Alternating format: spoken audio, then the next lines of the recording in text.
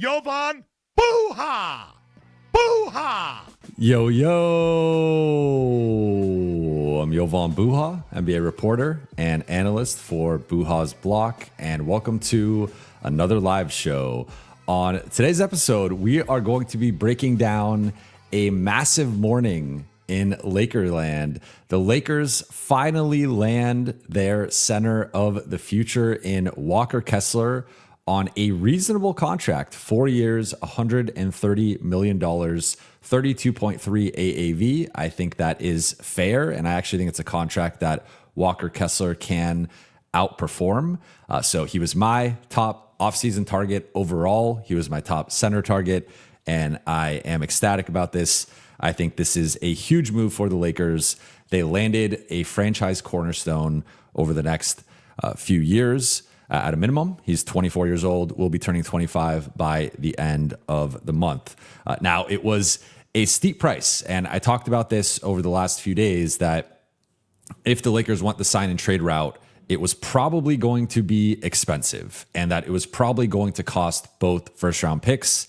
And I asked on Lakers Collective, I posed the question to Pete and to Trevor. I said, if it costs 2 firsts to get Walker Kessler, like, are you doing that? And I think we were all in agreement that that wouldn't be the ideal price. You would want to keep it closer to a first, but this is what it cost. And I think with the AAV being as low as it was, and that would be the trade-off as we discussed it, it was like, okay, if you can keep the AAV low and give up a first or two, that's better than having to pay the full max or potentially pay a high AAV and give up 2 picks. So the Lakers do keep the AAV in a reasonable range. He ends up getting a little bit more than the max offer that the Jazz were willing to go, depending on reports, somewhere in that $28 million range. But it does cost the Lakers 2 first-round picks and 2 swaps. So the Lakers give up their firsts in 2031 and 2033. They also give up their swaps in 2028 and 2030. So they go all in with this move. And they now have 1 second-round pick remaining in 2033 to trade and 1 swap in 2032 to trade. They have no more tradable first-round picks, and it's gonna be a while until they could trade a first-round pick. It's gonna be, it's going to be a minute until they can actually trade. Like, they'll have some, because they do have a couple of these picks coming up, but because of the Stepien rule, they can't trade some of them. So they will be able to trade them on like draft day or whatever. But we're talking like it's gonna, like, in terms of an actual trade at like the deadline, it's going to be a while we're talking several years for the Lakers to be able to move first round picks. So they are committed to this new group with Luka Doncic, Austin Reeves, and Walker Kessler. And then that was not it, though. They had the flurry of moves come in terms of Quentin Grimes, who had basically been a Laker for the last couple of days. 4 years, $60 million. That comes in a bit more than the reported price. Reports out there were indicating he might be in the $10 million range. He comes in at $15 million AAV. Then they sign Mamu. I'm going to learn to say the full last name quickly, but I will say Sandro Mamu for 4 years, 52, which is also a bit higher. Then they use their room exception on Collin Sexton at 2 years, $18 million. And for the person who asked me yesterday, I don't remember your name, but shout out to you. You asked me over under 2.5 player options for the Lakers sightings this offseason. I said under. I said it was a great line. I said I'll go 2 player options here. I was wrong. They went player options. You get a player option. You get a player option. You get a player option. You get a player option. 4 for 4. All 4 players get player options. So I would say I think the Kessler deal is reasonable, and I would have been comfortable going even upwards of like 35, 37. So them landing him at 32 AAV, I think is a great value. I would say with the exception of Kessler, which to me is more in line with his market value, between Austin, Grimes, Mamu, and Sexton, I think all of those numbers are a bit higher than I would want to pay each player individually. And also you throw in the player options, and I think most of the deals the Lakers have doled out this offseason have been player friendly rather than team friendly. And that is a negotiation thing that you should have some leverage and negotiate some of these numbers down, in my opinion. So I think the fact that some of these, I think, were higher numbers than they probably should have been, and they got the player option, like I think it's got to be an either or situation where, all right, you want more money, then you don't get that player option in year 4, or you take more of a discount and then you get the player option. I don't think it can be both. So I would say I would classify at least, or 4 of the 5, I would classify as more player-friendly contracts than team-friendly contracts. With Kessler, because the value, the AAV was a little bit lower, okay, you give him the player option, I can understand that. Obviously with Austin, they were in a tense negotiation and they ended up having to give him the moon. But I would say, especially Grimes, Mamu, and Sexton, I would have liked to have seen the 3 AAVs either a little bit lower or no player option, and the Lakers be in control of the situation, because now Collin Sexton right now projects to be the Lakers' 6th man. If he has a 6th man of the year type year, he could just opt out and dip. Or if these contracts don't age well, obviously when you have a player option, it could go the other way where the player underperforms and then they opt in, and now it's an expiring, but it's not like this great contract on your books, and it's not a Isaiah Joe or Aaron Wiggins where you're going to be able to flip them and get assets. You still might have to attach something potentially, or just dump them somewhere, and then now you're losing that player. So didn't love the contracts overall outside of Kessler. I think they were a combination of overpays and too player friendly with the player options, but I want to take a step back here, and we're actually going to go into some of the familiar post-game breakdowns. So we're going to start with Buha's big picture here. And Buha's big picture is LA lands a cornerstone while taking a step back. And what I mean by this is I've been saying, as I've been previewing the offseason for the last few weeks, that my number one goal for the Lakers was for them to land a franchise cornerstone who could be a part of the future with Luka and Austin long term. I thought that was the bare minimum thing they needed to do to have a successful offseason. It was the most important thing they needed to do because they'd had 3 transaction cycles where they had not landed a long-term starter, and they were on the clock here. And it was like, okay, you have to go get some pieces that are going to be here for the foreseeable future. You can't be recycling guys or starting guys that shouldn't be starting in certain spots. Like, you need to go get either the center of the future or the wing of the future. Ideally both, but at least one of them. And they did that. And not only did they do that, they did that by going all in. And this has been something I've criticized Rob Pelinka and the Lakers front office for years in terms of not going all in. I think they botched the end of the LeBron AD era. I think they botched the end of the LeBron era in general. And they had always had one foot in the present and one foot in the future. And they had not been able to properly balance that. And they'd built a bunch of rosters that were good, but not quite good enough to contend. Like good enough on paper to be like, okay, it's a competitive team, it's a playoff team, it's a high 40s team, maybe low 50s team, maybe even good enough to win a round, but not good enough to win a championship. And they had been collecting these assets to do some sort of big move, all-in move. I am incredibly high on Walker Kessler. I think he is worth this. I think he is worth the AAV. I think he's worth the 2 future firsts. I think he is the exact type of big you want in like a non-all-star mold. There are real shades of Rudy Gobert here, but I think a more skilled version of Rudy Gobert. So he could give you 90% of what Gobert gives you defensively, be a similar level rebounder, but also be a much more skilled offensive player.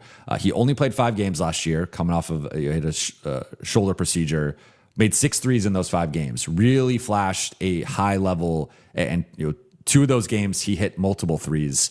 So he started to show some stretch to his game as either a guy you could just have space out or pick and pop. But he's also an elite finisher. And with that size, 7'2", with a 7'7" wingspan, he's one of the biggest players in the league. He has the 7th highest standing reach.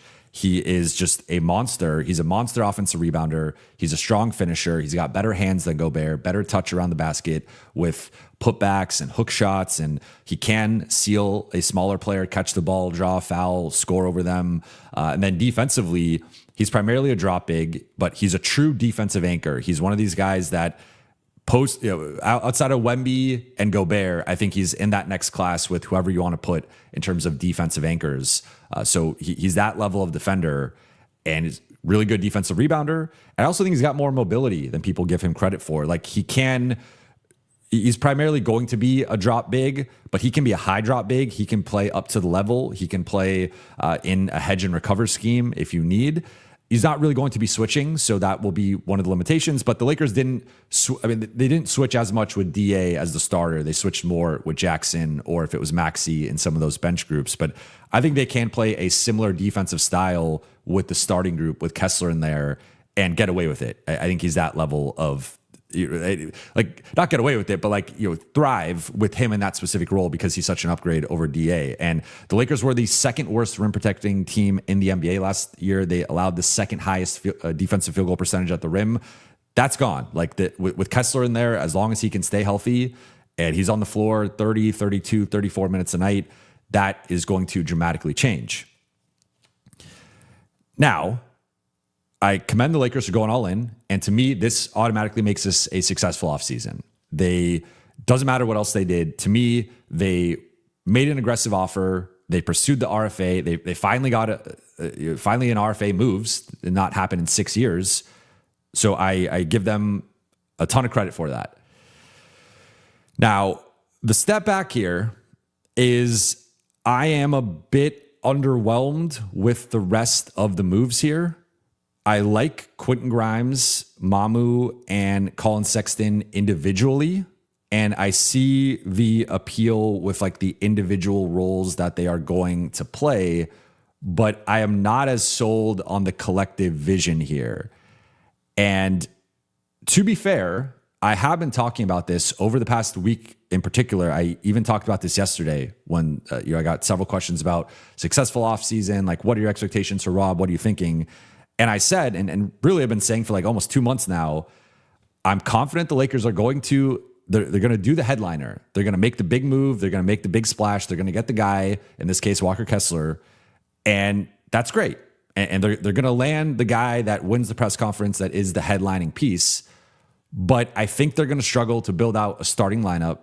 And I think they're going to struggle to build out a rotation. And if you look at the current form of the starting group, it right now projects to be Luka Doncic, Austin Reeves, Grimes, Mamu, and Kessler. Now, I think Kessler is a better or more impactful overall defender. It's tough to compare guards to wing or guard/wings to big men, right? In terms of defensive impact, traditionally, there's a reason why bigs always win Defensive Player of the Year because you got to protect the paint, you got to protect the rim. That's a really important position. So it's tough to compare Walker Kessler to Marcus Smart. I would say Walker Kessler's upside is higher than Marcus Smart's upside, especially with where they're at in their career. Kessler about to turn 25. Marcus Smart's 32 with that injury history. Now, Marcus was transformative for the Lakers defense, so there's a high bar for Kessler to clear to match that. But I would lead on the side of Kessler, especially a special defensive anchor can solve a lot of your issues in a way that just having an elite perimeter defender can't quite. We saw that last year with the Lakers. Marcus Smart was an elite perimeter defender. I think he should have gotten more consideration for all defense second team. The issue was behind Marcus Smart, the Lakers' help rotations and their defensive anchor were subpar, and they were the 20th ranked defense. They had the second worst rim protection in the league. And that, there's only so much Marcus Smart could do. He can't put out all the fires. I think a defensive anchor can do that more. So from that perspective, if you're comparing the best defender in the lineup, I do think it's an upgrade for the Lakers. But then if you look at comparing LeBron and DA to Grimes and Mamu, if you want to say that's an upgrade, it's a downgrade in size, obviously, and overall length, athleticism, factoring in LeBron's athleticism. You can say that's an upgrade. And I think Grimes, to be clear, I think Grimes is the best defender of the four. I think Mamu's arguably the worst. I think we're maybe underselling DA's defense here, but I would say Mamu, LeBron, and DA, pick your order, however you want to put them, whatever. Grimes is the best one, but I don't think it's to a degree that it changes dramatically the Lakers' defensive fortune. So basically what I'm saying is I think they're taking a massive step up with the defensive anchor and the defensive center spot from DA to Kessler. But I think Smart to Grimes is a notable downgrade. And now the Lakers are in this situation where with the starting group, Quentin Grimes is now both your point of attack defender and your wing stopper. And I know there's like a Grimes army out there who are Grimes truthers who are, he just needs a starting position. He's underrated, this and that. Like, I would say at least I've tried to, like, I'm coming at this as being lower on Quentin Grimes than consensus, I would say. In the film I've watched, in the numbers I've crunched, I've gotten to the point where I talked about this yesterday, where I view him as like a 65th to 70th percentile defender, which is solid. There's people that say, if you just look at the numbers, he's an underwhelming defender. I think he's better than that. If you look at the film, there are nights he's great, there are nights he's not great. And he's an inconsistent defender with some high highs, some low lows. So I say he stabilizes as like a above average to solid defender, but I would not classify him as like a consistently good defender. I think he can be a good defender. I would not say he's consistently good. He's definitely not a great defender. And for this group that's already limited with Luka and Austin, if you are betting on Quentin Grimes to go out there and replace Marcus Smart and be your stopper in that lineup, I just think that's a bet you're going to lose. And I just don't think he's good enough. So when we look at, when you're coming at, Minnesota has Jaden McDaniels in that role. When you look at OKC has Wallace, Caruso, Dort, J-Dub, like just their plethora of guys that are all better than Quentin Grimes defensively. And then you also look at the Spurs with Harper and Castle and Vassell and Champagny. And like, I think all those guys are better than him defensively. So I'm just like, I just don't think it's good enough, to be quite honest. Like, I like Quentin Grimes in a vacuum. I would have loved him in the Collin Sexton role. I would love him in a 6-man role.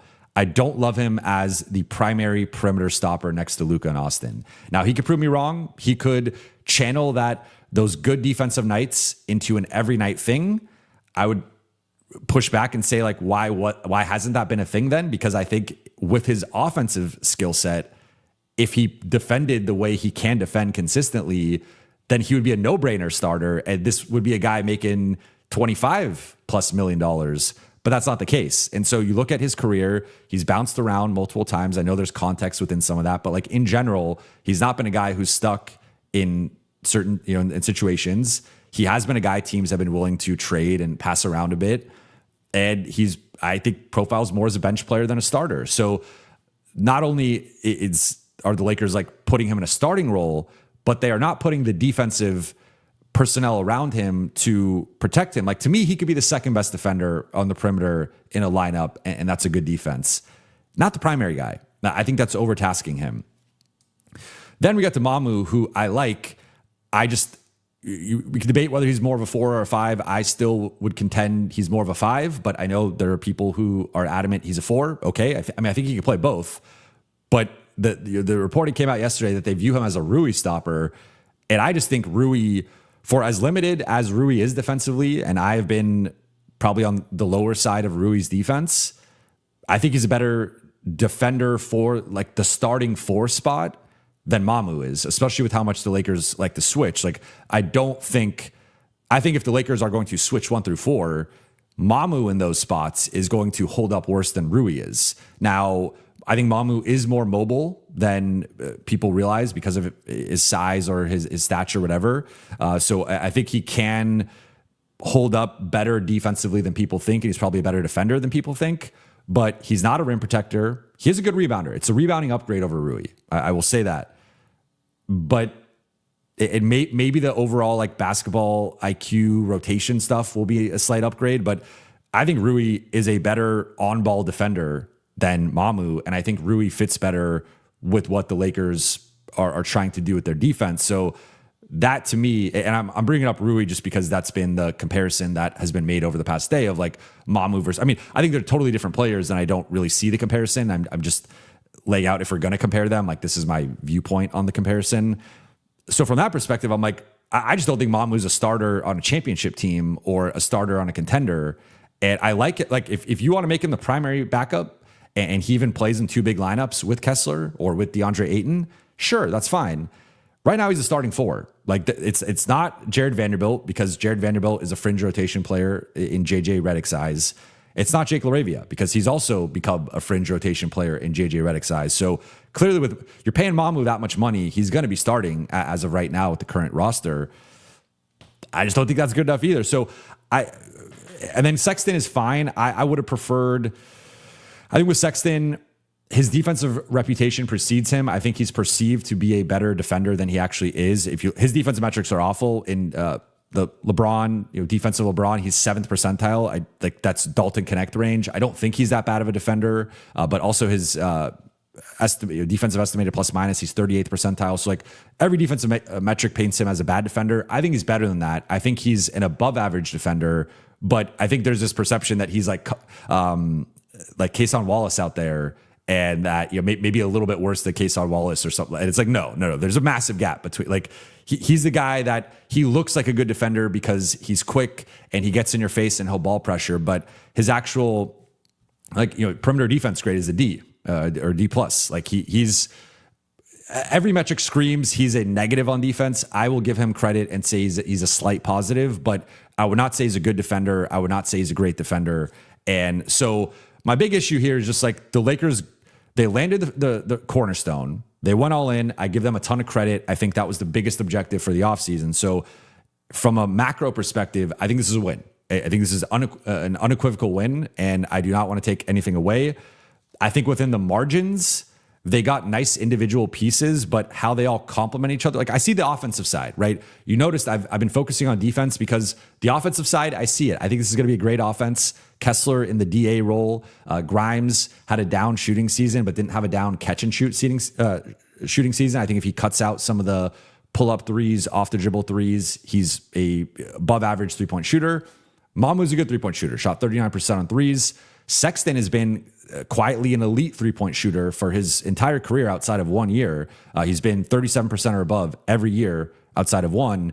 And it's been now about 5 years, I believe, of him being around 40%. So Sexton, good shooter, borderline great shooter, at least percentage-wise.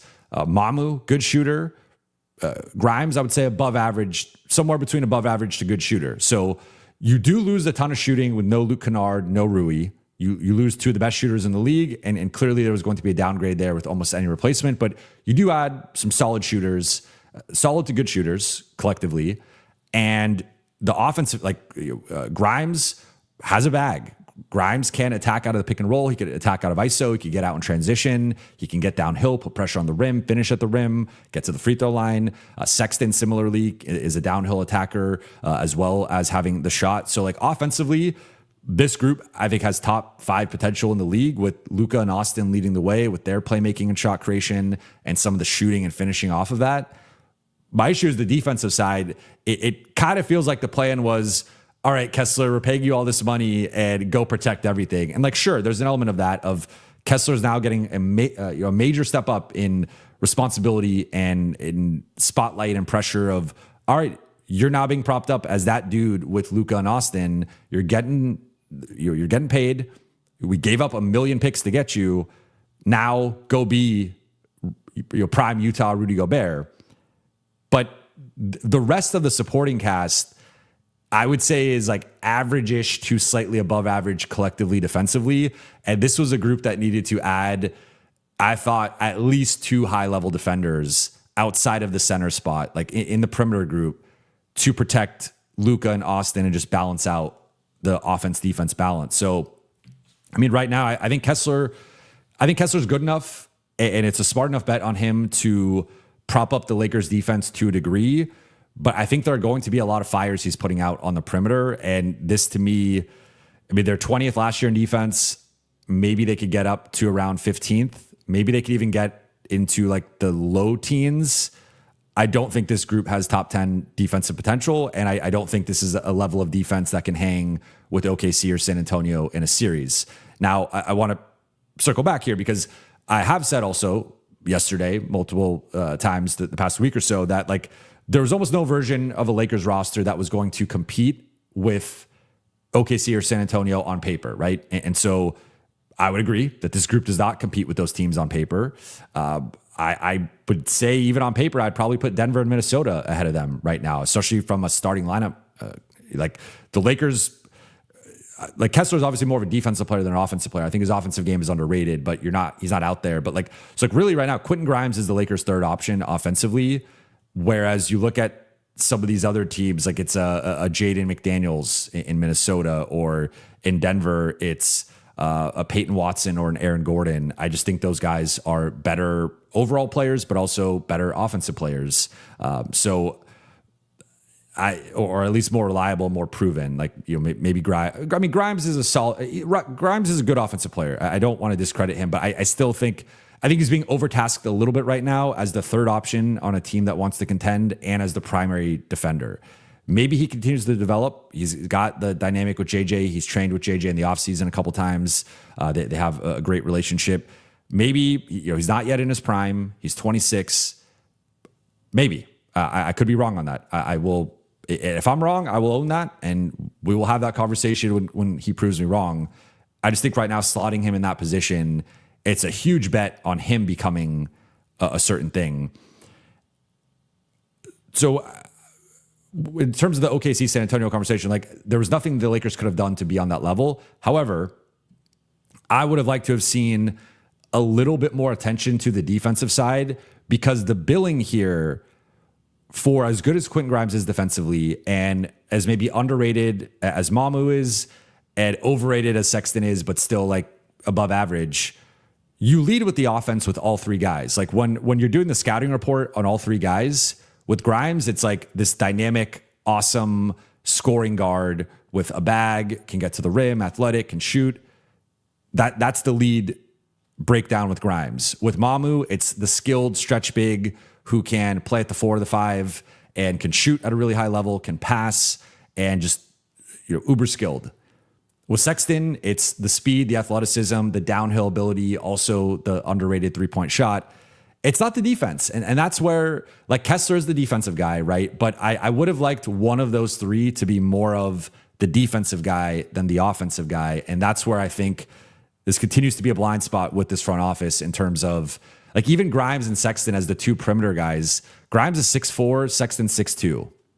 They continue to be allergic to guys 6'6" to 6'9", and just not signing guys of that caliber. And that's where the big one to me, like, we haven't even talked about, the Lakers have officially lost Rui Hachimura. They've officially lost Luke Kennard. They've officially lost Marcus Smart.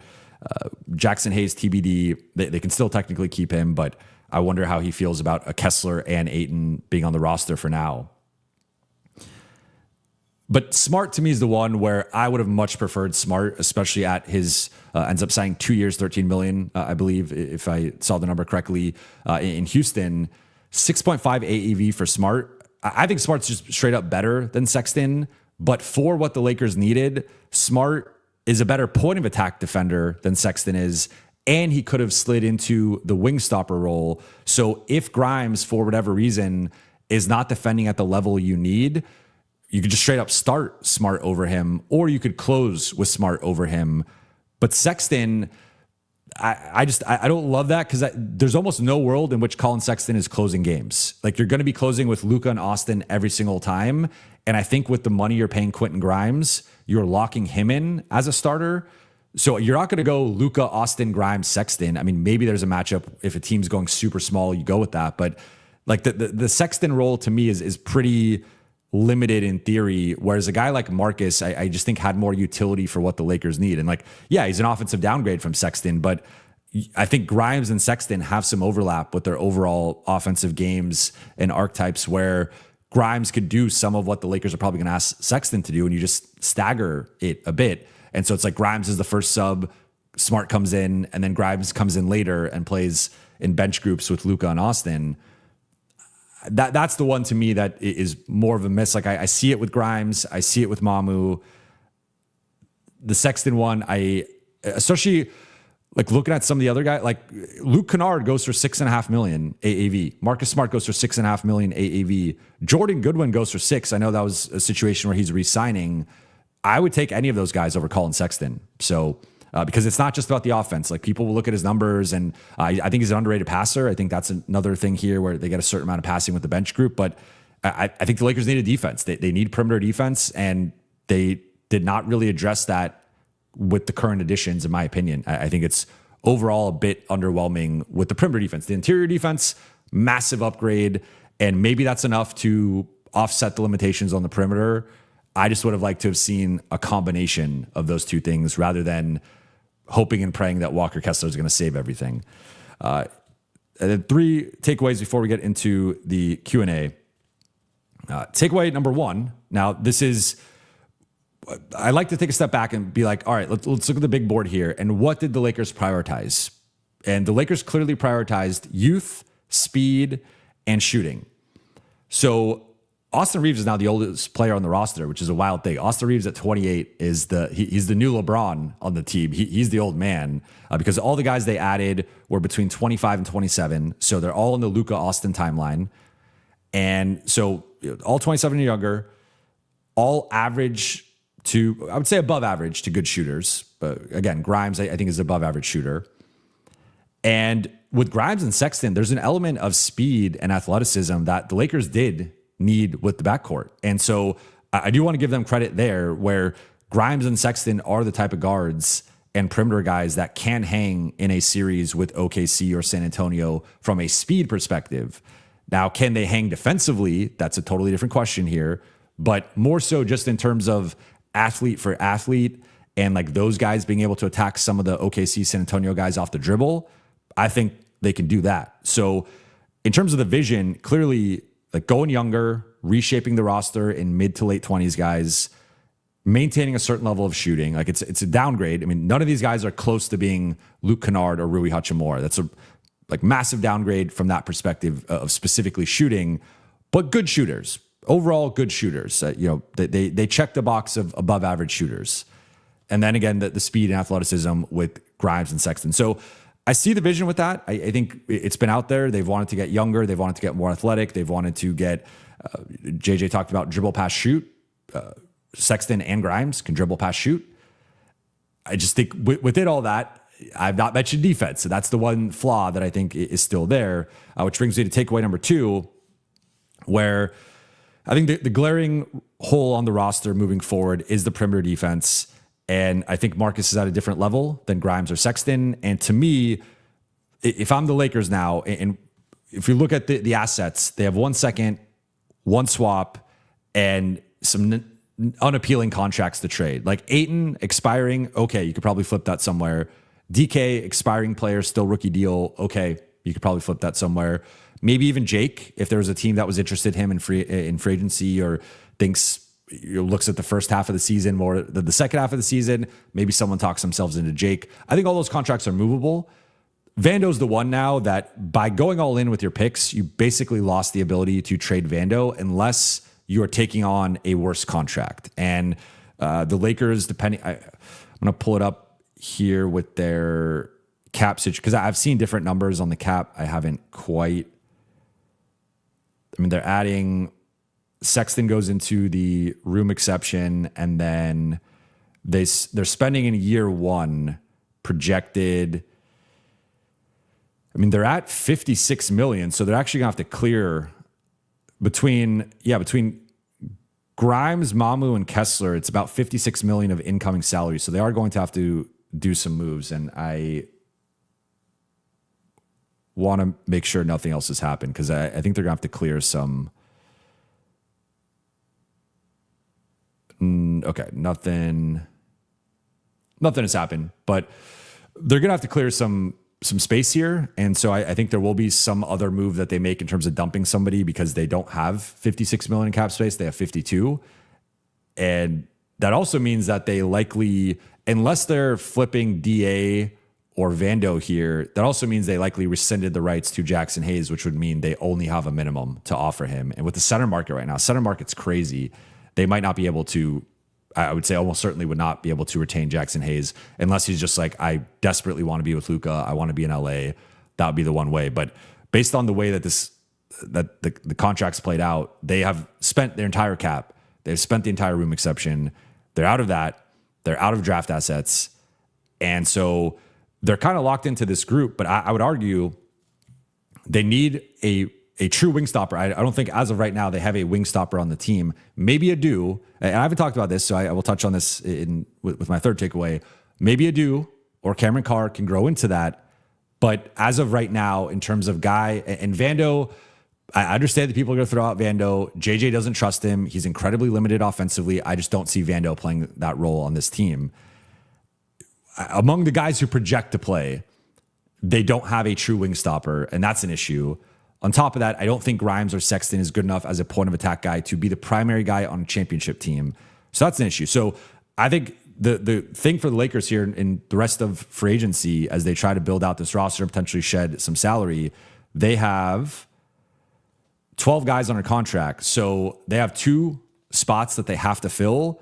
I think they have to go defensive. Now, maybe they get a Matisse Thybulle. Maybe they get, it'd be great to get Kelly Oubre. You're not getting Kelly Oubre on a minimum. Maybe they catch a break here. Matisse Thybulle, Josh Okogie. I don't love either one of those guys, and I don't think they're really a rotation guy on a championship team, but it would help the current situation. Like I think they need to shed a player or two and then shuffle in some minimums and take some swings on some guys. That would be how I try to fill this out. But I think they clearly need to go defensive with the final 2 roster spots, and in general should be looking to make some sort of trade now or ahead of the deadline where they add in some more defense, because I think that's the offensive side. I see it. I see top 5, if not top 3 potential. The defensive side, I still think they probably top out as around average. And then takeaway number 3 is a huge bet here on Adou, Thiero and Cameron Carr. Because if you just look at the current rotation, and I will pull it up for you guys, I broke it down on X. This is the Lakers' current rotation right now.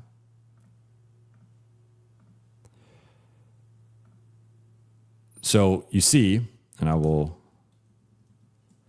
here's the Lakers' current rotation.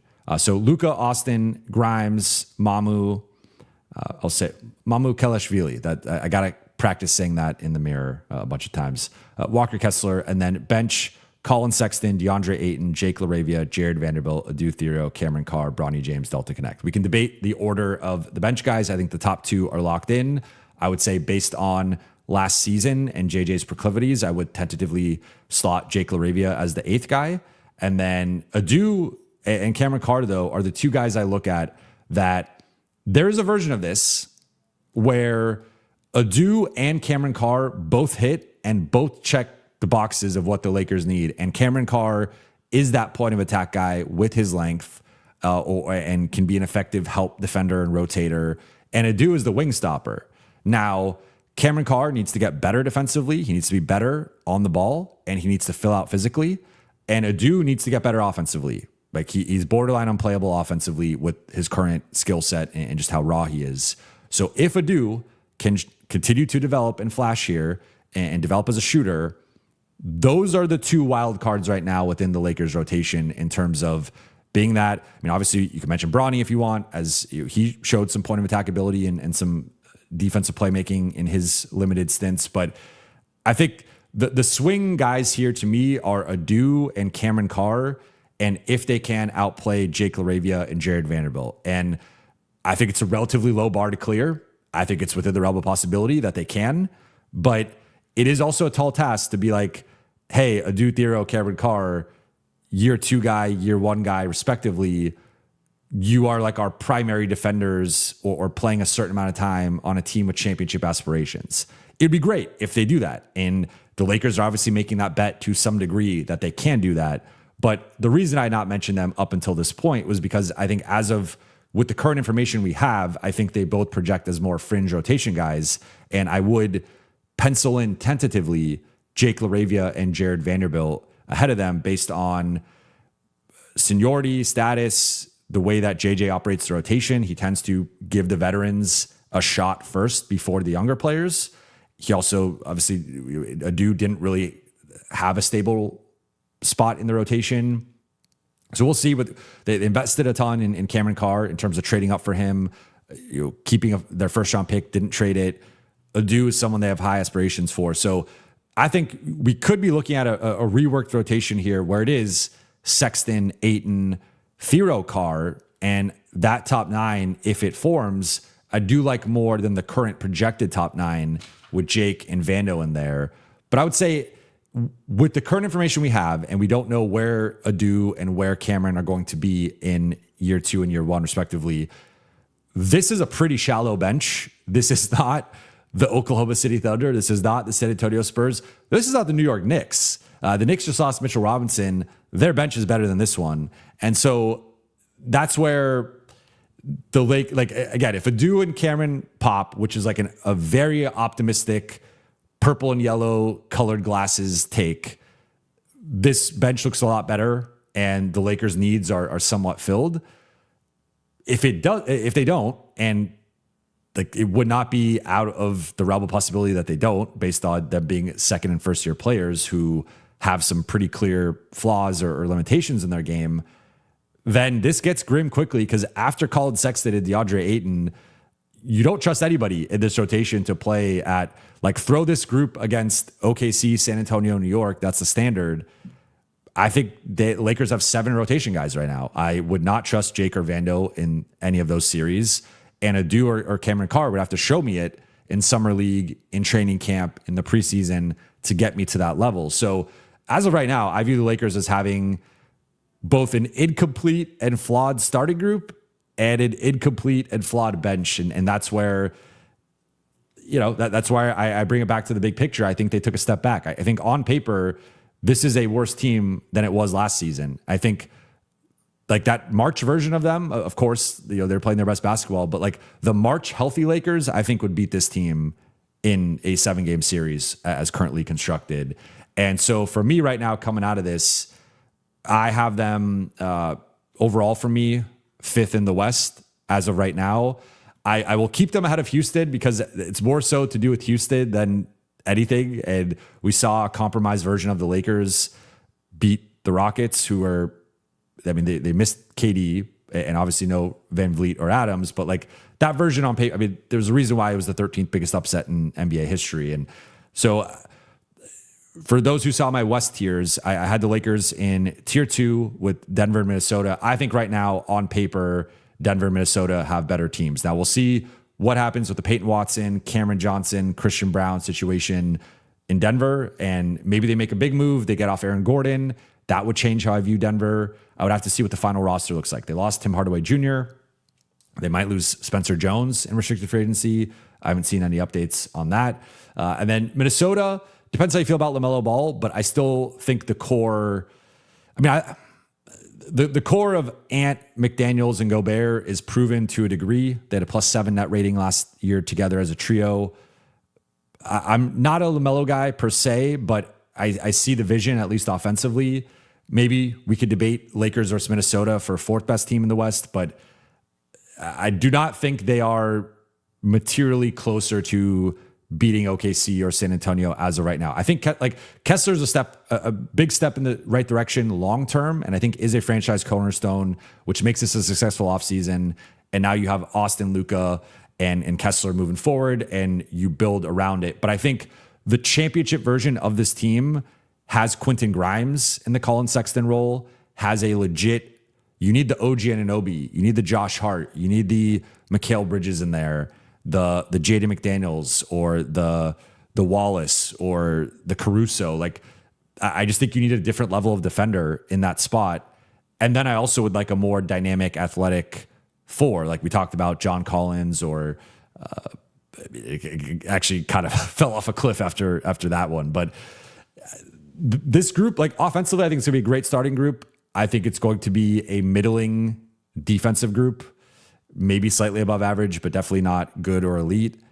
And then the bench, Sexton and Ayton, and then not much else. So we'll see. I could be like, I want to be clear here that I'm coming off more so pessimistic along the margins or some of the smaller moves they made. The Kessler move, I think, is a home run. I think it has grand slam upside potential. Like, I think it was a no-brainer to get him at that cost, locked up for 4 years. It's difficult to pry an RFA. So that's a win for the Lakers and the organization and the front office. They went all in. I've been criticizing them for years for not going all in. They did their all in move. So I do want to be clear with this. I'm giving them a ton of credit for that. I just think one of my concerns with them, and I know many of you share the same concerns because I've answered the questions, has been like, what's the vision here? How do you build out the starters? How do you build out the rotation? And I think they are starting a sixth man as a number 3 and as a primary defensive stopper. And I think they're starting a good bench big as their starting 4. And I just think they have 2 bench players in there who should not be starting. And then Collin Sexton, I think, should be Marcus Smart. But that's my take, my 45-minute take on the Lakers and the moves of the day. I'm sure you guys have a ton to say in response. So let's get into the Q&A here. All right. First one from Eric. Thank you for the super chat. How would you go about adding a starting wing? We are thin there and seem to be nearly out of options. JJ must have to fit Vando in the rotation. I mean, I think Vando would be fit into the rotation, but if you look at the way that he has used Vando and Jake, he views Jake as more of that wing stopper than Vando. So, or at least more of a playable wing stopper than Vando. So I think Jake, as of right now, will be ahead of Vando in the rotation, and he will get the first crack off the bench at trying to be that wing stopper. They're in a tough spot. I don't know what they're going to do, because if you look at, I'll share let's look at their cap sheet right now, right? So you have, one second.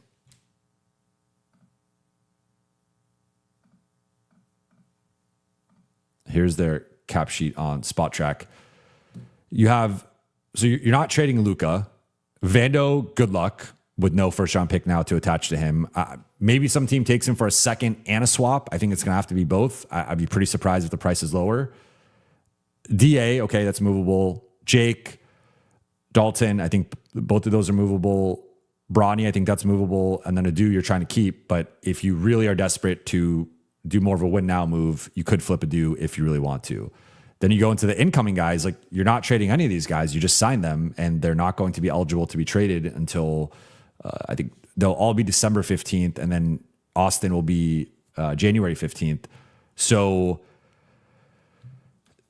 your trade options are try to throw in Vando, which is a net negative that you're not going to be able to move. It's really, what can you get for DeAndre Ayton, Jake LaRavia, and Dalton Connect combined, which adds up to about $18 million, which is in the ballpark of some wings, but you don't have the first to entice them. So is there a guy in a multi-year deal? Like, I mean, this is where you might really, like, your option now is taking on like Christian Brown. Like, if we're looking at like what's an actual realistic thing you could do is, all right, you don't have any means to acquire Peyton Watson, so you can't be like, oh, why don't we just go get Watson and screw Denver over? Like, that's over. You don't have the means to do that. Would you take on Christian Brown and send out, you're going to have to send out something. So maybe send out Dalton, maybe send out Jake, some combination of I think they'd want Dalton at a minimum. He's a Colorado guy. You send out Dalton, maybe you could try to attach Jake, and you get back Christian Brown, and then, but that's a bad contract. Now, hopefully you get an asset too in return, but like that's kind of where you're at. It's like you either do something like that, or you get the Matisse Thybulle, Josh Okogie as a minimum guy on the, in free agency. I'll see. Let me just make sure nothing else has happened here.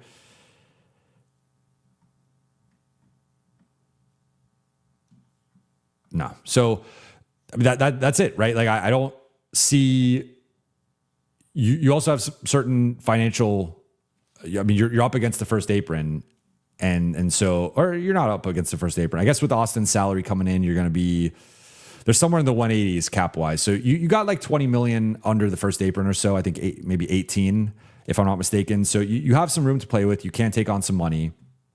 But I think you're staring at something like that of, you basically would have to take on an undesirable contract, or you're just signing like minimum guys and hoping that one of them pops, has a career year or something like that. That's it. Those are your two pathways. You don't have anything really to offer of value in a trade, both from a player standpoint or an asset standpoint. And so they have to figure that out. I mean, adding Christian Braun to this would kind of be funny for a couple of reasons. But if you got a first round pick for Christian Braun at this point, I would just say do it, because now you can flip that first round pick in the future. You're already pot committed to this group, and that's someone that if you put Christian Braun, I think, in either the starting spot and move Grimes to the bench, or had him be your sixth man who comes in kind of like what Marcus was doing before he was the full-time starter. Either way, I think that just bolsters your top 8 and it provides a certain amount of defense. I think he's going to bounce back as a shooter. I do not like the contract. It's an overpay. But you're taking that on, you're getting the first or something like that. That would be where I would potentially look. But I'm trying to think, like, you're not getting Herb Jones with this. You're not getting PJ Washington. I don't know. Like, you have to put the second and the swap on the table. And then whatever you can get for that. I don't think that's enough for Herb. I probably don't think that's enough for PJ. Is that enough for Derek Jones? And are the Clippers just doing a fire sale with everybody? Maybe Jones or Chris Dunn or something like that. But I think it's wishful thinking that you're going to be able to pull that off. One sec. All right. Next one. Braden Laker, thank you for the super chat. Hey, Brate, really happy about Kessler. Just wish we added a 3-and-D wing, but I'm not sure that's possible this offseason. Thoughts? Yeah, so I broke this down. I don't want to rehash a lot of my thoughts, but overall, I say it's a giant win. LA went all in, got a franchise cornerstone. Love that. And for me, that qualifies this as a successful offseason. I just wish that they prioritized the defensive side a little bit more with the other 3 signings. I think they went 3 offense first guys and 1 defensive guy, and I would have liked a balance of 2 and 2. And so to me, it didn't have to even be the Grimes or Mamu. It could have just been Smart over Sexton, and you could have paid. You look at, especially that Smart signed a 2-year deal. That's where I understood it if it was a 3-year deal. For the next 2 years, there's a chance, and maybe even a reasonable chance based on Sexton's age, that he's just a better player than Smart. I think Smart was clearly a better player than Collin Sexton this past year. And I think there's a reasonable chance, if not a likelihood, that he would be a better player this next season. Maybe in year 2, Sexton's the better player. But if they had just done the swap of Sexton for Smart, or you just kept Smart and not added Sexton, I would have liked the balance overall with the rotation a bit more. And also moving Marcus to a bench role, even if it's not replacing him with like a high level defender, that I would have been cooler with that. All right. Shabugan, thank you for the super chat. Sure, we lost everyone from last season, lost all our draft capital, and still have our bad contracts, but on the plus side, we're meaningfully worse than last season. You had me the entire way. You had me, and then you had me. Yeah, look, we haven't talked about it, but I think that's why I said the Lakers took a step back. I think if you just look net in, net out, if we go like player for player, LeBron is better than Kessler. I think if you want to put Smart or Rui as the second guy, I would go Smart, but I know some people will go Rui. I think Rui's a playoff riser. And so I would still give Rui a slight edge over Grimes. I think that's close. Maybe Grimes, because he's a better defender, you want to put him ahead. He's got more of a bag, but Rui's obviously an elite shooter, which I think is a very valuable skill set around Luka and Austin offensively. That one's close. But if it's Smart, I think Smart's a better player than Grimes. And at least coming off of last season, maybe moving forward, we'll see. For me and role players, I value defense more than scoring. So like I like the bag with Grimes, but for guys who are non-stars or like top 3 options, even though Grimes is technically a top 3 option on this team now, I value defense and shooting more than your scoring or your overall bag. With Grimes, he does have the shooting and the scoring over Marcus, so that's debatable, whatever. But then you go to, I think Rui's better than Mamu. If we're going Smart versus Grimes, that's debatable. I would lean on the Smart side, but some people would argue Grimes. Okay, whatever.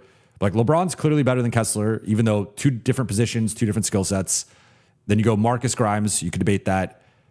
I think Rui's clearly better than Mamu. I know that it's been out there the last 24 hours. I don't see the comparison, but I also think Rui's better. And then you got to Luke Kennard versus Collin Sexton. And despite the market, or at least the Lakers dictating the market and saying Sexton's better, I think Luke Kennard's better than Collin Sexton. So I do think the Lakers, if you just look at the 4-for-4 in out, I think they won maybe one of those and maybe lost all four. But I'll generously give them a 1-3 record in terms of in versus out. Now, we're not like, we got to factor in fit here. And so like Rui and Luke have defensive limitations. Whereas I think Mamu also has some defensive limitations. So I guess, similar box, but like Grimes is obviously a better, if you go more like positionally, like Grimes is a better defender than Luke, although I think his competition is actually more Marcus than Luke. It's more like Luke versus Sexton, where Sexton's a better overall scorer. He's got more of the bag. He's a better ball handler, passer. Well, Luke's an underrated passer, but Luke's obviously like elite sniper, shooter, and then Sexton's better defensively. So that one, like you could talk me into that one's, maybe that's the one. Maybe it goes 2-2. The more I think about Sexton versus Kennard, I just think Luke's shooting, like we saw the value of that. Like I don't think Sexton has a game 1 or game 2 like Luke did against Houston. Obviously the game-winning shot against Orlando.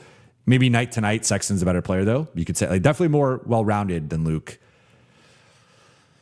But yeah, I would say it's at best 2-2, if not more likely 1-3 in terms of in versus out, like upgrade. So I get that. No more draft capital, so you are landlocked with this roster to some degree, unless you're willing to take on bad money like a Christian Brown.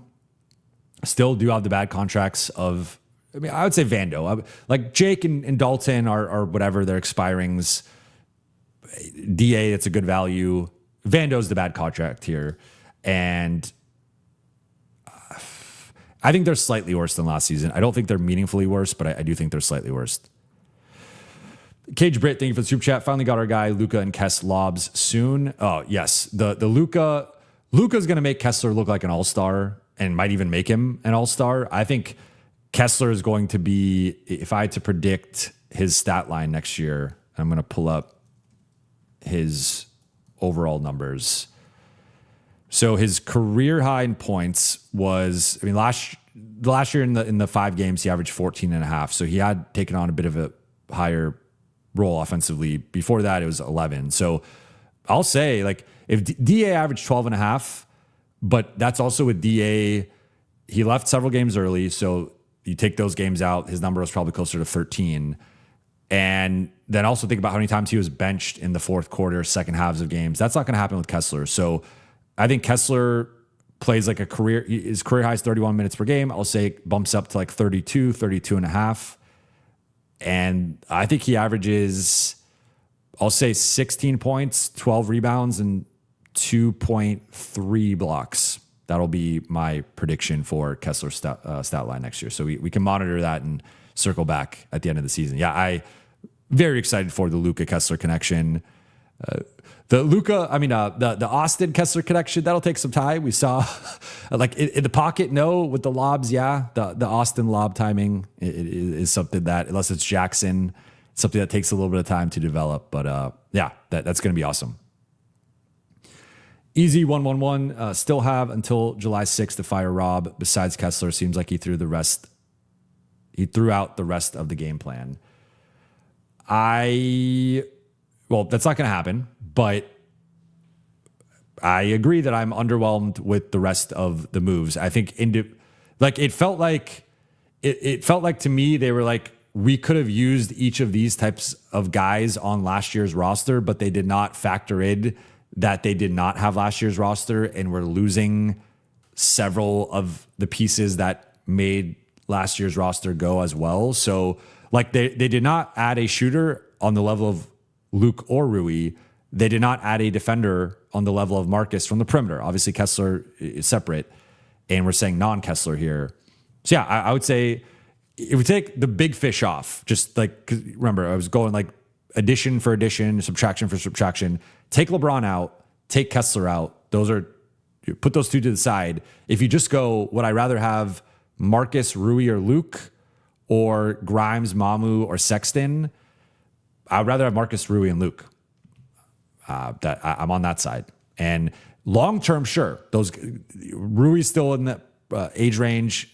Marcus and Luke are on the older side, so I get the long term play here. With like, would I rather have Grimes for 4 years or Luke or Marcus for 4 years? Of course, Grimes for 4 years, but overall, the collections of in versus out, I am on the side that Rui, Marcus, and Luke were better. Nick Carney, photography, thank you for the super chat. Rob continues to let positive assets go while acquiring negative ones. Good chance in 2 to 3 years. Time only Kessler is viewed as a neutral positive one. This is along the lines of what I was talking about, where I think from an AAV perspective, all these guys are a little bit higher than I would want. I would probably want to pay, if I'm looking at the market and what some of these guys have gone for in terms of backcourt guys, I would say, to me, Sexton's probably more of a 6 to 7 million AAV guy, not the full room exception, which it looks like the Lakers paid him, or just under the full room exception. For Grimes, I would have liked that closer to 12, maybe 13. Like, I think I was, in a way, I'm actually surprised Grimes' market was this low. I was expecting a little bit higher for Grimes, but I'm also coming at it from not being the biggest Grimes guy. So like my number for what I would want to pay Grimes, I thought was going to be lower than the market, but I'm surprised that it ended up being as close to what the market actually dictated, if that makes sense. So I was probably closer to a 12 to 13 million AAV for Grimes rather than the 15. And then Mamu, that's one I would have wanted in the room exception range. I think 13 is relatively high for him. Now, we've seen some crazy contracts going around where like Jock Landale gets the 1 year 14, but that's a 1 year deal. Robert Williams, injury prone, but Robert Williams I think is a much better player than Mamu.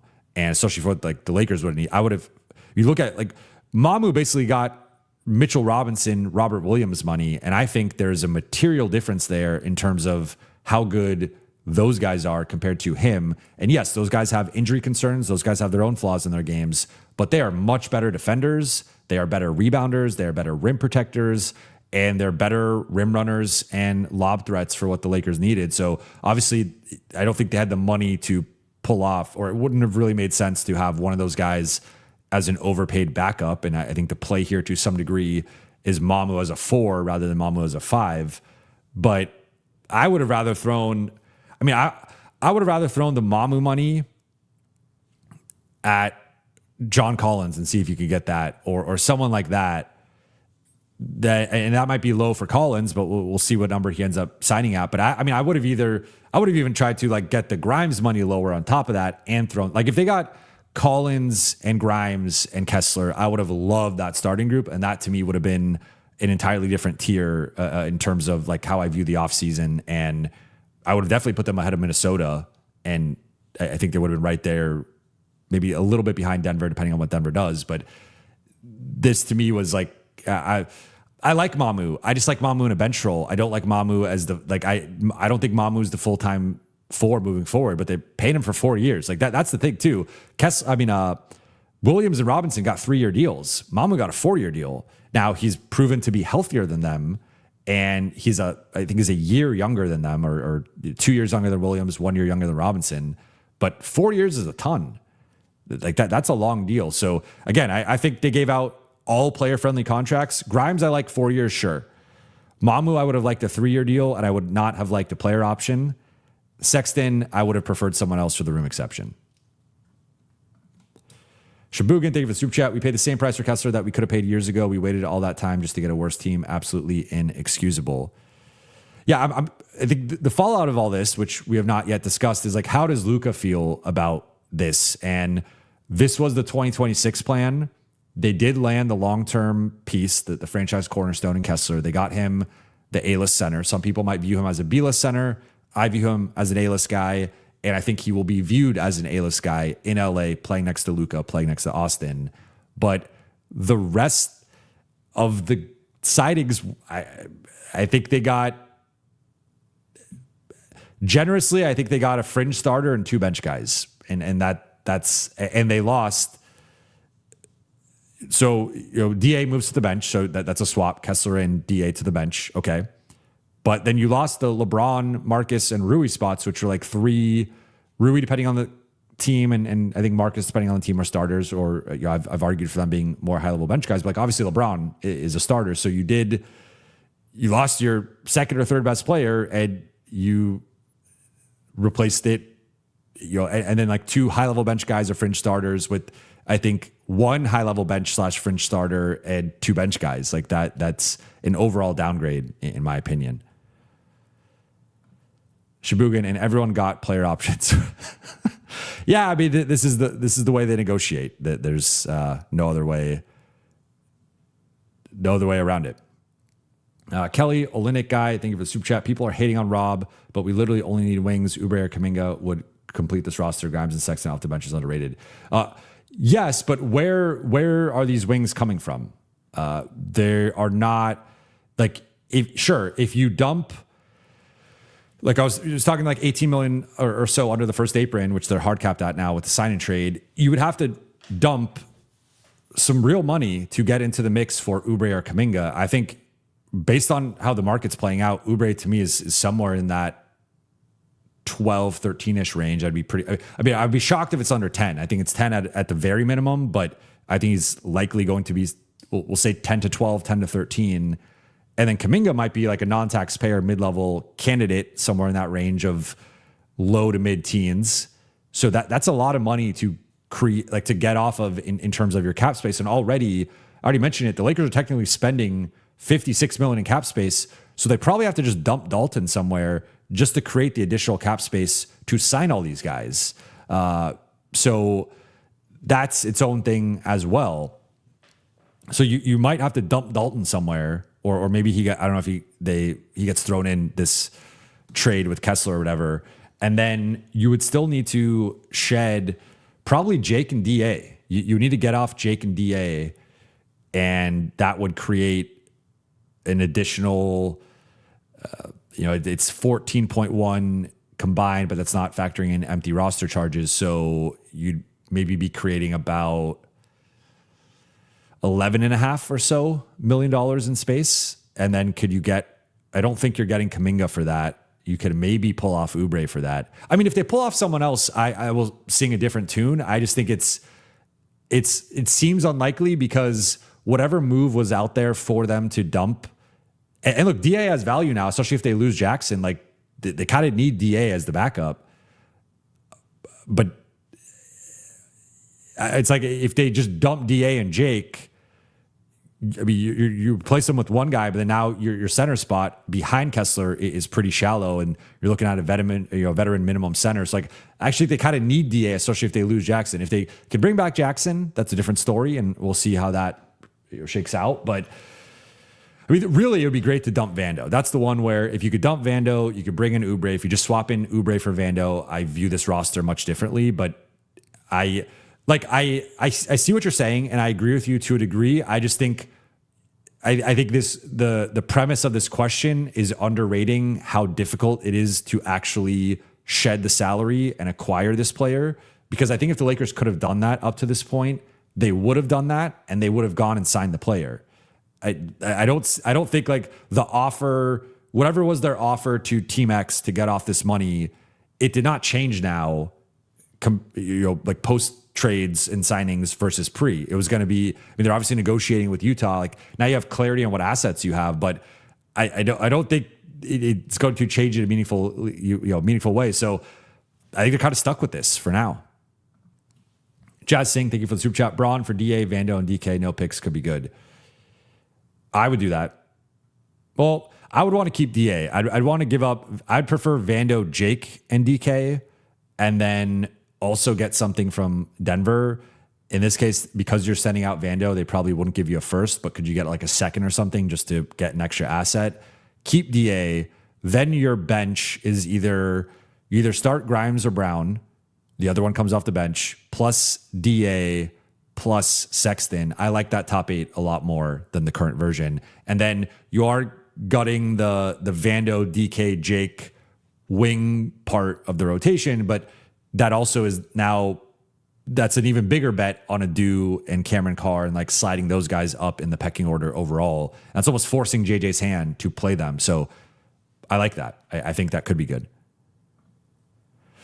Jeffrey J. Cal, thank you for the super chat. Why all the player options by Rob? We need team options as OKC does. Overall, some good players, but is this depth enough? Well, I will answer this in reverse order. No, I don't think the depth is enough. I think the Lakers have 7 rotation level guys right now, with 2 guys pending in Cameron Carr and Adou, and then also Jake. I guess if Jake can rediscover his shot consistently, that's a wild card as well. Like, I would say 7 locked in rotation players I have confidence in, and then 3 wild cards depending on their offseason growth and development in Jake, Adou, and Cameron. This has been Rob's MO for the last few off seasons. He gives out player options like they're Halloween candy, and I think it's I would assume that there was some competition for some of these guys in the general range that they signed. So the Lakers, their trump card is often player options, but yeah, it's not ideal. BT Kingsley, thank you for super chat. How much money would we have if we waive and stretch Vando versus DA? So Vando would be, it would create $5 million, or Vando would be a $5 million, he would count against the cap for $5 million. So you'd clear $7 million, but he would be $5 million for the next 5 years, like including this upcoming season. So it'd be this upcoming season plus 4 more seasons of just $5 million of dead money on your cap, which is a long time and not like a crazy amount, but it's a decent amount. Especially in an apron era where like you might be pushing up against the apron in the future as Kessler's money goes up, Austin's money goes up, Luka signs a new extension. You're really going to need that extra leeway up against the first apron or second apron. So that I'm a little hesitant with the Vando one, and then with DA. It would be over a 3-year period because he's got 1 year left. So it'd be $8 million spread over 3 years. So that's about 3 and or 2.5, 2.6, but whatever it is, 2.67. And so DA, you would actually create more because he's a lower number. So it'd be 2.67 or whatever on your cap for the next 3 years. So that would create, but actually, excuse me, because he's only making 8.1. So you got to look at the difference there. So DA, you would actually create about $5 million or so. So Vando would be the more, the better one to waive in the context of creating as much space right now as possible. But you're not really getting much for $5 to $7 million in cap space. You're not getting Oubre. You're not getting one of these wings that you would want to start or play like a high level bench role for $5 to $7 million. I don't think you're getting that on the current market. Ruben, thank you for the super chat. Love the moves. Did we overpay? For sure, but we also severely underpaid for Luka. It's funny how people hated last year's roster, but now because they mostly gone, people hate it. Can we keep Rui? They cannot keep Rui. They have rescinded the rights to Rui to execute these moves, and they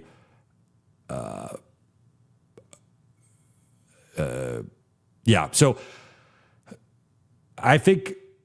I mean, look, I get the people who love the moves. If there's always a Christmas morning element to free agency where you bring in new players and you wonder how they're going to fit. You wonder how they're going to develop. You wonder, especially guys still in their mid to late 20s, like they are not fully formed necessarily. They can shape shift or grow, or maybe they shoot better, whatever, especially shot quality, Luka and Austin. I think the overpay is like that's more of a nitpick. I think that's fair to say that. Sure, would I have liked them to save a little bit of money with like Grimes and Mamu? Sure, but we're talking about like their starting salaries. If we scroll up here, Grimes is at just under 14, Mamu's at 12. So if Grimes is on this 15 million AAV, Mamu's on this 13 million, maybe Mamu on a lower AAV would have been at like 10.5 or 11, and Grimes would have been at 12 or 12.5, 11.5, 12, whatever. So we're talking about like $2 to $4 million, which wouldn't meaningfully change. Like these still would have been the signings. It just would have been at lower numbers, which will matter in the future.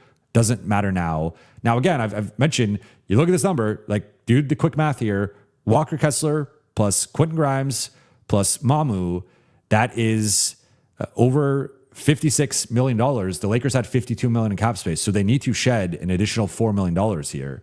And so that probably comes in the form of dumping Dalton Connect, but they're going to need to do some cap gymnastics there. And then there's obviously the situation with Jackson Hayes, if he's back or not. But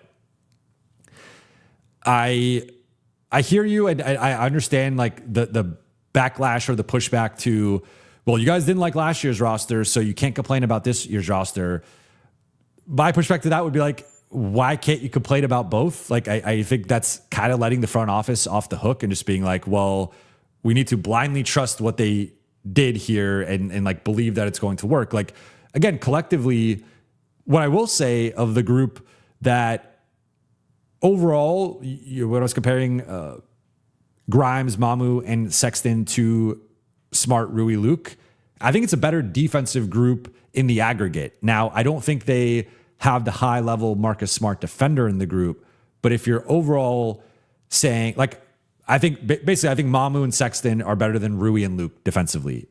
So like that, you upgrade there, you do downgrade from Grimes to Smart, and depending on how big you view that gap between Grimes and Smart, that is either a slight upgrade overall with that trio or a slight downgrade maybe. But I do value how good Marcus Smart was on the perimeter and how important that position is with this group. So I understand like there are people who are just going to hate whatever Rob does, hate whatever the team does, hate whatever the front office does. I'm not trying to come in it from that perspective. I'm just saying they clearly needed high level perimeter defenders, and I don't think they got that. I think Grimes is borderline good, but I think they need more than like, because again, when we talk about the roster, we go back and we look at, start at the top. Start with Luka and Austin. That was the foundation going into this offseason period, or into this free agency. What do you need around Luka and Austin? You need length, defense, athleticism, motor, rebounding, and ideally an elite wing defender / perimeter defender and an elite defensive anchor. They got the defensive anchor. They did not get the elite perimeter defender. They're actually probably a little collectively smaller. If you look at like Luke Kennard, 6'5", Rui's 6'8", LeBron's 6'8", and they still have DA. So it's not like Kessler's bigger than DA, but they didn't lose. And DA is bigger than Jackson if he's now the Jackson replacement. So I guess it's more comparing Kessler versus Jackson. Sure, that's an upgrade in terms of, he's taller, he's longer, he's stronger, whatever. But if you compare like LeBron, Rui, Luke to Mamu, Grimes, Sexton, you actually got smaller. And your Mamu is a big dude, but LeBron weighs almost 20 pounds more than Mamu, at least like listed weight. Or unofficial LeBron listed weight, Mamu listed weight. So maybe they're similar, but like Rui and Luke are both taller and overall like stronger than Grimes and Sexton, with more so like Rui carrying that. So like you got a bit smaller. You did get more athletic. You did get quicker.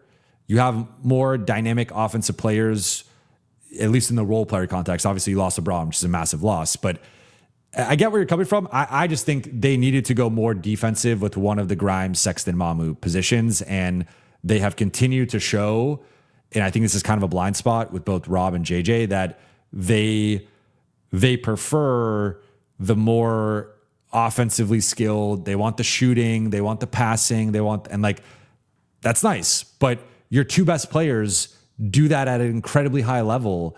And what they don't do at an incredibly high level is defend and play with motor.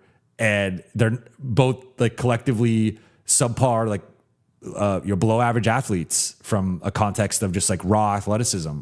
So you need to supplement that. And I don't think they did the best job of getting like far more athletic and far better defensively. So that would be my criticism or nitpick.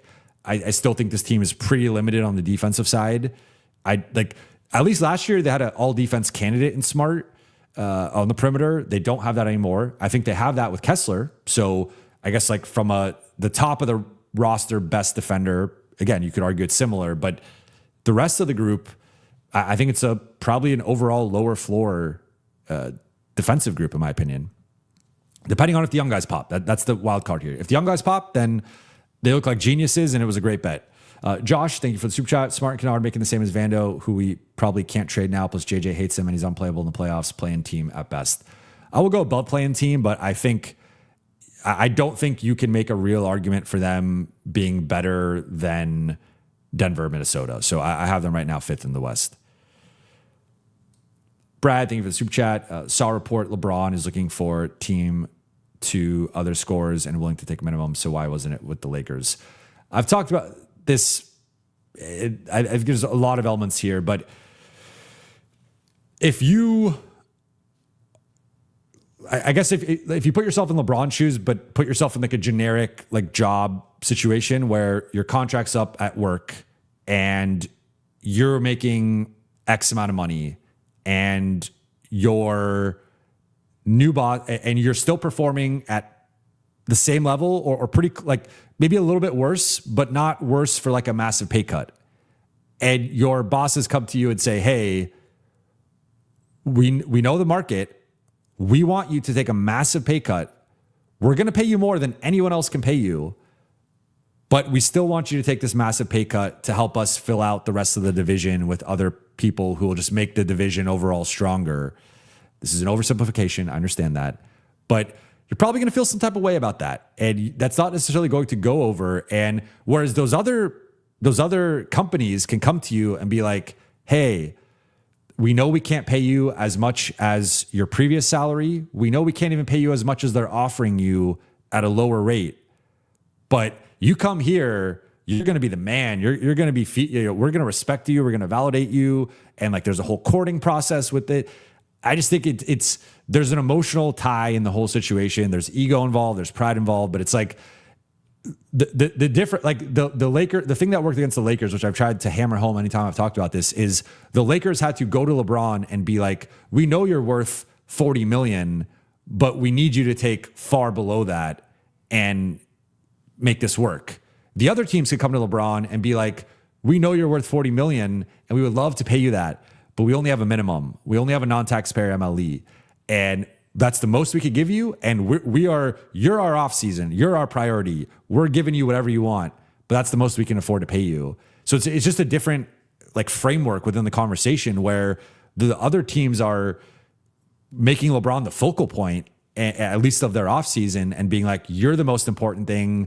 We can't pay you that much. But like, I think there's like an emotional element to it where the Lakers are like, Austin's our most important thing. And we want to go get a center. And we're trying to get younger, and we want you to take a pay cut. Like, I mean, just the sell there is two totally different pitches. And I think ultimately for him, he was not interested in the Lakers pitch. On top of that, I think this relationship had grown stale. This relationship had been a marriage of convenience for multiple years. He had the dalliance with Golden State at the 2024 trade deadline, which Rich Paul ultimately nixed, but LeBron was open to going to Golden State at the 2024 deadline. Neither side was interested in an extension or longer term contract last offseason. The writing, like hindsight's always 2020, but the writing was on the wall to some degree over the last couple of years. I think it was just people were overlooking it. And I know some people weren't. I know plenty of you in the chat weren't, but I think there was multiple levels to it. But I just think the proposition of LeBron taking a minimum to stay with the Lakers and feel a bit disrespected is different than him going somewhere else and feeling celebrated. And I don't think he felt celebrated by the Lakers. I don't think the Lakers were, quite frankly, interested in celebrating him. And I think that's where things went awry. Map Designs, thank you for the super chat. These moves make more sense if LeBron stayed. Fair way of putting it. I mean, I think they make more sense if the Lakers swapped in John Collins just onto the roster and kept Marcus instead of Collin Sexton. I also think the moves make a lot more sense. But this does once again feel like a half-baked roster. UE V1, thank you for the super chat. Can the Lakers get DJJ plus Thibault, Highsmith? Highsmith to me is one that I'm probably out on based on his health. Like he came back and only played 7 games this past year. Did shoot well on threes. I will give him that. In the last 3 years, he's played 40%, 38%, shot 57%, 7-game sample, so I don't want to overreact to that. He could be worth a flyer on a minimum. The Lakers have 2 minimum spots left if they don't clear salary. And again, they might have to get off Dalton Connect. DJJ, you're not getting, I think, for a second and a swap. I don't know that's enough. Maybe it's enough. I think it's borderline, but I would assume they'd want a first. And then Thibault they could potentially get for a minimum. XSC, only way Lakers get more depth is LeBron needing our help to get to the team he wants to go via sign and trade. Correct. No. LeBron, that's off. I mean, it's not technically off the table until like deals are officially agreed to, but they rescinded LeBron's rights. So they do not have like that option of, they no longer have LeBron's bird rights to sign him and do the sign and trade. Like that's done. That's off the table now. At least to my knowledge. Like, I don't know, technically you could, with their cap flexibility, but no, because you used all your cap space anyway. So like LeBron is not on the cap sheet. You see here, we go to Spot Track, LeBron's name is not listed anymore. And I mean, the cap hold is technically here, but you also have, I mean, all these cap holds are listed here, but they're not technically on the Lakers cap sheet. So no, I'm pretty sure that's off the table. Purple Gold, Pinstripes, thank you for the super chat. We said Luka's a defensive four. Rob fixed the backcourt, landed Kessler, yet Laker fans still mad. Why are we upset? All we need is wings and flip DA, DK, JV. So I would say that the reason, okay, well, let's take a step back here the premise of this, and I agree to an extent. The issue here is they are currently starting Mamu at the four.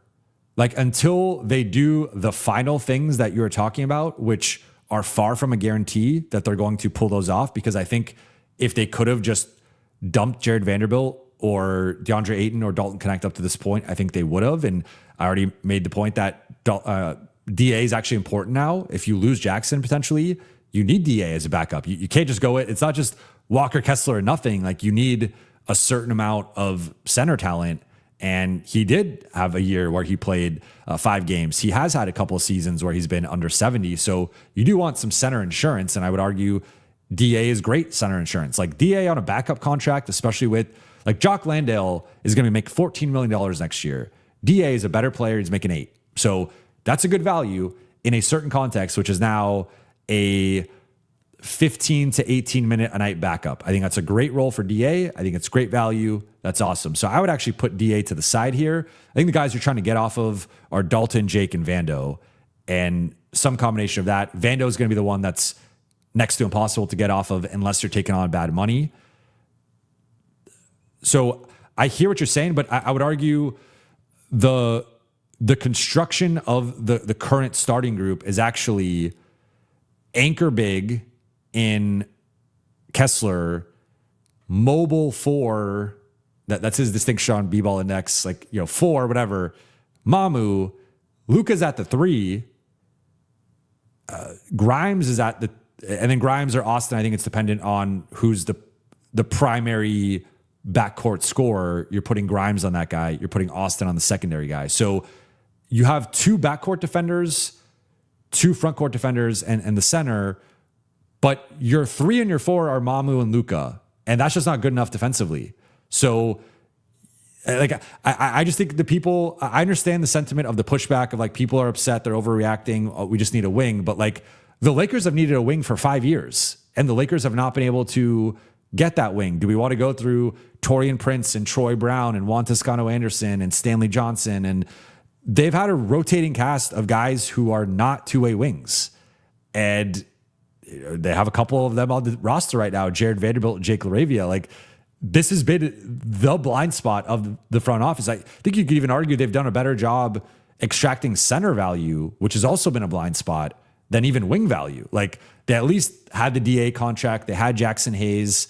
Christian Wood had his cup of coffee before things went off the rails. Like, obviously AD was the primary center for most of that time, but you could even argue they've done a better job at center than on the wing. The wing has been a disaster for years. And in terms of that, like 6'6" to 6'9", two-way wing, above 36% three-point shooter, above average defender, they've not had those guys. And they still need, I would argue, at least 2 of those guys.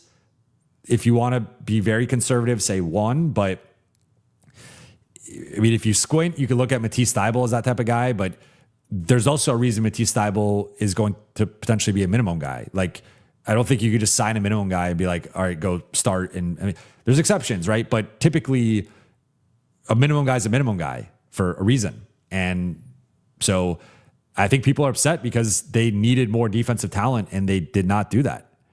Speaking of Matisse Thybulle, Mamadou follows up. Would you sign Matisse Thybulle? We need defense. Yes, I would. I mean, I would prefer to do a trade. I would prefer to get off some of this dead money. I would prefer to get off some combination of Vando, Jake, and Dalton. I think I probably just laid it out in order of toughest to easiest to trade. I think easiest to toughest to trade is Dalton's going to have the most value, be the easiest, then Jake, then Vando. Maybe Jake versus Dalton's a conversation. Jake's actually technically younger than Dalton and was obviously better than him last year. So maybe Jake has more value than Dalton, but someone could maybe talk themselves into the untapped potential with Dalton offensively. Yeah, if you can't do a trade, if you aren't willing to take on Christian Brown, or if there isn't another wing that is a bad contract that you could take on, I would say Thybulle is probably the best realistic minimum guy out there.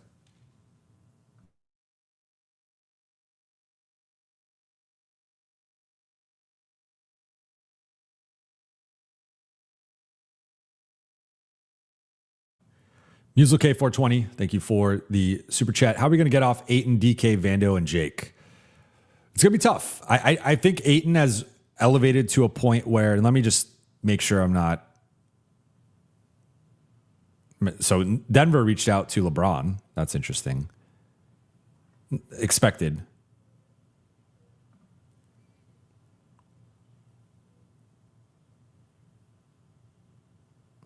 So per Dan Wojcicki of The Athletic, friend of the show, the Lakers are looking for vet minimum wings now, I already missed this. Kelly Oubre. So he does go for slightly, I'm surprised he goes for under 10, but he goes 2 years, 17 million to the Pacers. I had missed that happened about 30 minutes ago. That was like right after the last time I checked. Okay, Kelly Oubre off the board officially, and Kelly Oubre definitely not a minimum player, but I'm surprised the value is that low. There's been an interesting market. Guys are getting squeezed. But look, I'd rather have Kelly Oubre the wild thing is Kelly Oubre is making less money than Collin Sexton. I would rather have Kelly Oubre than Collin Sexton straight up. I don't think that's, especially on a 2-year deal, it's not like you sign Kelly Oubre to me, that makes the Sexton, now that I see this, I'm kind of ticked off again. I think Marcus Smart or Kelly Oubre on their contracts are both better values than Collin Sexton. But yeah, I would say at this point, with the way that the center market is playing out, I think Ayton is probably someone that they have to keep for now, and it's looking at these other 3 guys. Nicholas, thank you for the super chat. Could they trade Ayton and DK, waive Vando, have enough to sign Kuminga, and then vet mins on Oubre, Thybulle, Hayes? Don't think Dort is realistic. Dort's not even available. I mean, he's potentially available for trade if OKC's trying to dump him, but the Lakers, I think they have 1 empty roster spot, if I'm not mistaken. So I don't think they're going to do the Lakers a favor and take on Vando or something like that. They could trade Ayton and DK, but that would have to be a trade dump, and already some of the money's running out with Brooklyn and Chicago, but technically that's still within the realm of possibility. Waive Vando, so that would be waive and stretch. So that $5 million is going to be dead under cap. You do get the he's at what, 12.4. You get the 7.4. Whatever's roughly $5 million. Whatever's the exact number there. It's roughly $5 million on your cap, and then you get the 7 point whatever. Or I guess it's the 7.4. You get that in space. So if you dump those two and you waive and stretch Vando, you do gain, that's about 12. Well, remember that they actually got to shed some money to get, they have to shed some money because they have 56 million incoming. They're going to probably have to dump DK anyway. So losing DK, that doesn't even give you cap space. It'd really be getting rid of Ayton, which would get you about 6.5. Vando, you waive 7, so that's about 13.5. I feel that's low for Kuminga, but theoretically possible. And then Oubre is off the board. Definitely not a minimum player. I had Oubre ahead of Grimes. I think Oubre is better than Grimes. I would have rather had Oubre than Grimes, not on a 4-year deal, but on a 2-year deal. But the market spoke. Thibault might be a minimum. We'll see. And then Hayes, the center market would dictate that Hayes is not a minimum, but maybe he ends up being a minimum. I don't think Dort is realistic. So, this is all theoretically possible, but now you have Vando as $5 million dead money for the next 5 years, or if you include this year, the next 4 years. That's a lot of money just to be dead on your cap sheet. This is theoretically possible. I don't think that's how it's going to play out. I think the Lakers are going to pursue vet minimum guys. And honestly, if they don't get Thibault, off the top of my head, the only other guy I could think of like in this kind of range would be Josh Okogie, but we saw in that Houston series how limited Josh Okogie is. I don't think he would be the answer either.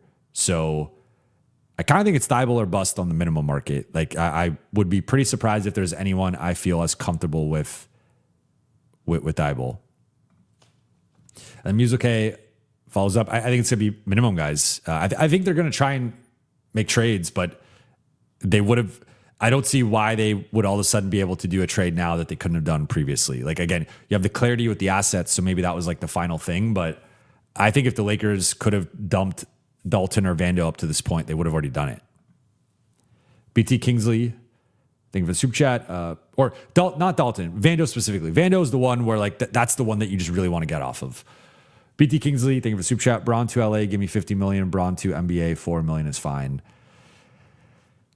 I would argue that's a cynical way of looking at it, but I already laid out the complicated nature of their relationship.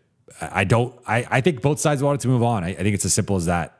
And when you want to move on from a situation, it doesn't matter how much money, or for some people, especially someone like LeBron, who's worth over $1 billion. At some point, like the messaging has been he wants to be happy, and he was not happy in LA. I think it's as simple as that. Alex, thank you for the super chat. Mamu and Grimes, Watson. No, I would rather have Watson than Mamu and Grimes. Is Rui gone? Yes. Do we sign and trade Braun? No. So in order of operation or order of the question, I would rather have Watson than Mamu and Grimes. I think Watson, maybe now with the market, he's going to get squeezed because the Lakers are really the primary threat, although technically Brooklyn or Chicago could still potentially be in the mix depending on what they do with their stuff. He's probably going to get squeezed, but Denver's still going to have to get off some money. But no, I think Watson is he's a much better defender than Grimes, and I think is a similar level offensive player, better shooter and better rebounder, 6'8" athlete. Like I would take the 6'8" guy over the 6'4" guy in a vacuum. So I would swap Mamu and Grimes for Watson in a heartbeat. An NBA enjoyer. Thank you for super chat. Brate, like OKC needs our picks. Adou, Bronnier, Carr to pop for perimeter defense. Who's your pick to most likely land a 15-minute per game role? B+ for Rob. Or like OKC need our picks to pop for perimeter defense. The difference is, I would say, looking at some of OKC's guys, like obviously Dort, I think Dort was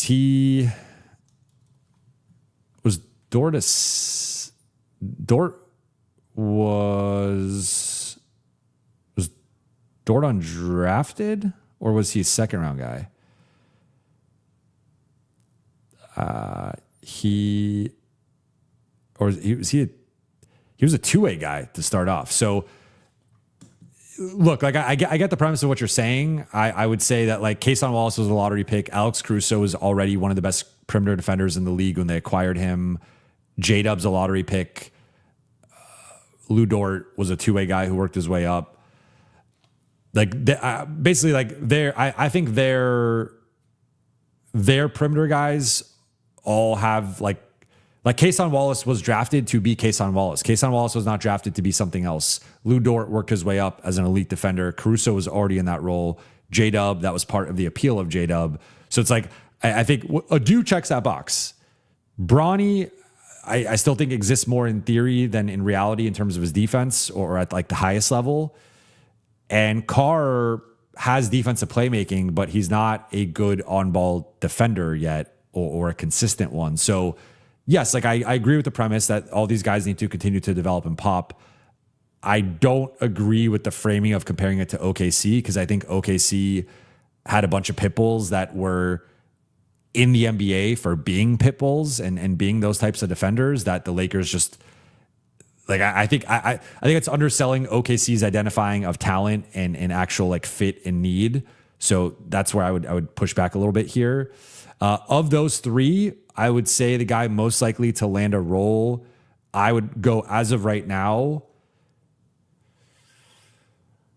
That's tough. I think I go Adou. Assuming Adou's offensive game continues to develop, I would go Adou. And then I would go, I think Bronny's easily last. I would go Adou, Carr, Bronny, but you could also argue Carr's a first round pick. He has the most developed offensive game of the three by far. So maybe that two-way ability, although I also think that's being generous to Carr's defense. So I guess it's kind of a race right now. It's like, what are those, what are the in-game entertainment where they have the red car, the green car, the blue car? It's like, which guy can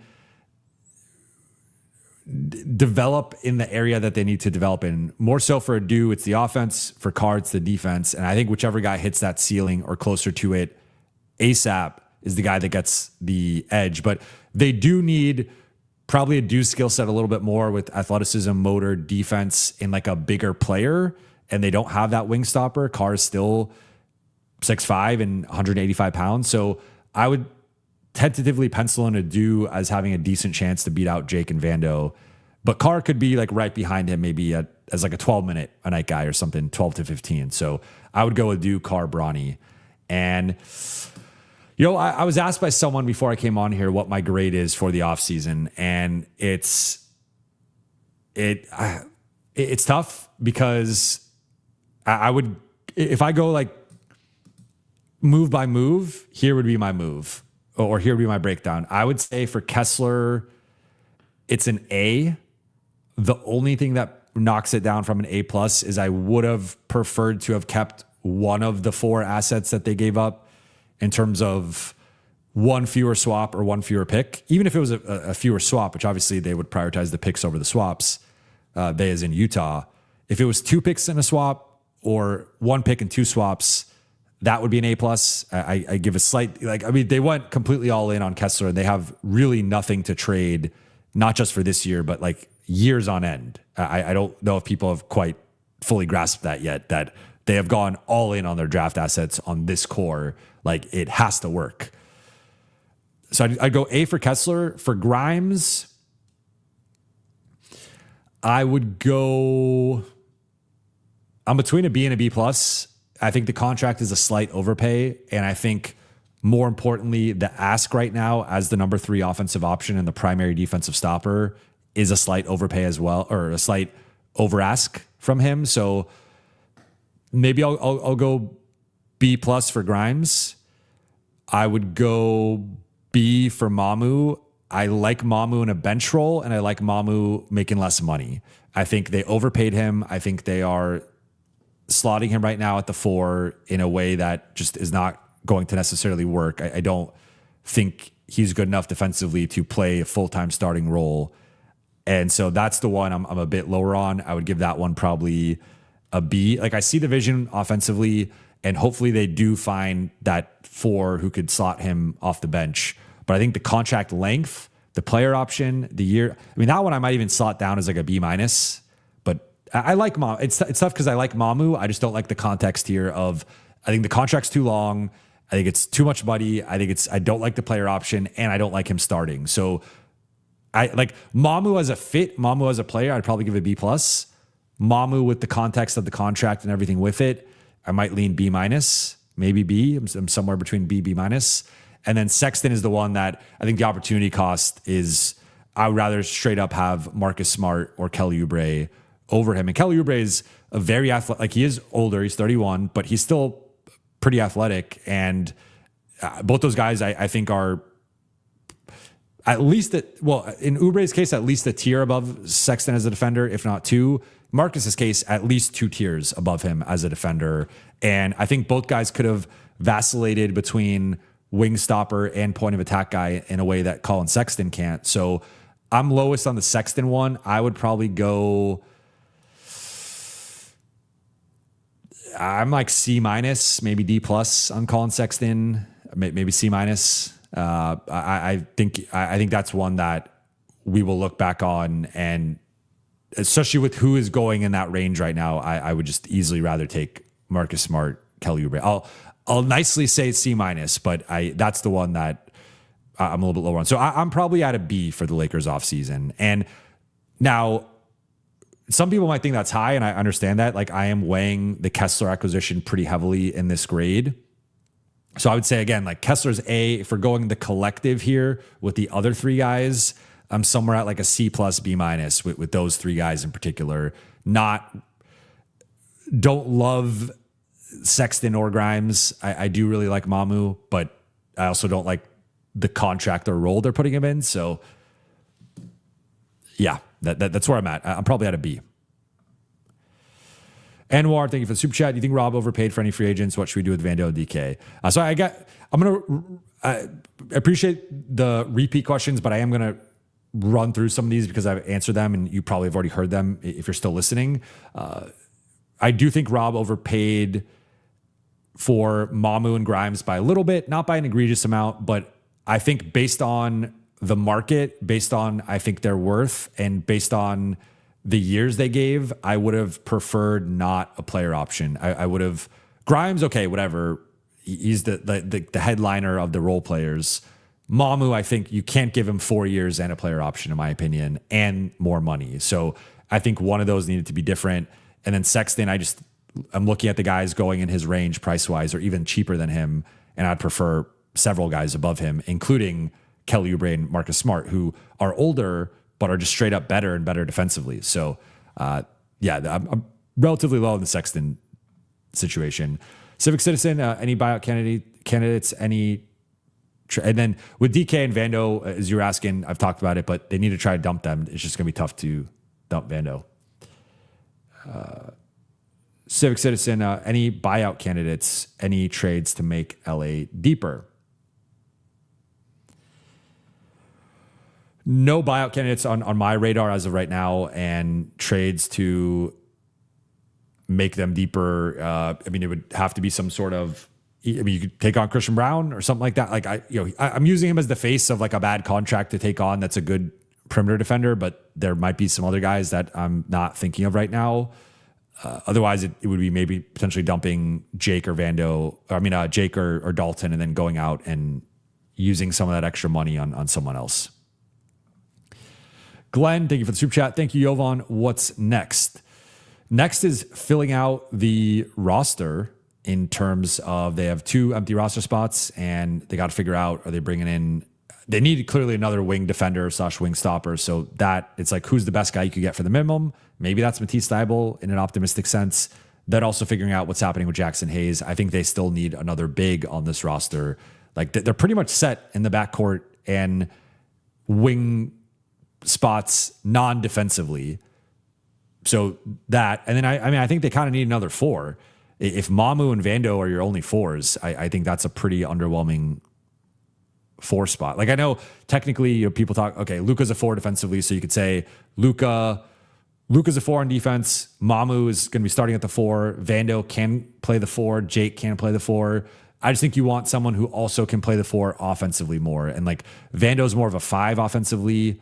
Jake's more of a 3 offensively. Mamu could play the 4 or the 5. Luka's a point guard. So they do have some like weird cross matching right now with their positions. Oscar, thank you for the super chat. Rob paid the weight on Kessler tax on these guys. Yeah, that's probably part of it too, was securing some of these deals earlier and saying like, let us figure out the center spot and then, we'll deliver there. But still, I would say slight overpays across the board. Pleasers, thank you for the super chat. AD and LeBron finally can hate Rob in public. Sure. they still want their jerseys retired, but we'll see if he's there when that happens. Skylar, thank you for super chat. Zaire Williams, Kenrich, or Mins, your targets now.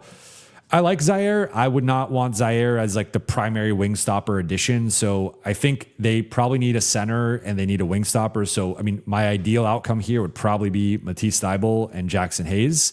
If you can't get off Jake, if you can't get off Dalton, if you can't get off Vando, okay, then we're now talking in a different class. But I think realistically, especially with the report that came out from The Athletic right now that they're looking at vet minimum wings and that the funny part of it was, and I guess this is true because the tweet says that next piece of business for the Lakers is finding help in the form of a wing defender. Lakers have been used as a successful launching pad for players on minimum deals in the past and will be making that pitch. That is true. The Lakers have been a successful launching point for minimum players in the past. The issue is it has never been wing defenders. It has always been, it's been the Malik Monk. It's been Lonnie Walker wasn't a min guy, but like it's Stanley Johnson. It's been or some of the bigs with Christian Wood or Jackson. Like they get some of the values either with bigs or with guards. They have not gotten the values on the wings, and that's where, or it's the Troy Brown, Juan Toscano Anderson. Those guys aren't good enough. So that's where I'm like, technically that's true that teams will, or agents will target the Lakers because of the exposure, because it's LA, because they're playing for the franchise. But the Lakers have desperately needed minimum level wings for years, and they've either not identified the right ones or not been able to get the right ones. And that's where I'm like, all right, I mean, if they could pull Matisse Thybulle, I would say that would give me some more optimism. I still view him as a bench player. He's not a starter, and I think he's more of a back end rotation guy. But at this point, the Lakers need that. Zaire and Kenrich. So Kenrich is a big. He's a 4'5". He's more of a small ball big, but he's a big. I would take Kenrich Williams. I would prefer Matisse Thybulle. Kenrich to me would be more of the Jackson competition, but yeah, I would rather have Jackson. So just because of the skill set in particular, and like I think Luka wants him, Jackson wants to be there, but they just might not have money for it. So if you strike out on Jackson, Kenrich is a fine backup plan. I really like Cisse too, but I don't know what's going to happen with him. And then Zaire, if you strike out on Thybulle, I'd be open to it, but I think that would be a bit of a downgrade defensively. Agel, thinking of a super chat. Would the Kessler trade package have been enough to acquire Yves Missi and one of either Herb Jones or Trey Murphy instead of Kessler? Love the show. Thank you. I appreciate that. I think it would have been enough to acquire Missi and Herb. I do not think it would have been enough to acquire Trey Murphy alone, or if it was enough for Trey Murphy, I think it would have been specifically enough for only Trey Murphy, and they would not have put Missi in it. But like, I mean, you could argue that 2 firsts and 2 swaps is close to the same value as 2 firsts and a third, or 3 firsts. So maybe you could have gotten in that Trey Murphy conversation. I don't think you could have gotten in it with him plus one of the other guys. But yeah, I think you probably could have gotten Missi or Herb with that package. I just don't think the Lakers would have gone all in because Herb does have shooting concern. Like I love Herb Jones. I would love for the Lakers to acquire him, but he's got the shooting concerns. He's got a little bit of health concerns. Missi's still raw and unproven. There's a lot of risk there. I think Kessler's a much safer bet. And they also got him on a pretty good AAV that I think he will easily live up to. If he was on a max, if he was in 35 plus range, that's where the Kessler contract starts to be. Is this a little bit too much? Is there too much risk here? I think him in that 30 range, he was already going to basically get that from Utah. Lakers are just paying a little bit more. Chelmix, thank you for the super chat. Rob needs to stop giving these role players these player options. P.S. If I'm the Lakers, I'm throwing all my draft capital to bring in Trey and Herb. Yes, I agree. I think it's continued mistakes for the front office in terms of all these player options. They don't have anything. They don't even have a first round pick to get Trey or Herb. So that's the issue here. They want 4 firsts for Trey and 2 firsts for Herb, but they're not just going to give up Herb for no firsts, and they're not going to give up Trey for no first. So, I mean, that's the thing. Lakers have gone all in. They don't have that draft capital. An NBA enjoyer, think of a super chat. Walker becoming a 3-point threat makes 32.5 AAV unreal. Yeah, I mean, I think Kessler, that's why he was my top target. I continue to say, like, I'm a little bit down on some of the role players they brought in, but I love the Kessler move. I think it's an A. I think he is going to live up to that contract, if not notably outperform it. I cannot sing enough praises for the Kessler move. Tar Heel, thank you for the super chat. So LA didn't have $13 million to give Smart. That's crazy to me. And outside of Kessler, these signings were underwhelming. They could have given him the Sexton money, but they didn't. So, clearly there was a mandate to go 27 and younger. That's been all 4 additions have been 27 or younger. Smart's 32. I get it, but Smart had this intangible quality, this leadership quality, this communicative quality that I don't think any of these guys are going to bring. And it's just, I think it's like they lost a ton of leadership between Smart and LeBron. They lost a ton of basketball IQ. They lost a ton of leadership. PBKDR, cut Vando and bring Kuminga. It's possible. I would say Kuminga is still not the level of defender that you want. He exists more in theory than in reality with the defensive side. That would be another very Rob offensive focused move than defensive move. But you are getting just more skill, more talent, more athleticism. Okay, I get it. And I'd rather have him than Vando. The issue is, again, you got to remember, like, Kessler, Austin, and Luka are all as cheap as they're going to be. They are all going to be making progressively more money next year and the following year and the year after that. So you are going to be pushing up against that first apron and that second apron, depending on how the cap situation plays out. And you still have Grimes and Mamu and Sexton for 1 year, but Grimes and Mamu longer term. And that's before we mention Carr or Adou, what happens with those guys. So you have like some of your core rotation set in stone. And so the reason I say that is because if you cut Vando and you just have $5 million in dead money, like right now the Lakers are up against the first apron, which is they're hard capped there. They can't go above it. It's $209 million. If you cut Vando, you get hard capped at $204 million because you can't go above that with Vando's money on the books. So it's like that could be, they could be, if they cut Vando I just want to give an example here. Similar to where they were at with Jordan Goodwin last summer, where they could not fit Jordan Goodwin and his paltry salary of $3 million or whatever it was into their cap sheet. Because of the sins of the past, because they didn't get off Dalton, they could be in a situation like that again, where they find the next Jordan Goodwin, they have him on a $3 million deal, but because Vando's money's on the books, they are up against the first apron, they're hard capped, and they just have to waive, or if it's a team option or non-guaranteed, whatever, they have to cut that player again and be in a similar situation with Jordan Goodwin. So I made this point yesterday, and I stand by it. I think the only way it makes sense to waive Vando is if you think you're a championship team.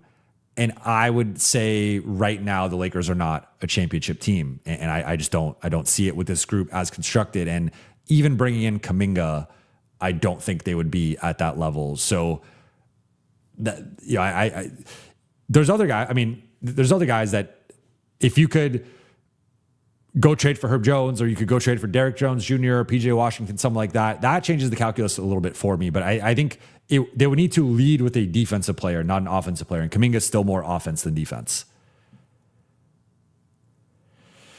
Jordan Jones, thank you for the super chat. Collin Sexton got an inch away from playing with LeBron twice. LOL. Also a big LeBron fan, so I will be rooting for him, but big Jovan fan as well. I'll be here after every game rooting for Lake Show. Thank you, Jordan. Thank you for the super chat. Thank you for sticking around. I know for some LeBron fans, they're out. I understand that, but I appreciate the ones that are sticking around, and appreciate you being a part of the late night gang.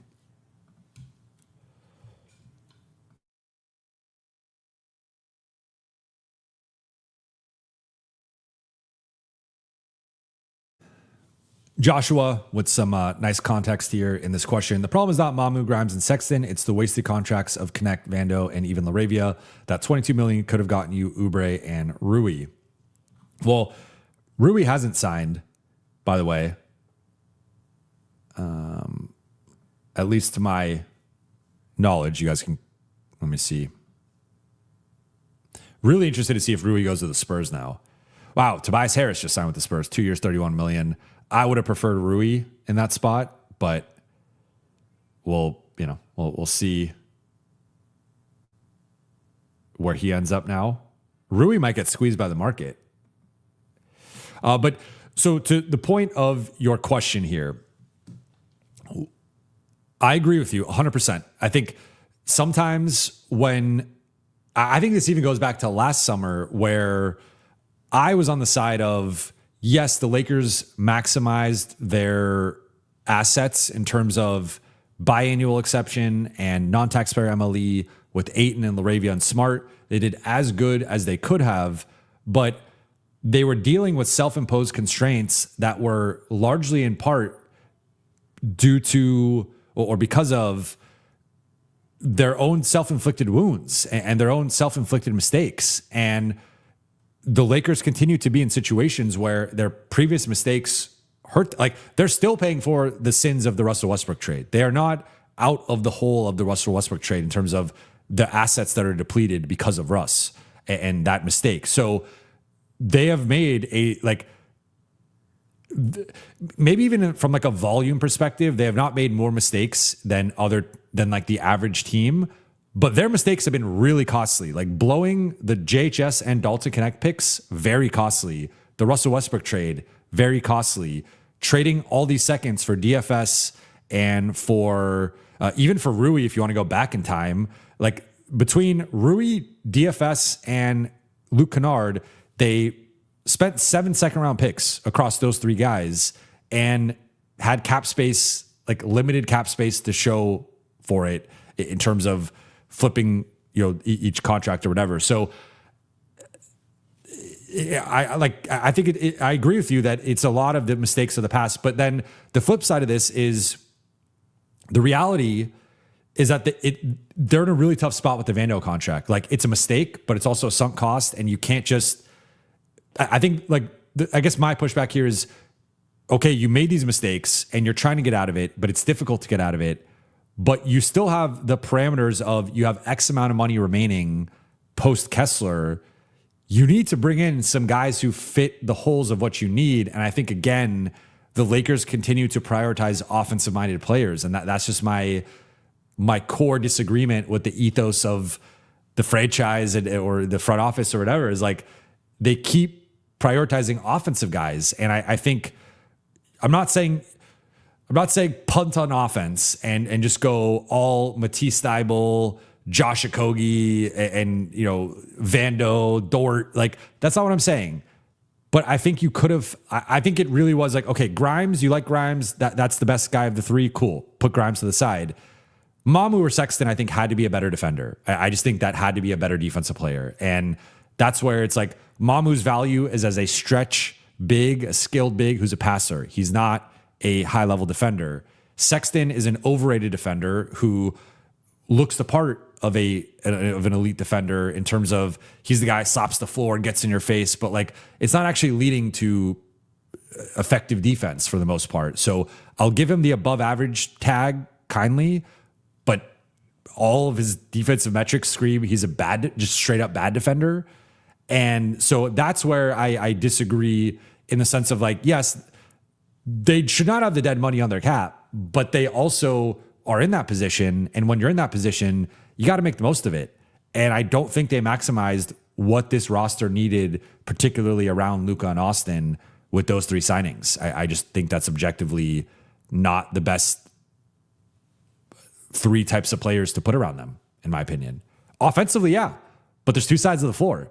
And unless you're just saying we're going to be a bottom 10 defense again, like yes, Kessler is obviously a massive step with the defensive anchor, but if a team has a stretch big and they're drawing Kessler out, good luck on the back line. Like, that's going to be a mess. Blake, thank you for super chat. Vando in a second for Dort. OKC saves some cap. The thing is, I mean, they would save cap. So they're, I think, about 7 million, 7 point whatever over the second apron. So shedding 5 million would be a lot. I just think they would not want Vando's contract. And if Vando was expiring, I think that would be something like if it was just Vando is expiring and it's still like the same quality of player where Dort is a much better player than Vando, I could see something like that. But Vando having the extra year where Dort isn't expiring, I think they would rather just keep Dort. And I don't think a second is enough in this case. But maybe if they pull off the Dort trade, then I'll sing a different tune. I still think he's a bench player, but that's a different conversation. Joey Lucko, thank you for the super chat. Could have outbid for Collins and Smart with Mamu and Grimes money, given Walker Kessler max and spent just one first to dump Vando. Better asset / financial sense, better roster. It's tough. Between giving Walker Kessler the max and keeping an extra first, I honestly might prefer just spending the first and having Kessler making, because the max is a lot more. Like he's making 32 AAV. The max would have been 44 AAV or thereabouts. That's a big gap in your cap sheet. And Walker Kessler, I think like the ceiling version of Walker Kessler could be in that range, but we're talking about like for that contract to not be a negative, you would need Walker Kessler to hit his apex and stay healthy for the entirety of the contract, which he could get close. Like there's so many different outcomes there, right? Like he could get close to the apex. He could not get close. He could stay healthy. He could not stay healthy. Like I think there's so much baked in risk there that I would rather have him at like a $12 million AAV lower and keep the first. But there is what I would say actually is that you could have used Smart instead of Sexton actually, and you could have potentially negotiated down the Mamu Grimes numbers, or Collins instead of Mamu, and maybe Grimes a little bit less, and then had Collins, Grimes, and Smart. That would have been my preferred outcome with how this all played out. If you had if you want Kessler, Collins, Grimes, Austin, Luka, Marcus as your sixth man, and DA, still shallow, still top 7, but I think that's like the Collins and Smart versus Mamu and Sexton, I think is a massive defensive upgrade. I think Collins is a better defender than Mamu, and Smart is a much better defender than Sexton. Easy peasy, thank you for the super chat. Sexton's deal should have gone to Oubre. JJ is going to Winston Payne, having to play Vando now to make up for some defense. Well, I think he's just not going to play Vando. He's going to play Jake. He's going to play Adou.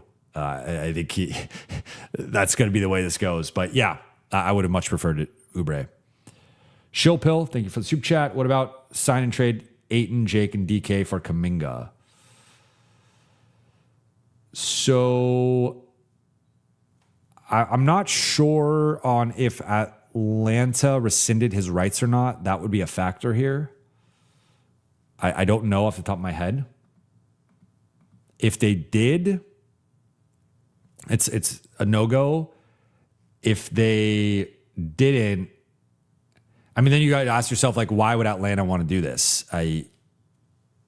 They're keeping Okongwu, and they just paid Jock Landale, and they drafted Zuby, so they're pretty set at the center spot. And then it's kind of like, would you want to take Jake or DK for free?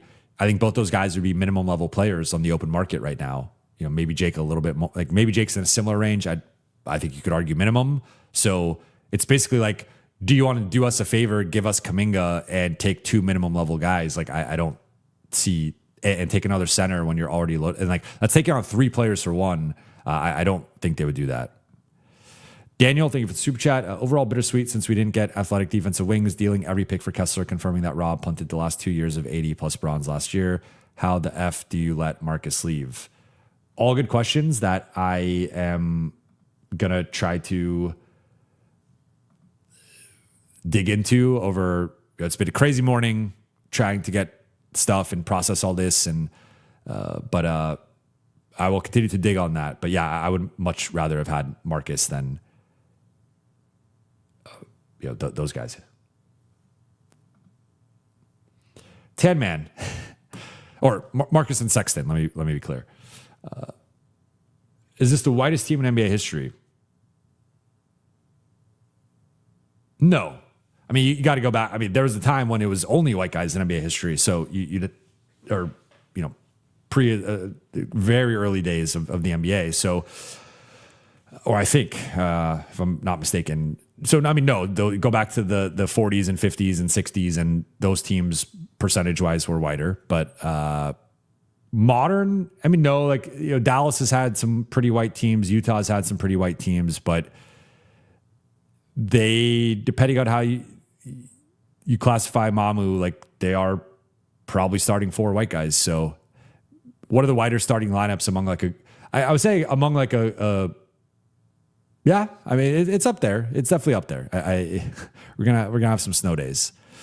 Benjamin, thank you for the super chat. It's frustrating. We gave up what we wouldn't for Kessler 2 years ago, maybe more with the swaps, frustrated with the front office and its margins.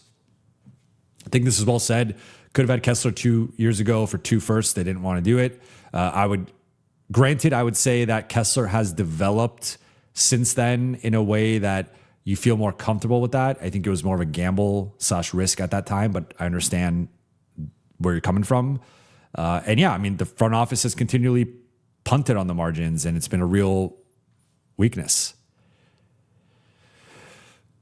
Edwin, thank you for the super chat. Can Lakers bring in Cam Johnson since we are $30 million below second apron? So I think the Lakers are not hard capped at the first apron, so that's its own thing. So they're actually closer to, they're like 17, 18, I believe, under the first apron, depending on, I have to do the quick math here on the thing, but they're actually, second apron is off the table because they did a sign and trade. It's actually first apron now. So they're at 209 that they can't be above. And so again, if you look at the cap is 165. So they spent basically all the way up to the cap. They actually have spent $4 million over that they're going to have to shed in some form or fashion. That would get you to about 169. Then Austin was on that 20.9 cap hold. That's jumping to 41. So it's about a $20 million increase. So rough math there, they're at about 188 or so $1 million in cap space with total cap, still with 2 empty roster charges though. So that's 1.4, we'll say general, like about almost $3 million in empty roster spot, or I guess they're actually at 12, so they don't have any empty roster charges, but you do need to get to the minimum of 14. So they technically have like 21 million in space, but when you factor in, they'll need at least 2 minimum guys, and that'll count for like 2.4.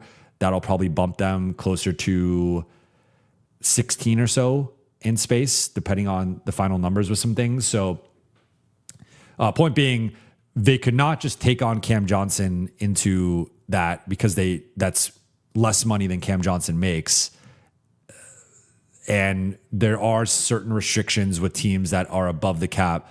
I think they would have to send out within if I'm not mistaken, they'd have to send out within 7.5 million of the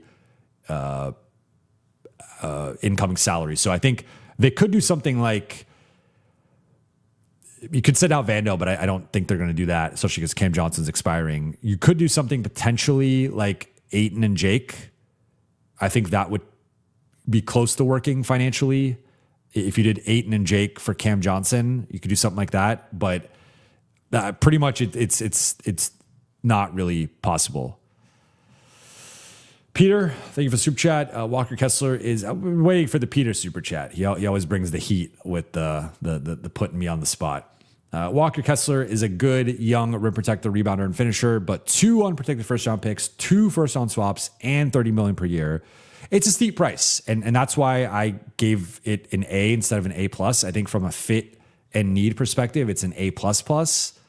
When you factor in the cost, it's closer to an A for me. I think $30 million per year is fair. I don't have an issue with the AAV. I think 2 firsts and 2 swaps is a very high price. Now, you also have to factor in that this is not a normal trade. Like let's view an alternate reality here where Kessler's making $30 million. He's on the same contract he's on. I would say 2 firsts and 2 swaps is probably an overpay in like a just straight trade. But this is a sign and trade, and you needed to incentivize and frankly blow Utah out of the water to agree to this. And they had the cards, they had the leverage for the most part. So in that context, I understand the higher price. I still think it's a little high. I'm not going to deny that. It's more than I wanted to pay. I was talking like 2 firsts, no swaps, or ideally 1 first, no swaps. This is 2 firsts and 2 swaps. So I get it. It's a steep price, but I'm okay with the money. I would have liked at least one of those draft assets to stay with LA. I think 3 of the 4 would have been acceptable. 4 is a little high, but they're pot committed. Joshua follows up. Thank you for Soup Chat. Sexton signing was the one bad signing. Would rather have kept the exception available. Lakers still have a trade exception. Wonder if we can use that to do a sign and trade to get Sexton instead. I think we would have heard of something along those lines, but still technically possible, I guess. But yeah, I would have rather used the Sexton spot on Oubre or...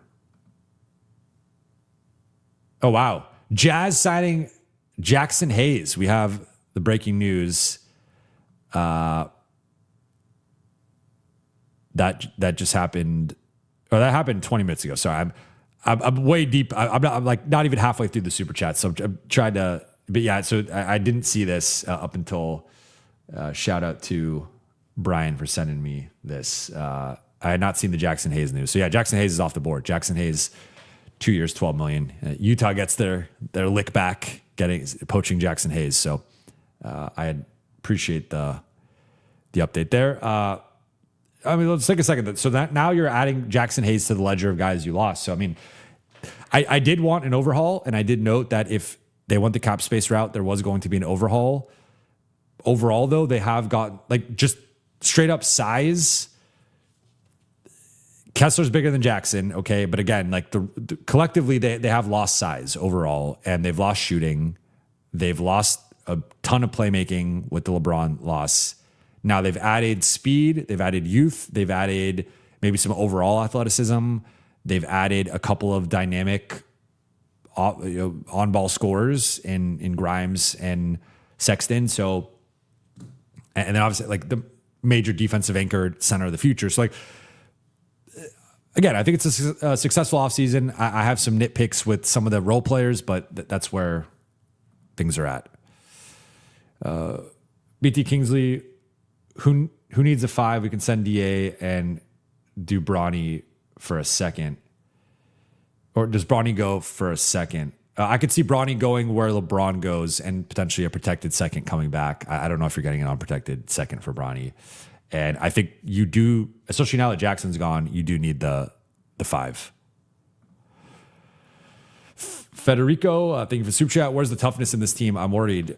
Yeah, I mean, I think Sexton and Grimes and I would say the guys they added are tough, but I have more concerns about like leadership and communication. And one thing I've talked about several times throughout the season, and JJ's even talked about this. So I think clearly like the group, or at least the head coach, agrees with this sentiment that it is largely a quiet locker room. Most of the guys on the team were laid back, and LeBron and Marcus were arguably the 2 biggest vocal leaders, and like the 2 guys that I think, especially Marcus, but LeBron, like anything LeBron says, people, you fall in line, you listen to what LeBron's saying. I think those are 2 big voices in that locker room that they are now gone. So that's more on Luka, that's more on Austin, even though I think both those guys are quieter and more mild-mannered in general. But I think they missed that Marcus. Like you saw DFS had an outsized impact because of that. Marcus had an outsized impact because of that. Is that Sexton? Is that Grimes? I don't think so. Mamu's not a guy you want to get in a fight with. Mamu's an intimidating guy. Kessler's a behemoth. I think Grimes and Sexton are both tough. So, they don't have an enforcer necessarily. Maybe Mamu's that guy. And they don't have like the outwardly, I guess Sexton's maybe the closest to that like outwardly aggressive dude that I think every team needs a couple of those guys. But I get you though. I think what I think they need is defense. Ouch. Thank you for Soup Chat. Wasn't Kessler for 2 firsts available 2 years ago? Yes, it was. Yes, it was. Joe Wilkinson, thank you for Soup Chat. Why not Jake as the wing stopper if he could get back to a Sacramento 3-point percentage? I mentioned that earlier. I mentioned that in terms of potential wild cards, so that is a fair point.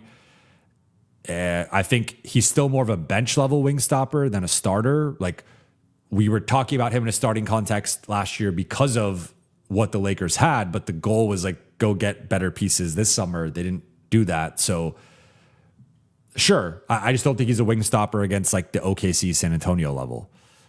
Peter, thank you for the super chat. No tradable first over the next 7 years and $475 million committed to Luka, AR, and Walker Kessler. Grimes contract insane. Who plays D other than Walker Kessler? Collin Sexton, not a fit. Yeah, it's a ton of money, and the number is going to get higher if Luka signs an extension. You don't have the tradable first until draft day in a couple instances. The Grimes contract, I do think, is an overpay, and the defense is lacking. So, I mean, yeah, I'm not disagreeing with you, and I'm low on the Sexton fit, so I don't disagree. Reckless Vibes, thank you for the super chat. If Vando's waived, would you like the possibility of adding Oubre, Harris, or Kuminga as the potential power forward in the starting rotation along with Vetmin? I don't think they have enough to get any. Well, first off, Oubre and Harris are off the market. I know I would assume you asked this nearly 2 hours ago, so this shows you how much I'm still catching up with the super chats. Those guys are obviously off the market. Kuminga, I don't think is going to be available for the $7 million that the Lakers would have. So I think it's unlikely. Shabugan. Always a sense of optimism and joy. Thank you for the super chat. This depends on Adou, Thiero, and Carr outplaying Jake LaRavia and Jared Vanderbilt. Maybe the darkest sentence ever said on this channel. The darkest sentence ever said on this channel was probably what I said. Well, you might be right. I would say the Alex Len signing and how much I hammered that for 40 minutes. And like, I had people pushing back so hard of, you're wrong on Alex Len. Alex Len's better than you think he is. And like, after the first game, Alex Len, everyone gave up on him. He played Utah, coincidentally. That was a dark time talking about the Alex Len signing. But yeah, that might be that might be the one of the low points on here. Trail Mix, thank you for the super chat. This is most definitely a G League bench right here. Yeah, I mean, it's a bad bench. It's a bad bench. And like, again, unless Adou or Cameron Carr pop, which is within the realm of possibility, but if you are saying that, you're having like a level of blind optimism and faith that they do, that I think if we are basing things on the current reality, the current situation, the current understanding of everything, like those are bench guys.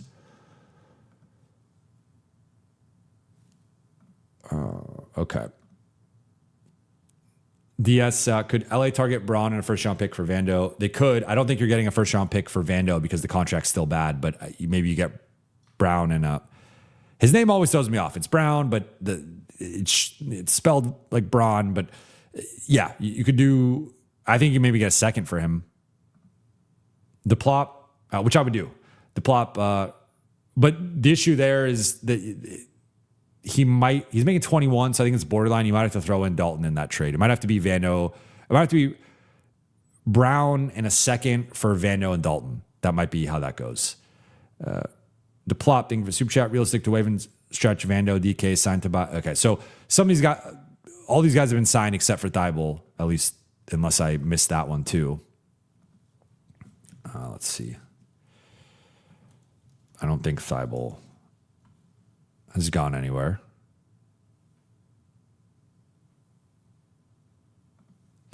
I mean, I wonder if they just go with the two center approach and just go Ayton. I mean, you technically play Mamu at the 5, so you could argue Kessler, Ayton, Mamu. That's it. That's the three bigs, and then everyone else is perimeter guys. So maybe you go Matisse Thybulle and Zaire Williams, but everyone else here other than Thybulle is off. I'm skeptical of them doing the waving Vando. I just think that's such a anchor on your cap sheet. So yeah, I mean, I would have liked the roster a lot more with like, you know, I would put Thibault in a different class than Harris and Oubre. You saw Oubre's getting nearly $9 million a year. Harris is getting, I think, like 15. It was 2 years, 31, something like that. 2 year 31. So those guys are in a different class than Thibault. Thibault's a minimum level guy. So I would say varying degrees here of who they added, how I would feel about it. But Thybulle and Zaire Williams, sure. I think those are both bench guys. I think those are both gambles, but I'll like the roster more. I don't think it moves them from 5th in the West. Morning Spring, thank you for the super chat. Guys, we got Luka for cheap. The 2031 should have gone to the Luka trade. I view overpaying for Kessler as just an equalizer for that steal we got. I think that's a great point. I think that's a great way to look at this. And that's why, again, I'm still giving the Kessler deal an A. I'm not hammering the Kessler trade as much as some might be with the price. I think like if you reallocate the first to the Luka trade and then you say it's 1 first and 2 swaps for Kessler, that's even better, right? I don't mind the Kessler. Like I love the Kessler move. I've been wanting Kessler, like, and they are actually paying him less than I thought they would have to pay him. It's the other guys that's my criticism. So yeah. Nathan asking about Vando. I've talked about this, but just would be the $5 million on your cap year after year after year, especially for an expensive roster. You're at some point in the future going to be paying Austin, Luka, and Kessler upwards of $150 million, and the cap is going to be going up, but you're gonna have a pretty limited amount of money to spend on the rest of the group. So if you throw in Grimes and Mamu in there, you're at almost like probably around 180 million in like 2 years with just those 5 guys. So that's the issue, is that $5 million will come back to haunt you. JV, thank you for the super chat. Outside of lending Kessler, Mark Walter can't justify the complete roster and asset mismanagement by Rob, right? Hopefully we don't end up losing Luka at the end of the day because it took one trade cycle too long to fire Rob. Well, a lot of the roster and asset mismanagement predates Mark Walter and predates this transaction cycle. I would say this transaction cycle, my bigger issue, some of the players they targeted, but also the AAV is a little high, and the player options, I think it had to be one or the other. It couldn't have been both. I think they gave entirely player-friendly contracts, including to Austin. Rob got the A-list center, so I think he did enough to push this forward, but we'll see how the team is. I mean, if the standard is the Lakers were in pole position to be the 3 seed and to win 54 or 55, we'll say 54. I think they only lost one of the games that they would have won with Luka and Austin. So I think the Lakers with Luka and Austin not going down against OKC would have won 54 games, would have been the 3 seed, and then at that point, they're playing Minnesota. I think Minnesota would have been a much tougher matchup than Houston. Who knows how that goes? Does DiVincenzo still get injured? Like, if we're saying Austin and Luka aren't injured, I don't think we could just be like, well, Ant goes down again, DiVincenzo goes down. So, like, that's a full strength battle. LA fared well in the first round. I mean, LA fared well in the season series. I don't like Minnesota, that group, to their credit, that's like a playoff rising group. We saw they beat Denver, and even with a hobbled group, took a couple games off the Spurs. I think it was a 6-game series, if I'm not mistaken. So, like, that Minnesota team would have been a really tough out in round 1. I think there's a real chance they beat the Lakers in round 1, even at full strength. I would have picked the Lakers, but it would have been like a 55-45 series. I don't think it was like Lakers as some massive favorites in that. So, point being, like, the standard I think that we should judge this next group on is you were a 54-win team, likely going to be the 3 seed. And depending on how you view it, like, let's just say like a second round exit, that's the standard. So we'll see how this group, and of course there's other factors like health and whatever, but assuming like similar health to last year, which their health wasn't great last year, that's the standard. Are you a mid-50s team and a home court advantage team in the West? And if you're not either one of those teams or either one of those things rather, then obviously it's a worse roster. And then we revisit this conversation next summer. Jaded, like this. Thank you for the super chat. At this point, just call it the Pelinka option. Yeah, PO moving forward stands for the Pelinka option.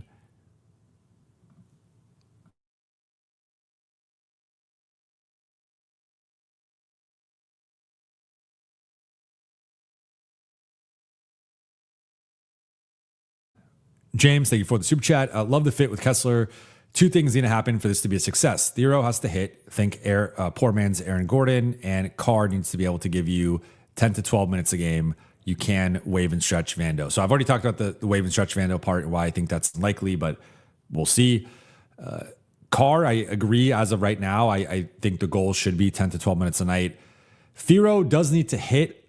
I view him more as, I would say there's more OG Anunoby there than Aaron Gordon. And to be clear, those are high bars to clear. Those are high level guys. Aaron Gordon was the third best guy in that 2023 title team. OG Anunoby was the third best guy on that New York team, and at times the second best guy on that Knicks team. There were certainly games throughout that playoff run he outplayed Karl Anthony Towns. There's some games he was just their best player straight up. That's a very high bar. So I think we're more talking like we're talking archetype here, not actual impact, because I would be shocked, stunned, flabbergasted, mind boggled if Adou Thiero was anywhere in the vicinity of Aaron Gordon or OG Anunoby this year. Does he have the upside to get there at some point? Maybe. But we're talking guys making 35 plus million and top three options or top three players on a championship team. Like he was a second round pick. Like I think that's unfair expectations to put on him. Now I think you're talking more archetype here. So I'm going to view it through that lens. Like I do view him more as the OG type than the Aaron Gordon type. I think Gordon is a bit stronger and bigger. And he's better rebounder, also has a better offensive bag. Like I think that's the one thing. Like OG I like because OG came in as a pretty raw offensive player and he developed his bag and he developed his shot. Whereas Aaron Gordon, remember Aaron Gordon was the fourth pick. Aaron Gordon came in and was immediately compared to Blake Griffin. Aaron Gordon was a go-to scorer in Orlando. Like those teams weren't good, but he was averaging in that 18, 20 point range. And he was the number one and number two option on several of those teams. So Aaron Gordon had like a mid-career like renaissance where he accepted that he wasn't good enough to be a top two option. And he was like, okay, I'm going to lean into my strengths of athleticism, physicality, power, strength, jumping, and be this awesome dirty work guy. And I'm going to defend the best player. I'm going to be a high level rebounder. And then I'm also going to develop my 3-point shot. And so Thiero hitting to me is like Thiero can play 15 minutes a night consistently. And he's making smart shot pass decisions. He's not turning the ball over on drives. He's staying out of foul trouble. And he's not jumping at every single ball in his vicinity because there is foul risk or injury risk. Like, sometimes the motor could go too aggressive where you like that, right? But obviously you gotta, I think there's a balance there within that. But I'm with you. I think Thiero and Carr are the two biggest wild cards here that if they both hit, this looks entirely different. But I don't think we could just assume that they're going to hit. I think we could assume they're going to hit within the next like year or two, but assuming they're going to hit like day one or early in the season, it's within the realm of possibility. I just think that's a presumption that might not play out. Sound Automotive Group, thank you for the super chat. Unless Rob Pelinka can pull Herb Jones Rabbit out of the 8 and DK second hat, this roster is getting cooked by every LeBron, Kawhi, Tatum across the league. He's not pulling that rabbit out of the hat, and I think they are going to get cooked by those types of guys. Is here real one Veda, real MC? Thank you for the super chat. Any chance Vandale plays with our playmaking or stretch him for someone available? 2, Braun still hurt us. Waiting until Bronny was guaranteed before leaving. So I've thought more about the Bronny situation, and I think I made this point yesterday. You might not have heard this, or other people might not have heard this, but I think it actually made more sense to guarantee Bronny's contract because you can now. I think there's a real chance that they just trade Bronny to whichever team LeBron goes to, and that team sends a top 40, top 45 protected second round pick, and you get a limited asset, but you get off the Bronny contract. Or you could just put Bronny in any trade, and Bronny has the value as a prospect, but Bronny also has the value as a celebrity. And there's going to, if Bronny's playing on your G League team, people are going to go to those games. Like there's still going to be a certain amount of interest and intrigue with Bronny and how he continues to develop. So especially for a small market team, there could be some incentive or enticement with potentially acquiring Bronny. So point with that is I actually think keeping Bronny made more sense because now you can dump him. You can either send him to where LeBron goes, or you could just dump him in a broader trade and just treat him like a regular asset and be like, hey, we're getting off this money. If you waived him, you were just going to have 1.2 million dead on your cap sheet. So you can now trade Bronny and get off the salary slot entirely.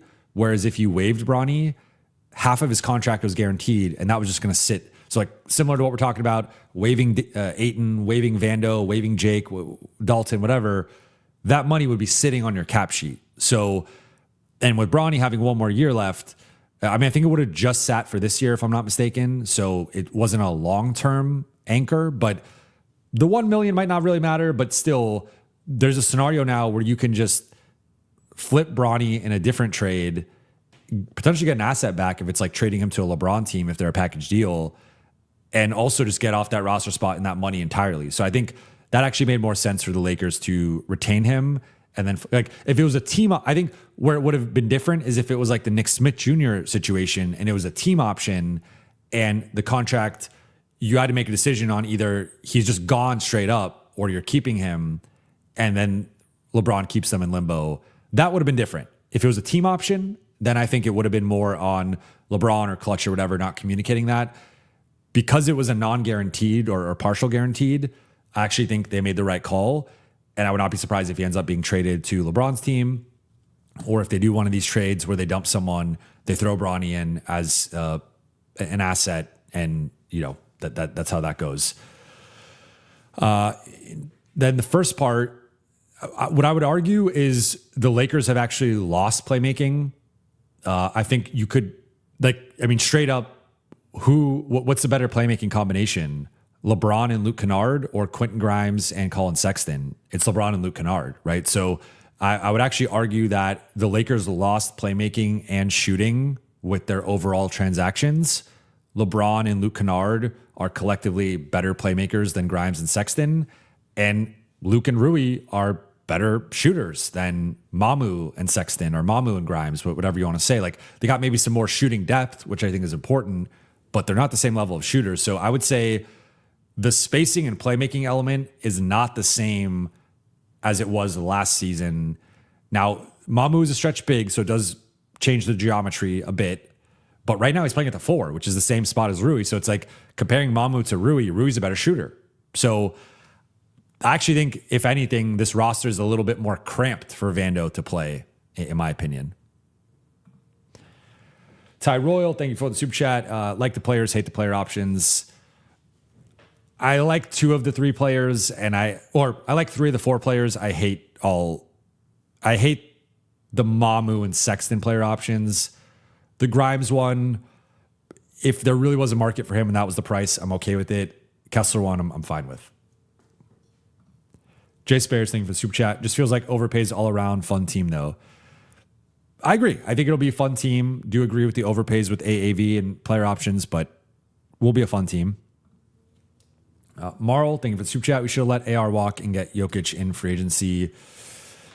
I don't think it's that simple. And you would have had to have signed. So, I mean, you wouldn't have done the Kessler, so you're letting Austin walk. You're not doing the Kessler trade. And then you would have been signing a bunch of 1-year deals this summer. You would not have maybe you could have gotten Sexton or Mamu for like 1-year overpays, similar to what Atlanta did with Jock Landale. You're not getting Grimes, and you are basically punting on the season. If you just lose LeBron, Austin, you don't get the Kessler, and you don't even get some of these free agents, I don't think you're keeping Rui. I don't think you're keeping Luke. Like maybe, again, these 1-year balloon deals just where you need to spend a certain amount of money. You keep the cap flexibility. That's a possibility, but I mean, you would have punted on a season officially and basically told Luka, we're putting all our eggs in the basket of landing Jokic next summer.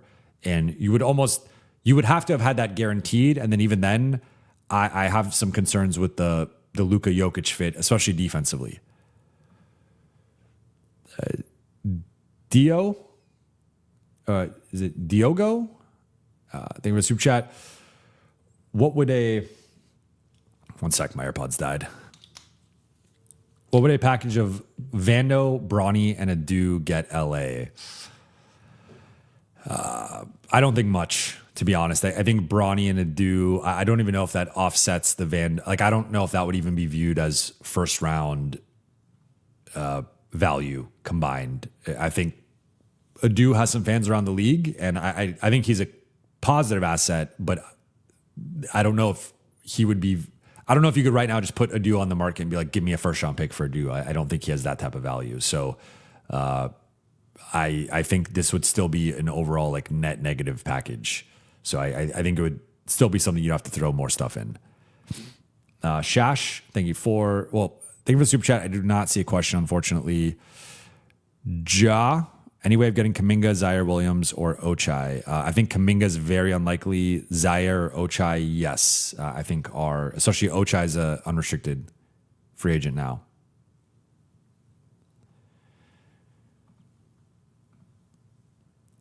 Ryan Lewis, thank you for super chat. DA and DK for Stewart. Wave Vando, trade Bronny, get JK.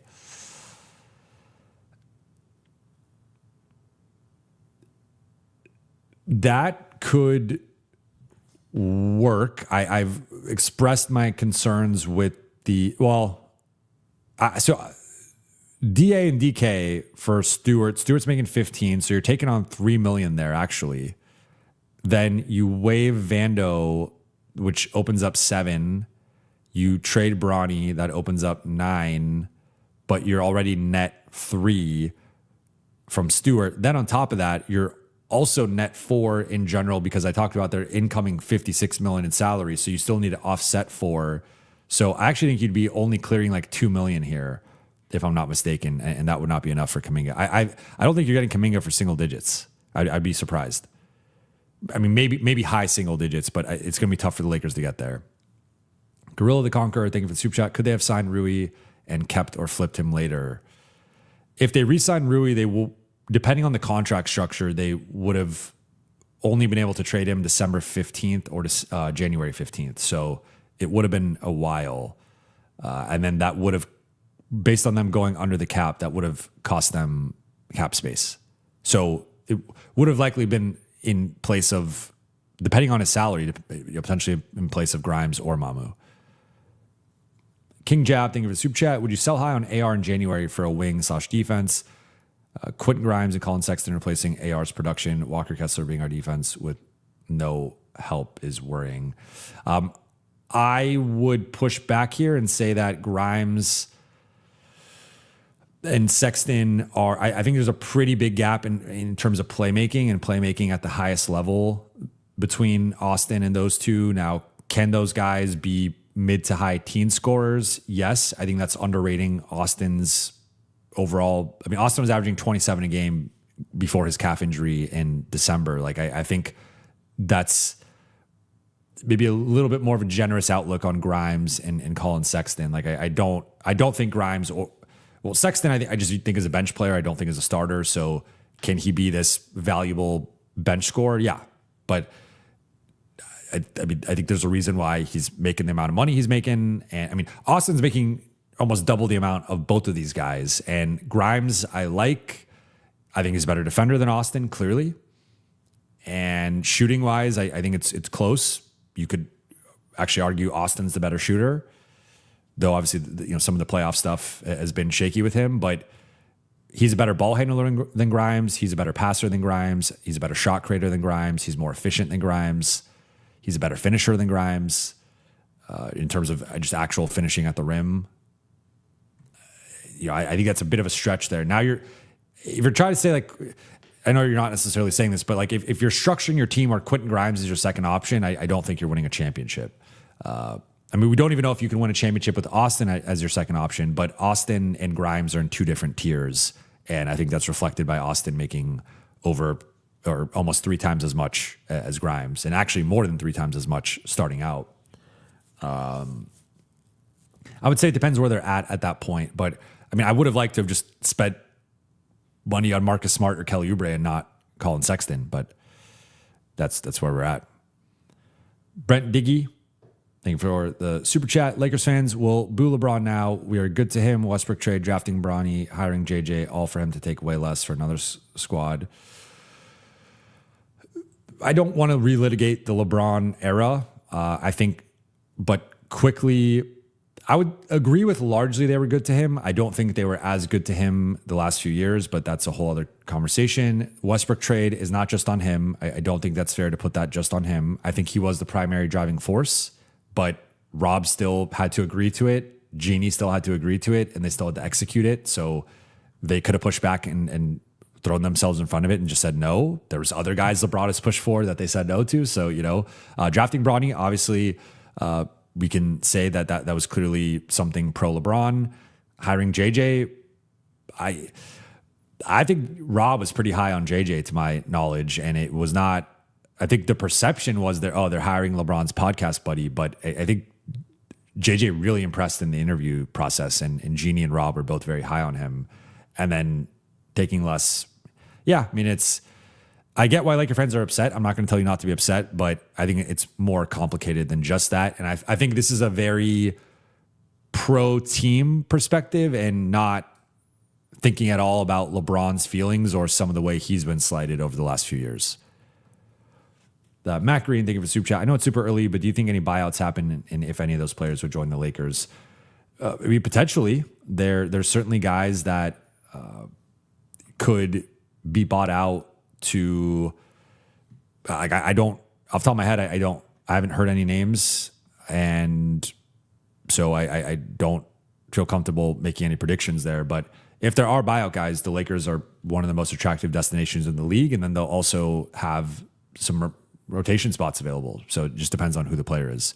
Typically though, wings are rarely bought out. If you look at the buyout market, it's either aging guards that teams are no longer confident in their ability to play or stay healthy, and then big men. It's rarely wings. So that's where, again, like the Lakers, in my opinion, had a shot to get a wing, even if it was as simple as just retaining Marcus Smart, and they chose a small guard in Collin Sexton. Ari Diamante, thank you for the soup chat. Looking at Mamu as a better defender and rebounder, with him also being durable and 38% three-point shooter. Isn't it possible Mamu's better overall than Rui? I think he's more well-rounded than Rui. I would say in a 5 role and with some of his mobility stuff, I think he's more capable of playing the 5 than Rui. Obviously, he's between a 4 or 5. I actually think Rui's a better defender, and that's with even me acknowledging Rui's defensive limitations and flaws. But you could argue Mamu's a better overall defender. I know some of his defensive metrics are pretty good, and Cran just had a breakdown of that. He is durable. He's more durable than Rui, and 38% three-point shooter is good, but it's not Rui good. So that's where, like, if we're making this comparison, Rui's a much better three-point shooter than Mamu. Now, Mamu's, I think, a more willing three-point shooter and letting it fly. So I guess with this KCP situation, they've been talking about him potentially being bought out. So that could be an option for the Lakers that I don't think he quietly had a pretty bad year last year. So I think he's more of a bench guy, but I would take him at this point over KCP or Thibault. I would take as like the top guy right now. Daniel, thank you for the soup chat. Vando is the best wing defender. For him to play, he's going to have to change his game and become a mid-range king like Sean Livingston, which is unlikely. Now we can only pray for vet man / buyout market. Yeah, I mean, if we're just saying straight up wing defense, Vando is still clearly the best defender. It's just there's more to basketball than that, and he's very limited in other ways. And he and JJ, I mean, we can't forget some of the stuff at the end of the season. Like, it felt a little personal at times between the two guys, and I just don't think they're on the same page. And I don't think Vando is the type of player that JJ likes. So as long as JJ is the coach with the ultimate say on who plays and who doesn't, I think Vando is always going to be a limited player on this roster. Yu-Gi-Oh! Dual Channel, thank you for super chat. I'm so baffled by losing Smart. I don't get it. Did Smart not want to be here? Did Rob pitch a full restart to Luka, a near blank canvas, fresh start? To my knowledge, there was something along those lines of they wanted to get younger. They wanted to get in some long-term pieces. I don't think it's a coincidence that the 3 of the 4 guys they're bringing in are on 4-year deals. So this is not the Lakers doing some of these 2-year deals. Sexton's a 1+1, but they've done a lot of 1+1s or 1-year deals or 2-year deals, some form of those where it's been roster turnover year after year. And I think they're trying to lock this in where this is a longer term view here. I would just argue that, like, I will say this, like, I will eat my words if I am wrong on this. Like, I do not think you're winning a championship with Mamu as your starting four. I don't think that's in the cards. So if the Lakers do win a championship, I think it will be bringing in a new four, and maybe that is Mamu going out in that, or maybe it's sliding him in a bench role. But like, I feel like these could, like, if we're looking at it in the future, you got your starters, and then you have Grimes, Mamu, and Sexton as like your top three bench guys. Like, that's a pretty expensive roster because you already have a certain amount of money committed to your three best players, and then those are pretty expensive bench pieces. Like because it feels like they signed Grimes and Mamu to be starters. Like, I think there was this before we knew the context of the roster, and people were talking about them making $10 million based on, I think it was a Jake Fisher, Mark Stein report. And then there's also like, oh, well, they're clearly going to be bench guys, but the Lakers are paying them low end starter money and in that non-taxpayer MLE range. And I think they're going to be starters. So it's like that changes my calculus on this whole entire thing. But I don't think Smart, I don't know if, to my knowledge, I mean, the Houston thing, obviously there's some tampering with that, which is a whole other subject that the league, is not going to look into. I think that got some momentum, and Houston really went after Smart. And I think the Lakers wanted to get guys under 30 on long-term deals. So that was it. But you signed Sexton to a 2-year deal. You could have signed him up to 3. Room exception goes up to 3. I just would have preferred Smart and Oubre. They're both better players and better fits. Dylan, thank you for the super chat. Can we sign and trade Rui Braun for a defensive wing? No. At this point, they've rescinded their rights, and it's not happening. Fajardo, I hope I didn't butcher that too hard. Rob negotiated like he was their agent. Well, it's been a trend with a lot of the offseason contracts. But I agree, it was not a great negotiation in my opinion. Easy peasy, thank you for the super chat. High contracts due asking to waiting on Kessler. That's probably a part of it. I would more so say the player options were probably due to the Kessler waiting game. I don't know for certain, and this is something I'm going to try and figure out throughout the rest of today, and obviously talk through this more in the future. But I would say that if they had to up the price because of this whole Kessler situation, I would think that's a mistake in process, in my opinion. If they had to throw in the player option as like, hey, look, please wait, we're figuring this out, we're getting close, and here's a player option just to sweeten the pot, like, just be patient with us. That's one thing. If it was a kind of similar to the Austin situation, panicking and overreacting, I think that would be bad process. So I hope it's the former, not the latter, but I don't have a clear answer on that right now. Doc got next. Thank you for the super chat. Y'all said it takes multiple windows. We got younger, so step back is fine. Luka and Austin should elevate it. Congrats, Rob. Laker fans never pleased. Look, that is all fair. I have said I think it's going to take multiple windows. I think the goal is like the 2027-28 Lakers. I think my slight pushback here is I don't see a coherent vision outside of the Kessler trade. Like Grimes, I think they're overtasking as the current number 3 option and primary point of attack wing stopper. And then Mamu and Sexton are bench guys, in my opinion, that they overpaid slightly. So I would just say that I think they collectively overpaid, gave out player options they shouldn't, and I don't see the coherent vision here. Now, to your point, they got younger, so that is a step in the right direction. And I like the general idea of where they were headed. I just think the actual negotiation with the contracts and the specific players, like I think I'm 100% behind Kessler.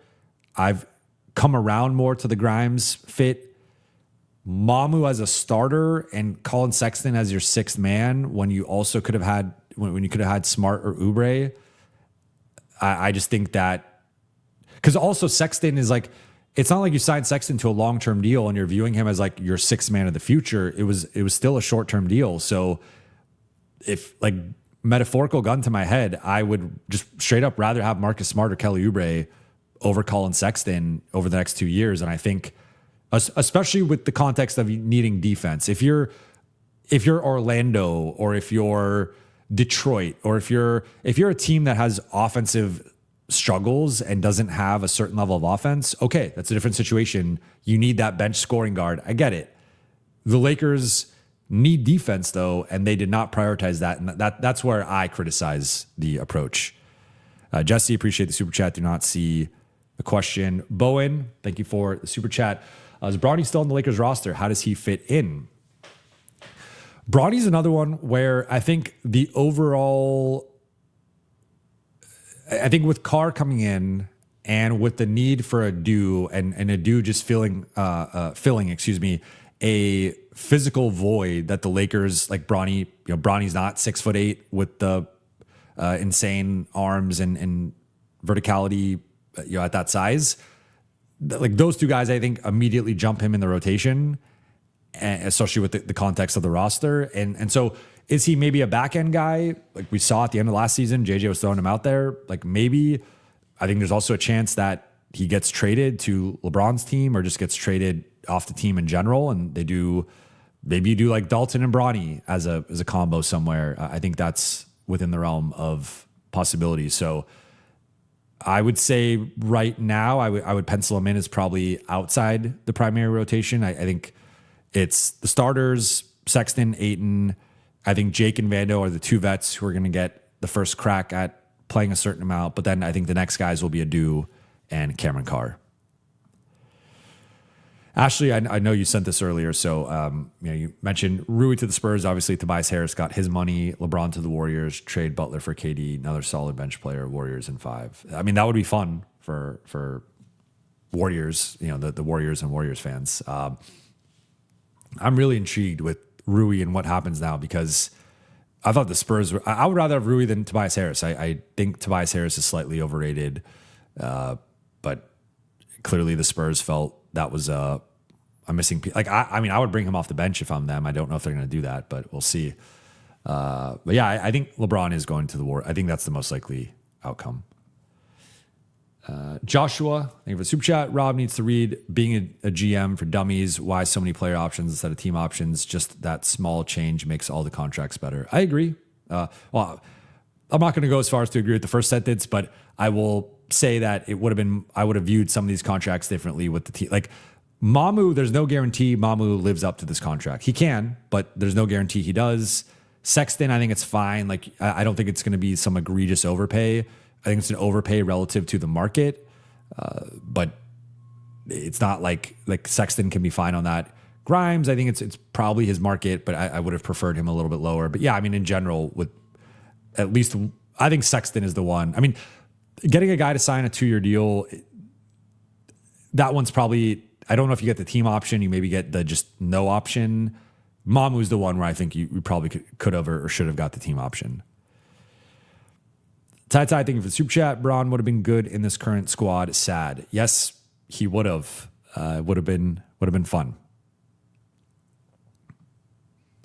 Morning Spring, thank you for the super chat. Lakers picked up a lot of defensive first players on their Exhibit 10, high motor and athletic players. They might be hoping at least one hits. Look, it's certainly possible. I just think if we look at recent NBA history, that guy, like, I think the Lakers, whoever you want to say is their best perimeter defender, which I think you'd probably say is Quentin Grimes, at least in the primary rotation, right? Because I think Vando is a fringe rotation guy. And even if Vando is playing, Vando is no more than like a 15 to 18 minute a night guy. So like we're talking like the top 7. I guess if you look at the top 7, which is the starters plus Ayton and Sexton, the best defender non-Kessler division is Grimes. I don't think you're winning a championship with Quentin Grimes being your best perimeter defender. I just don't like, if you look at recent, I mean, we could go back to the 2020 Lakers. We could go back to that 2020 Bucks team with Giannis and Drew Holiday and they had DiVincenzo and I think Grimes is like more in that DiVincenzo. I think DiVincenzo pre-Achilles is even better than Grimes, but like he's like that level of defender where I think he could be your third or fourth guy. And notice I didn't even mention Brook Lopez, who was a Defensive Player of the Year candidate back then. I'm not mentioning centers. I'm mentioning 1 through 4 guys. You have Giannis and Drew. Celtics had their army of Tatum, Brown, White, Drew Holiday. Then Nuggets had Gordon. KCP was still at the end of his prime. Bruce Brown was really effective as a defender for them. The Warriors had Draymond, Wiggins, Gary Payton II, and then the Thunder had their army of guys, and then the Knicks obviously had their 3 starters. Deuce McBride is also I would compare Grimes more to like a Deuce McBride, who's the 4th best perimeter defender on the Knicks and coming off the bench. So like he's a better player overall, much better offensive player. I'm saying defensively. So that's where it's just like maybe one of these guys hits, but I don't see them hitting in a way where they wouldn't be an Exhibit 10. Like you rarely go from Exhibit 10 guy to like starting playing 30 minutes per night. I'm not saying that's not possible, but I would say that's highly unlikely. And most of the guys I just laid out, if not, well, not all of them, but most of them were starters and were guys getting paid $20+ million. That's kind of the way you need to allocate that asset. And LA, it's kind of fly by night here of let's hope Quentin Grimes gets more consistent defensively. Let's hope we get Matisse Thybulle or someone for a minimum. Like, I just don't think that's good enough. Is he a real one? Veda, real MC. Thank you for the super chat. Were there any realistic moves that would have made us number 2 in the West? No, and I've said that. So I'm not even looking at them through the lens of like I'm. There's a distinction here. I'm comparing them to OKC and San Antonio because you obviously have to compare them to them. But like I also understand that there was nothing they could have realistically done that would have made me view them on that level. But I think there were, if they restructured some of this and it was you get Grimes a little bit lower, you added John Collins, we'll see what his number ends up being, and you got Oubre or kept Smart for the Sexton spot, that to me, I think they would have had a real case to potentially be the number 3 best team in the West. And depends what happens with Denver. Depends what, Minnesota has to fill out their roster. Denver has to make their decisions with Watson and Johnson and Brown, and Gordon or Murray if they go bigger.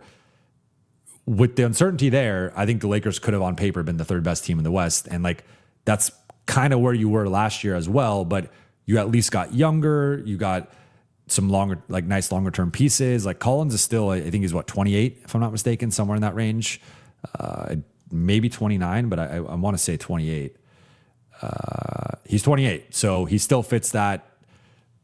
He's not Nunk, right? He's still in his relative prime, and I just think would have been more what the Lakers needed compared to Mamu. He's also a better shooter than Mamu. So you got the rebound. I think the rebounding's close between them, but he's a better rim runner, dunker, finisher, more athletic. I think more versatile defensively, and he's a better shooter. So I would have much preferred a combination of Grimes and Collins if you could make that money work, and then Oubre or Smart. I think that would have made them number 3 in the West, in my opinion. Tech, thank you for the super chat. How much money can the Lakers take back in a trade? Why not trade Ayton and Connect for Cam Johnson? So they're about $17 million under the first apron, I want to say 16, 17. And then there are some trade matching rules that I don't know off the top of my head. I will have to look into that, but they can't just take on Cam Johnson. And for Denver, the key here too is Denver's trying to just get off the contract. They're not really trying to take anything back because they need to, I don't know the exact number off the top of my head, but it's pretty close to they need to just basically dump the contract. And if they take back money, they're still dealing with some of the apron stuff that at that point, you'd rather just have Cam Johnson than Ayton or Connect. So that's something that Denver's got to figure out. Notorious CRG, thank you for the super chat. 130 for Walker Kessler is good. 130 for Walker Kessler and giving out 2 unprotected draft picks plus 2 draft swaps is not so good.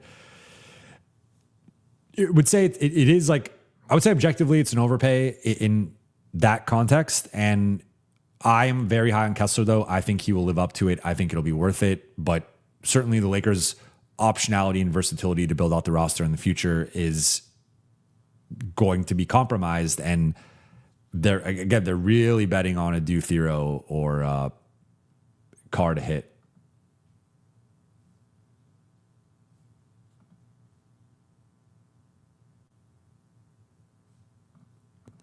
Morning Spring, thank you for the super chat. I really like William Kyle III and Chase Ross and the Exhibit 10s. Both are really, really good defenders with poor offense. Yeah, I haven't studied Ross's game as much, but from what I've looked at with Kyle, I do like Kyle, and he was someone that the Lakers were attached to for a couple weeks leading into eventually joining them. What I'll say again, it's just like unlikely that these guys, like, not only do they have to fight to make the roster, they have to outperform Adou, they have to outperform Carr. Like there's several rungs up the ladder that they have to climb. Like maybe they end up being a two-way guy or something. But yeah, I mean, I like the Exhibit 10 guys they went after. I think it makes sense. I just also am like, we're talking like they're trying to fill a gap that they've had for years with vet minimum guys and Exhibit 10 guys. And I just don't think that's the proper way to do that. Santiago, thank you for the super chat. We should say F them picks and go get DJ, JR and Dunn and keep Ayton. Well, they can't. They're not going to get those guys for, they don't have picks. They have 1 second and one swap. They're not getting those guys for that. BH Shopboy, thank you for the super chat. Rob builds competitive teams, but not contender teams. He was lucky to build 20 and then sold it with current team and deal signed. Rob needs to go. I would agree with this sentiment in terms of, I think he does build competitive teams, but they are not true contenders. I think most of the rosters lack a vision. I see more of the vision with this team. They went more in the dribble, pass, shoot realm that JJ really wanted, but you needed more defense with the dribble, pass, shoot. And that's obviously expensive. That's difficult to get, but I would have taken a hit on one of Mamu or Sexton for a better defender. And instead they really prioritized offense here. And again, the Lakers last year finished 10th in offense, 20th in defense. I could see this year's group finishing closer to 5th in offense or somewhere in that top 5. Obviously injuries played a big role in those rankings.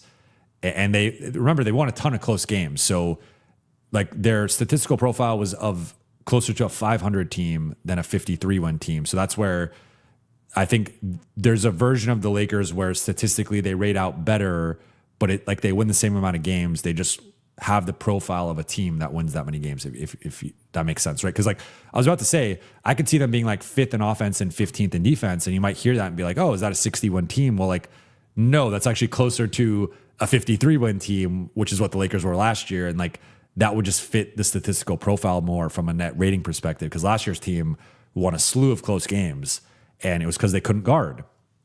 So I would say right now I would tentatively put the Lakers as like, I'd have to really think about it, go through every roster, but I would probably put them as like the 5th best offense and like somewhere around 15th in defense. And that is a good team. That's a team that could win 50 games. That's a team that should easily be in the top 6 in the West, but not winning a title.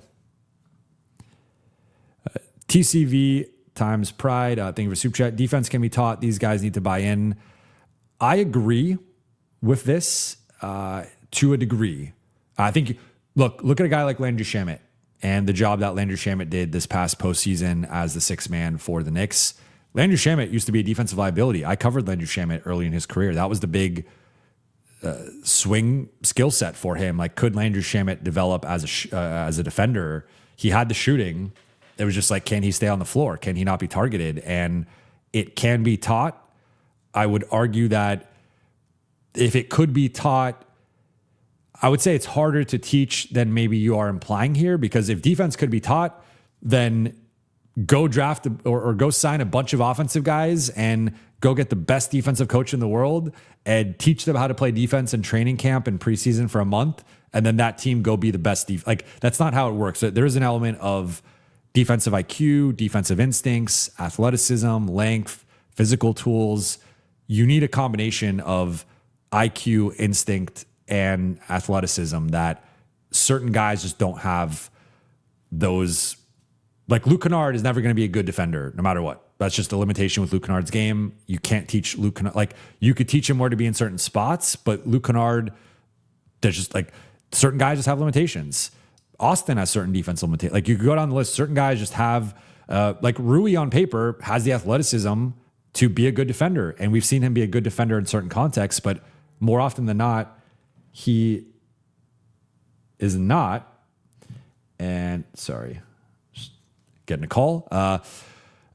He's not. So like, I agree with you in theory. I just also think like, if you could just teach defense to everybody, like, and now look, JJ maximizes defenses in the regular season. And I actually think he did maximize last year's group. And that was that maximized. They were a 20th.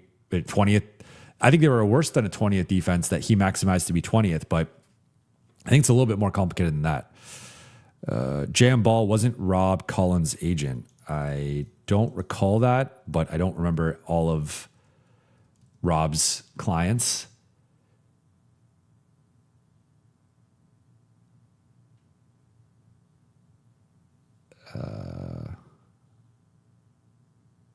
Yeah, I'm not seeing this on Google right now, but potentially, I don't know. I don't know. Francis Laker, thank you for super chat. Can we get Zaire Williams minimum and stretch Vando for Kuminga? Start them both wings. I don't think they have enough for. I don't think they have enough for Kuminga. I've talked about this now a few times. Robert Adams, thank you for the super chat. The Kessler deal would be better if we kept Smart. I agree. Teeks, thank you for the super chat. If we had combined all the money from Sandro, Grimes, Sexton, and offered that to Peyton Watson, I would have been way more happy with this roster. Yeah, I mean, I would make that trade. Now, Sexton was not cap space. Sexton was the room exception. So it would have been the Sandro and Grimes money of, you see it here. They're making a combined $26 million. I don't know if that would have been enough to poach Peyton Watson, but certainly I would swap Sandro and Grimes for Peyton Watson. Pastor Dio, has Zaire been picked up? Not to my knowledge. Let me follow up here. Lakers also announced, here's the Lakers quickly. Well, we will change the background.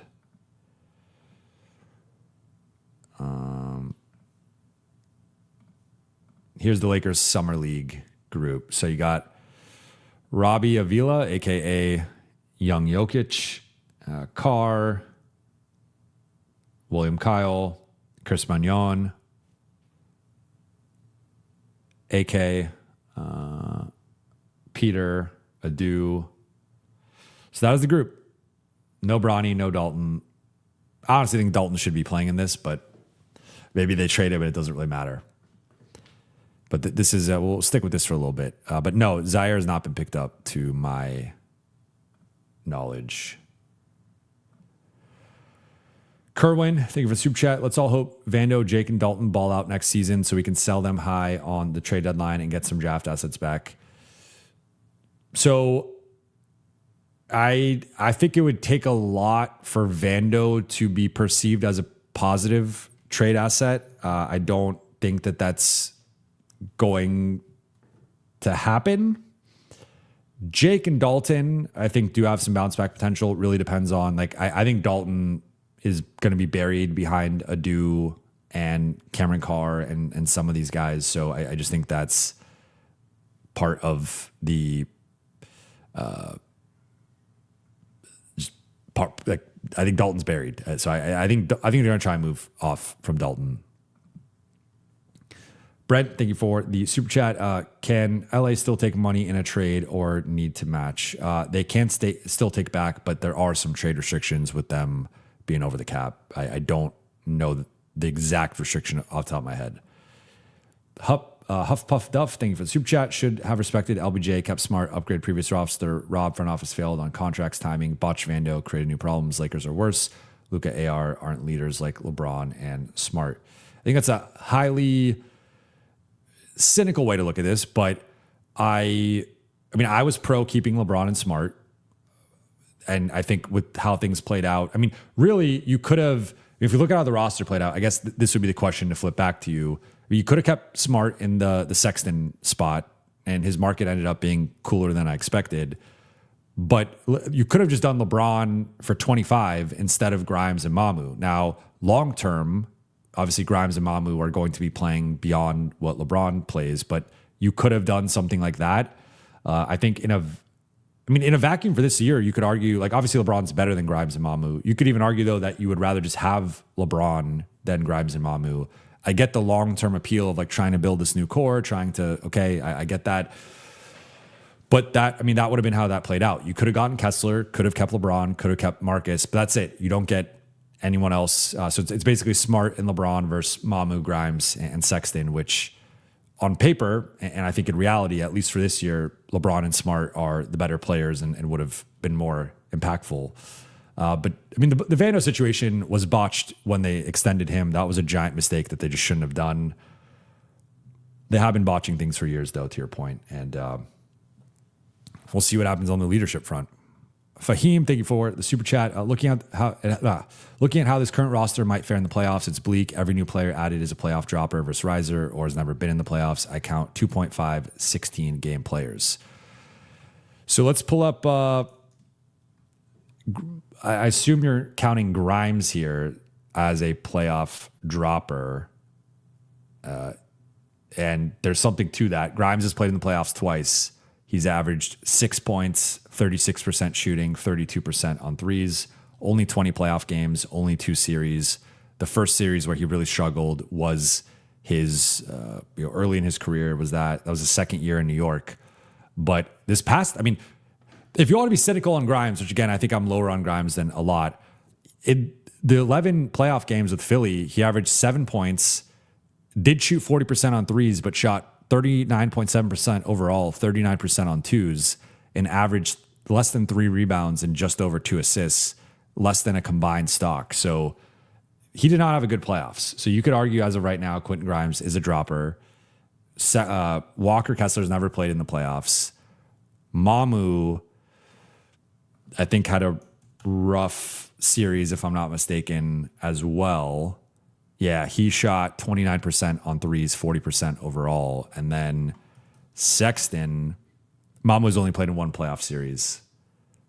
Sexton's never played in the playoffs. So Sexton and Kessler have never. So yeah, I think it's a bit of a cynical negative view, but I also think it's a fair view of you've added unproven players or players who in their limited times in the playoffs have underperformed and been underwhelming. So yeah, it's, again, I currently have them 5th in the West, and I think right now they project more as like a first round exit, but they took a step back. I don't think there's any really way to frame it otherwise. Marley, thank you for the super chat. Could the Lakers still go after Zaire Williams? Yes. I think it'd be a minimum, like only for the minimum, but yes. Huff Puff Duff, thank you for the super chat. Team Dumb to Dumber should have pushed Vando and Kessler trade. I'm sure they tried, but I feel bad because I like Vando as a person. I even like Vando as a player, maybe more than it sometimes comes off. But I think fans,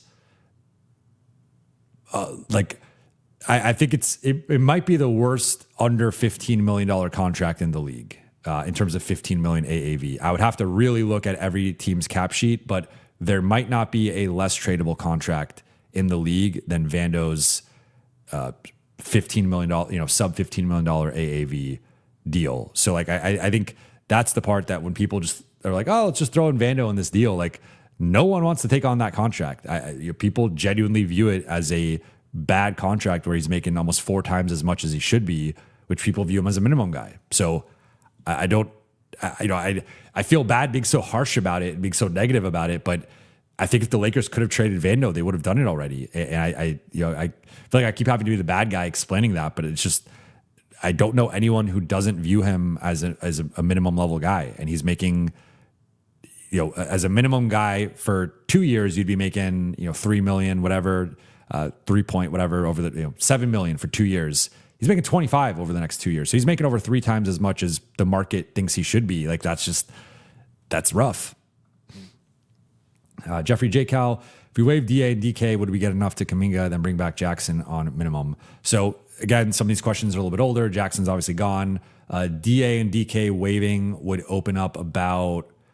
So first off, that would be it'd be a wave and stretch. That would, or I guess technically you can waive, but if you waive, it's just dead money. You have to stretch it out. So because that's the key distinction here is if you waive, you can just waive DA or DK. Then that salary is dead on your cap for this year. Like that makes sense if you're like a lottery team or if you're not going anywhere. You need to waive and stretch, which would be, in this case, they both are expiring. So it'd be 3-year stretches. And so it would be, 12 million combined stretched over 3 years. So it'd be about $4 million hit. So with their current salary of 12, you'd make about $8 million in space, but you'd also have $4 million. It's almost the same. I'd almost just rather just do Vando at that point, although Vando does have 2 more years. So maybe you prefer this, but I think you could actually trade DA or DK rather than stretching them. But I think you need DA now. You lost Jackson. I think you need DA. Tombot, thank you for the super chat. Waive Vando and trade Ayton and connect. That's 19.5 towards a defensive wing or Rui. Well, Vando, you don't get the entire money back. That's one thing you have to be. You get $7 million and then trade Ayton and connect. I mean, so yeah. So your math is just, the numbers seemed a little high, but then once I don't see a scenario in which you're just dumping Ayton and connect. You also still need a big. I don't think you can just go with one center on this current group. And maybe Mom was technically a backup, or can play backup, but he's starting. C72. Thank you for the super chat. I mean, I guess to go back to this, I know several people have made this argument in general. I guess technically you would move Mamu to the bench. He's the backup 5, and then you would start whichever wing you add. And so it would be Luka, Austin, Grimes, this new wing, Kessler, and then Mamu and Sexton as the top 7.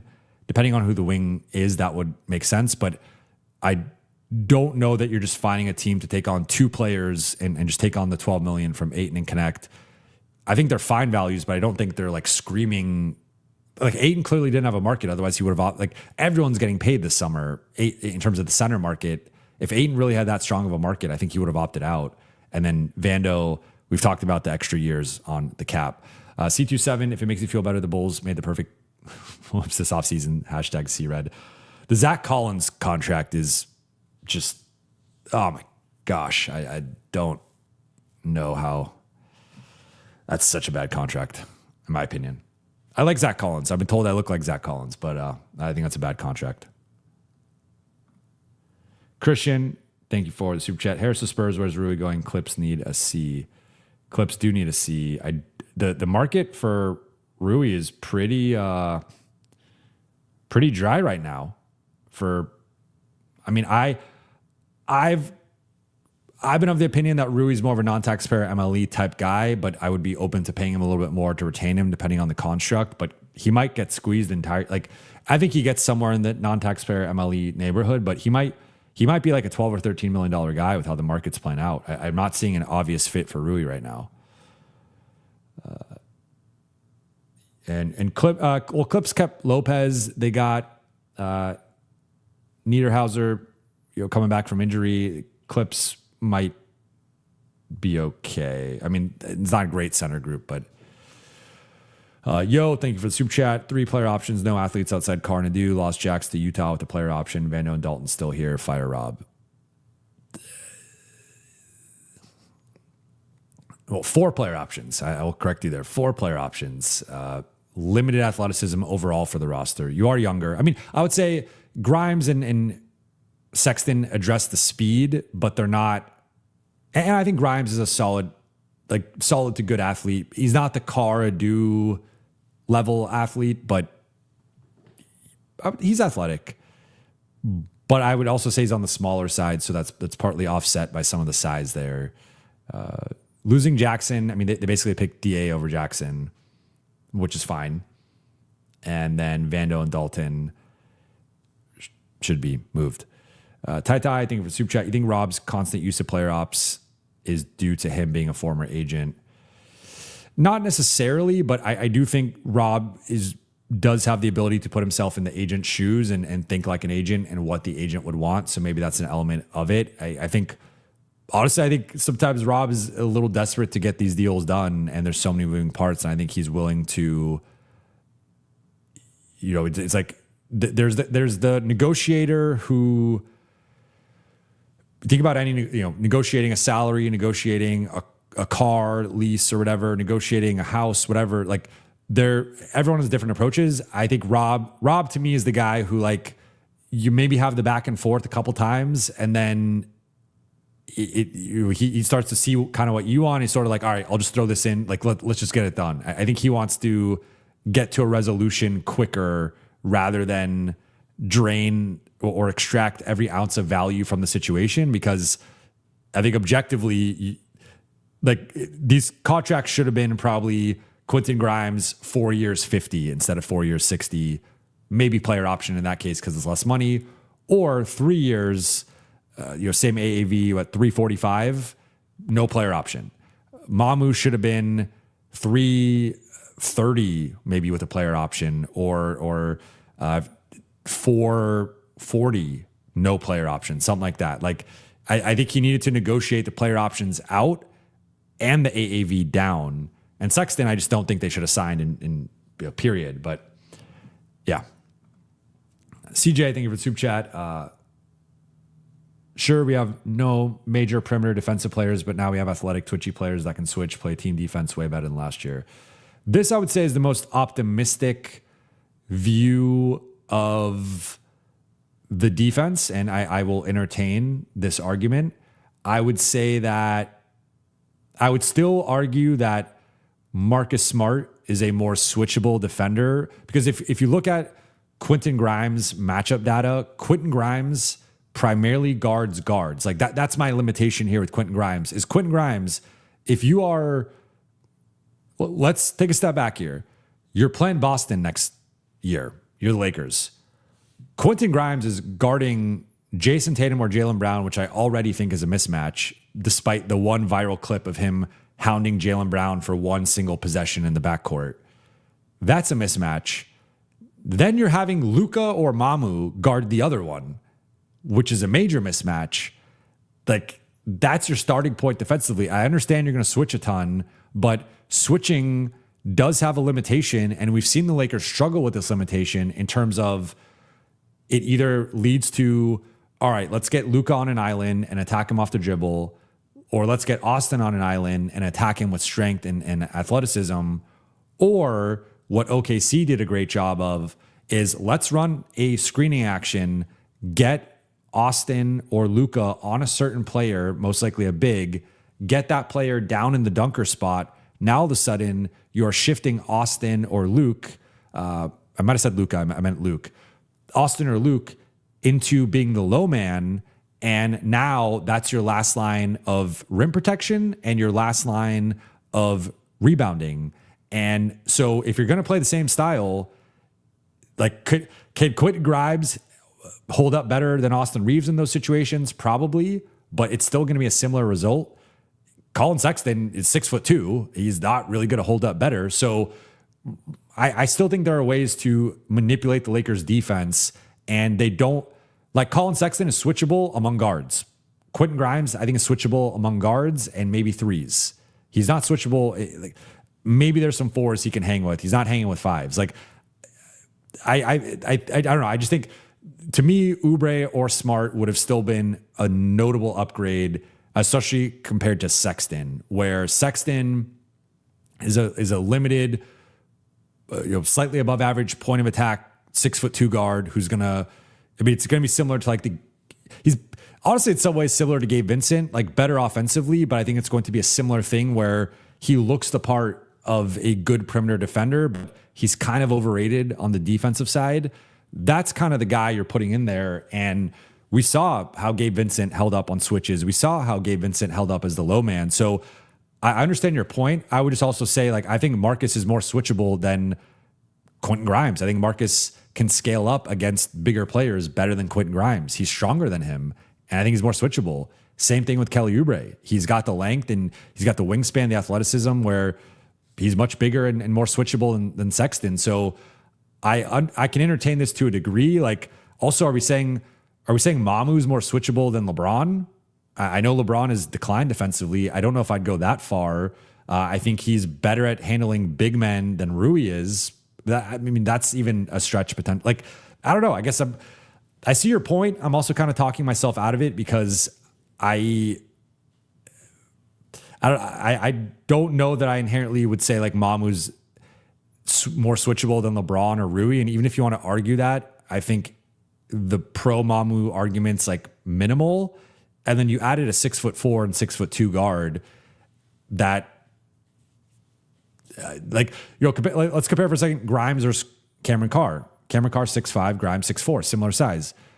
Cameron Carr's got a 7'1" wingspan. Quentin Grimes has got a 6'8" wingspan. Like, there's a different class of switchability there that if we're including Carr in this, obviously Carr fits into the athletic, twitchy, switchable thing, but I would argue that JJ has not shown an ability to protect his weaker defenders. He has let Gabe Vincent, Luke Kennard, Austin die in isolation continually. He's also not been able to figure out how to prevent those guys from being the low man, and he needs to work on pre-switching and scram switching, and that's not something that he's shown an ability to do yet. So he's got to work on that, but I would even argue that some of the guys they lost were bigger and more switchable, at least in a front court context, than the guys they brought. Like, I guess just straight up, Grimes, Mamu, and Sexton versus LeBron, Rui, and Luke. Obviously, Luke is the odd man out there, the weak spot, so maybe that automatically disqualifies them. But I would say LeBron and Rui are more switchable than Grimes and Mamu. And definitely Sexton. I don't think Sexton's very switchable, but Grimes is a 1 or 2 defender. Mamu's a 4 or 5 defender. I think LeBron and Rui can defend more types of players. And then next one from Tai, thank you for the super chat. Sexton more valuable if Luka or Austin are out. That's a fair point. And look, there's some Luka Austin injury stuff. I would also say that here's my thing though. I understand that concern and you need a contingency plan if you lose one of those guys. But if we look at what's a bigger concern, the overall state of LA's perimeter defense, which you're going to feel every single night, even if they have a healthy roster, or the hypothetical scenario that if you lose Luka or Austin, you'd rather have Collin Sexton than like Kelly Oubre or Marcus Smart. Like, ideally you have both, right? You have the perimeter guy that is the stopper, and you also have the Sexton type that can step up with Luka or Austin out. But one is a hypothetical problem that, like, sure, Luka and Austin, based on their injury histories, they're probably going to miss 15 to 20 games. I'm not denying that. But they could also play 70 games. They could also play 75, theoretically.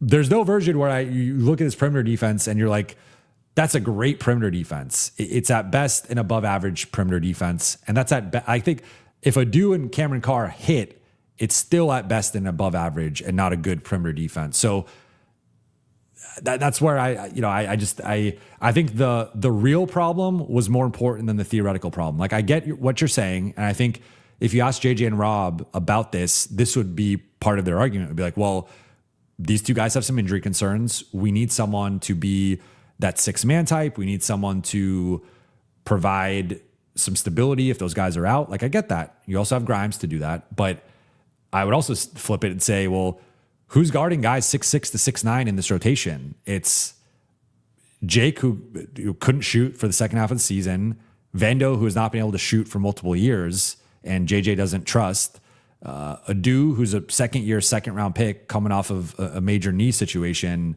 Cameron Carr, who is still developing defensively, needs to gain 10, 15 pounds. Like, who's that guy? I don't see him on the roster right now, and I think that's a problem. Grind doesn't stop. Thank you for the super chat. So this is what optionality bought us. You could also say brought us.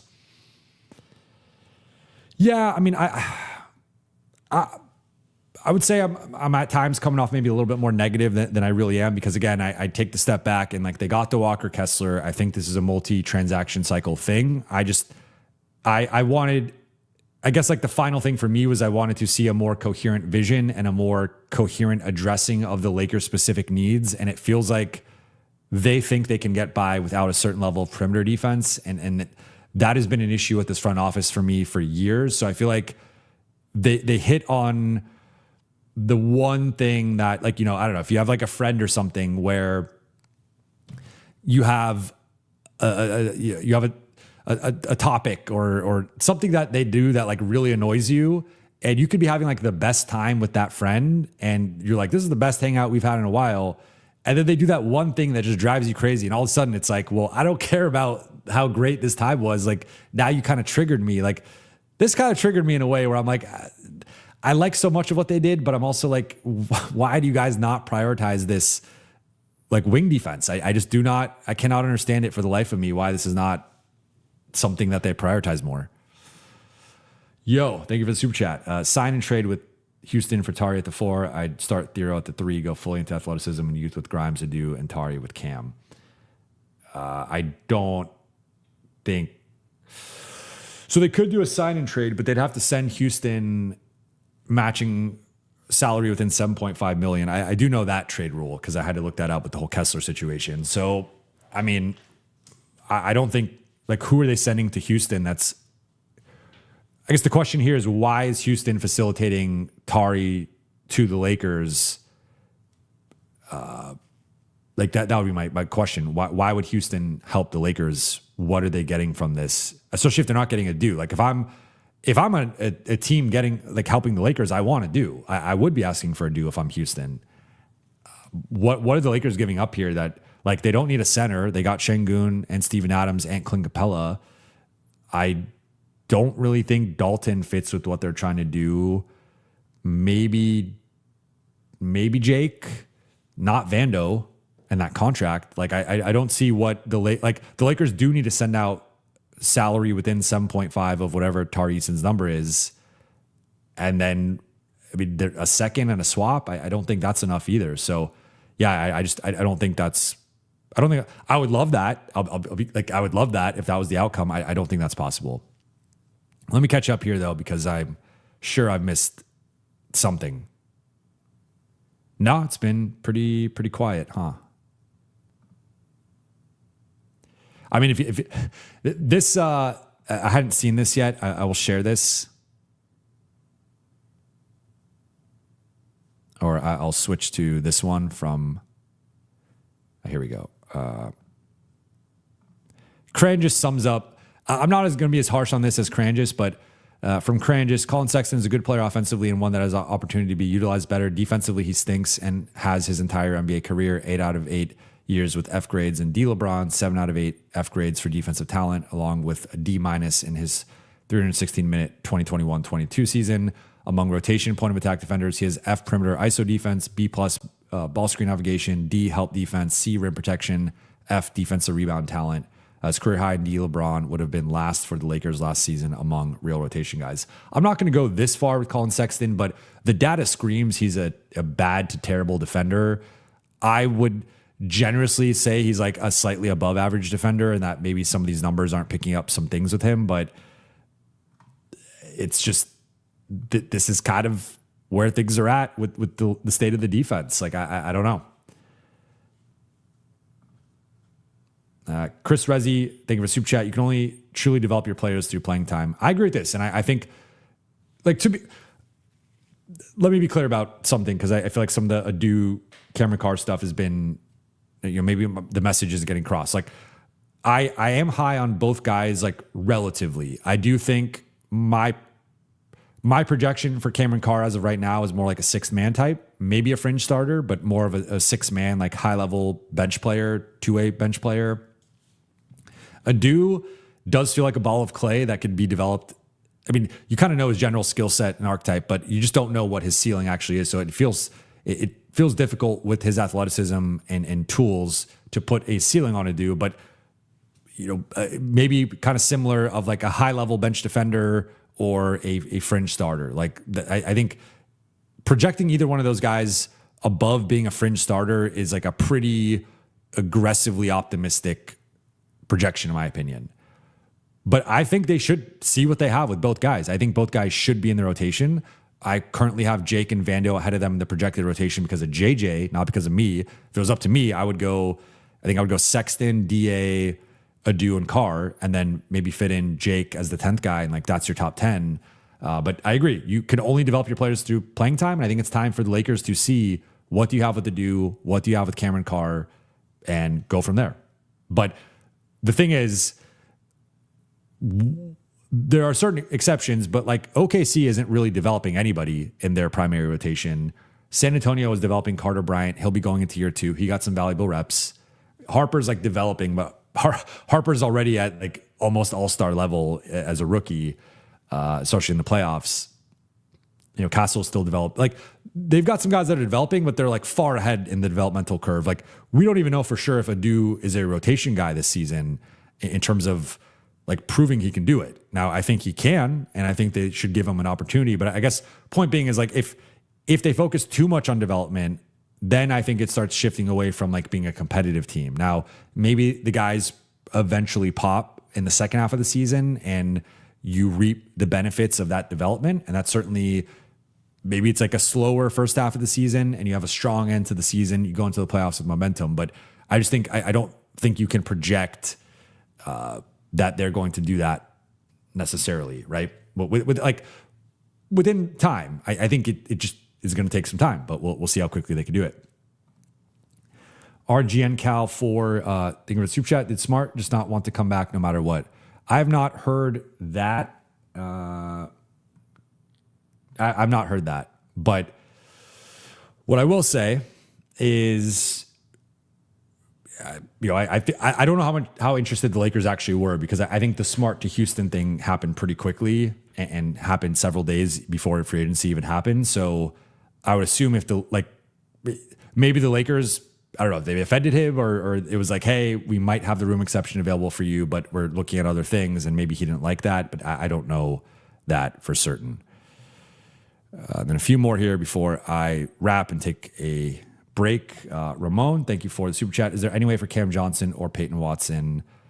I would say almost certainly no way for Peyton Watson, because that would require a sign-in trade with Denver, and I don't see Denver giving him up. Like you saw what Kessler just went for. I don't think Peyton Watson's commanding the same price, but I think he's going to get, I think you'd go for at least a first. Lakers don't have that. Cam Johnson, depending on the salary, potentially, but my understanding, again, I have to nail down the final number. I think Denver basically needs to dump Johnson or Brown like entirely and not take anything back. And the Lakers don't have the cap flexibility to just take on one of their contracts. Plus they're over the cap now, or they will be over. I mean, they're basically at the cap. They will be once they sign Austin, and then they only have so much room to take on money. And like they also have to send back money. I don't know if Denver's going to want to do that. So the Cam Johnson, Christian Brown route was supposed to be taking those guys into space, not taking those guys above the cap. Christian Brown could be the exception here if they're willing to take on Vando. If they're willing to do Vando and Dalton for Christian Brown, that could work. I don't think they do that for Cam Johnson, because Christian Brown has 5 more years left. Cam Johnson isn't expiring. So doesn't make sense to take on Vando when he's got an extra year past Johnson. That's not something you'd want to do. Christian Brown, though, you get off the extra 3 years of Brown relative to Vando. That is something you would want to do. So I think if they're willing to take on Christian Brown, I think there could be something there, but that would have to, that's it. Pastor D, thank you for the super chat. Yo, JJ's got to coach Carr / Thiero up in real time. Yeah, I think now it's on JJ to develop these guys. That's the task at hand, and we'll see how those guys develop. RGN Cal 4, thank you for the super chat. Rob had 2 years, and this is what he came up with. I mean, I would say Kessler, I love the fit. I think the price is a little high, but I think it'll be fine. The other 3 guys, I'm a bit collectively underwhelmed.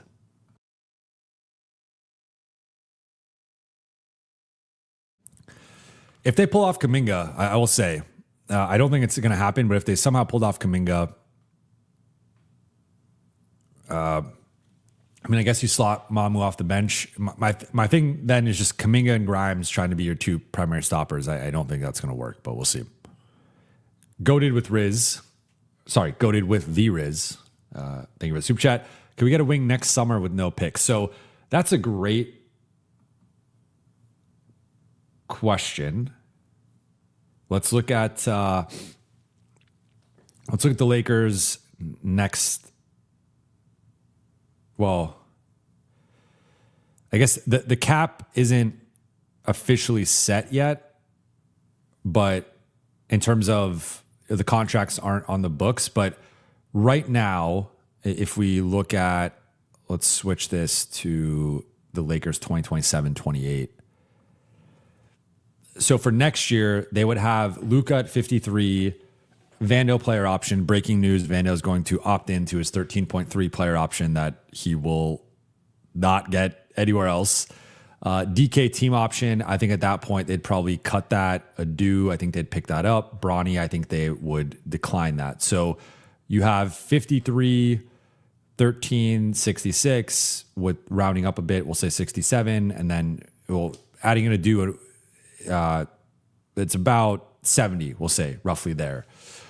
So before we mention Austin Reeves, 44.5, Walker Kessler, 31.7, so that's about 76 between those guys. So 76 plus 70, 146. Quentin Grimes, 14.6.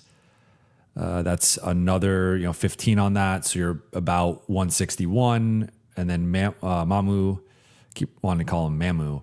Mamu, another 12. So you're at roughly at 174. And then Collin Sexton, you're almost at 184. So between those 8 players, Luka, Vando, Adou, Austin, Kessler, Grimes, Mamu, Collin Sexton, 8 guys, $184 million. And the projected cap for next year is supposed to rise. It's always supposed to rise by about 10%. So the projected cap would be, if this year is about just under 165, if you do an additional, 16, let's say an additional 16.5 on the cap, I mean, you're getting to about 181. So right now, the Lakers would be projecting to be above the cap just straight up with the current salaries. That's to say nothing of any, if they sign a 2-year minimum, or if they do end up waiving someone, stretching someone, signing someone else. So the Lakers are already projected to go over the cap next summer. Now, they could have the non-taxpayer MLE, depending on their contract structure, depending on where the contract numbers end up. But they do project to be above the cap, and at best they would have that 15 million or so to add someone. So I guess theoretically this could be a 1-year gap year, transition year from a perimeter defense standpoint. You go get that player next year. I didn't even mention Cameron Carr, who hasn't even been listed here because of, I guess he's not official. So if you add in Cameron Carr, then you're at like 187, almost 188, and that's 9 guys. So yeah, so you'd be at that point almost 7 million above the cap, and you'd need 5 more guys, and you could use the non-taxpayer MLE. So that would be they're only going to be able to operate in free agency basically, or taking back bad contracts. Cage Britt, thank you for the super chat. What's Rob's thought process for Collin Sexton over Oubre, etc.? My understanding is it's the youth and the speed, and they wanted guys 28 or roughly in that mid to late 20s range, where Oubre's 31, Marcus Smart's 32. So I think they wanted to draw a line in the sand and be like, we're getting younger, we're staying in the mid to high 20s. I just think that's a miscalculation and a mistake. With Sexton in particular, I just think those guys are better and fit more of what LA needs. Goated with the Riz, thank you for the super chat. And is a wing next summer the next big move? Potentially, but here are some limiting factors. The Lakers will have no first-round picks to trade. They will have one second round pick, one swap. Now, post-draft, post-2027 draft, I think they would have 2 swaps, but still only two second-round picks. So next summer, they could have 2 swaps, 2 second-round picks, no first-round picks. And remember, they're already over the cap. So it's not like they have this cap space or whatever to take on a big contract. So it would probably require, I think the best case scenario here would be You want all the guys on their current contracts to at least live up to their contracts in terms of Grimes, Mamu, Sexton. Sexton will be expiring.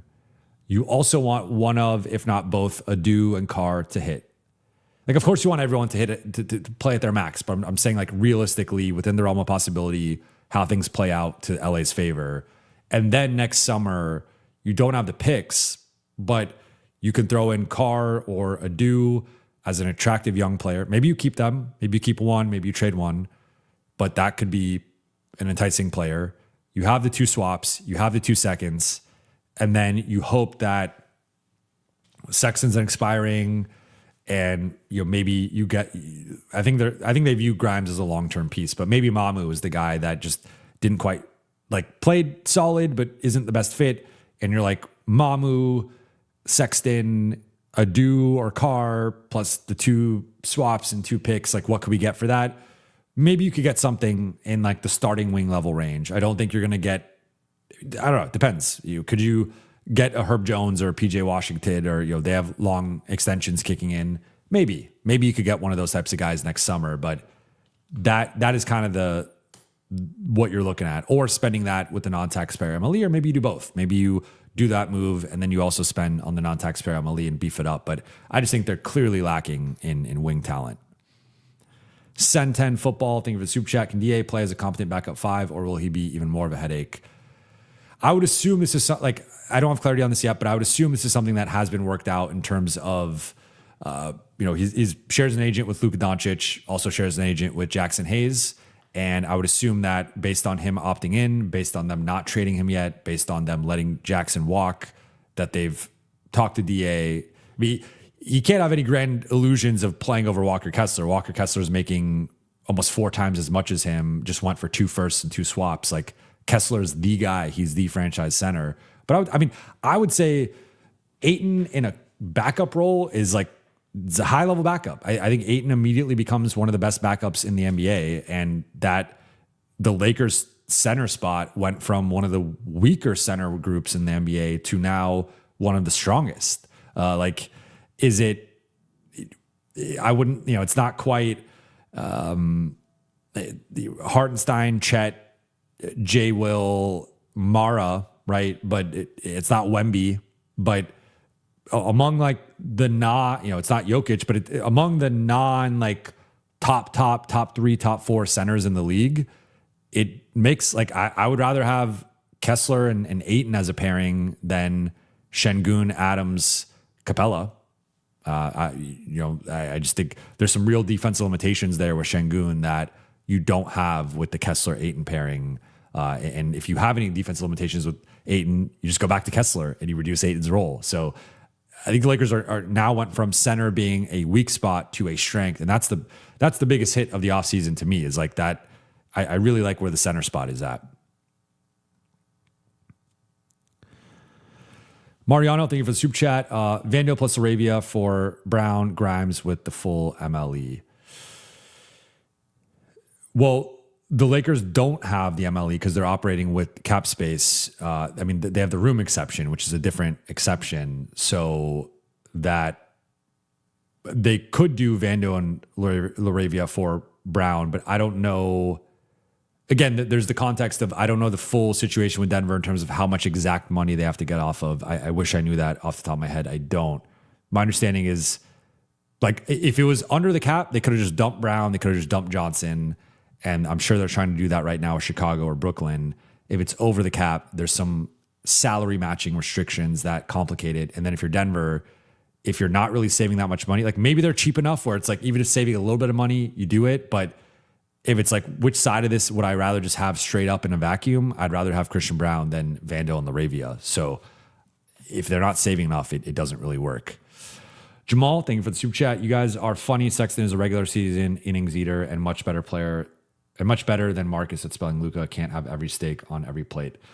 So I did touch on something along these lines a little bit earlier, but I will reiterate the same point. Yes, Collin Sexton is better than Marcus offensively. He's a better shooter. I would say overall, probably a better ball handler. I don't know if I'd say better passer because I think Marcus is an underrated passer, and his passing to the bigs, especially feeding DA consistently, I think was an underrated part of his game and the overall offense. But if you want to say Sexton, better ball handler, better passer, okay. Better offensive player for sure. No denying that. I think there's a sizable gap between them defensively. Like we're talking 2 to 3 tiers of like general players, which I guess it's more of like a abstract concept, but Sexton rates out as somewhere between like a 10th to 30th percentile defender. Marcus Smart is somewhere between is around a 90th percentile defender. Like there's a massive gap between them defensively.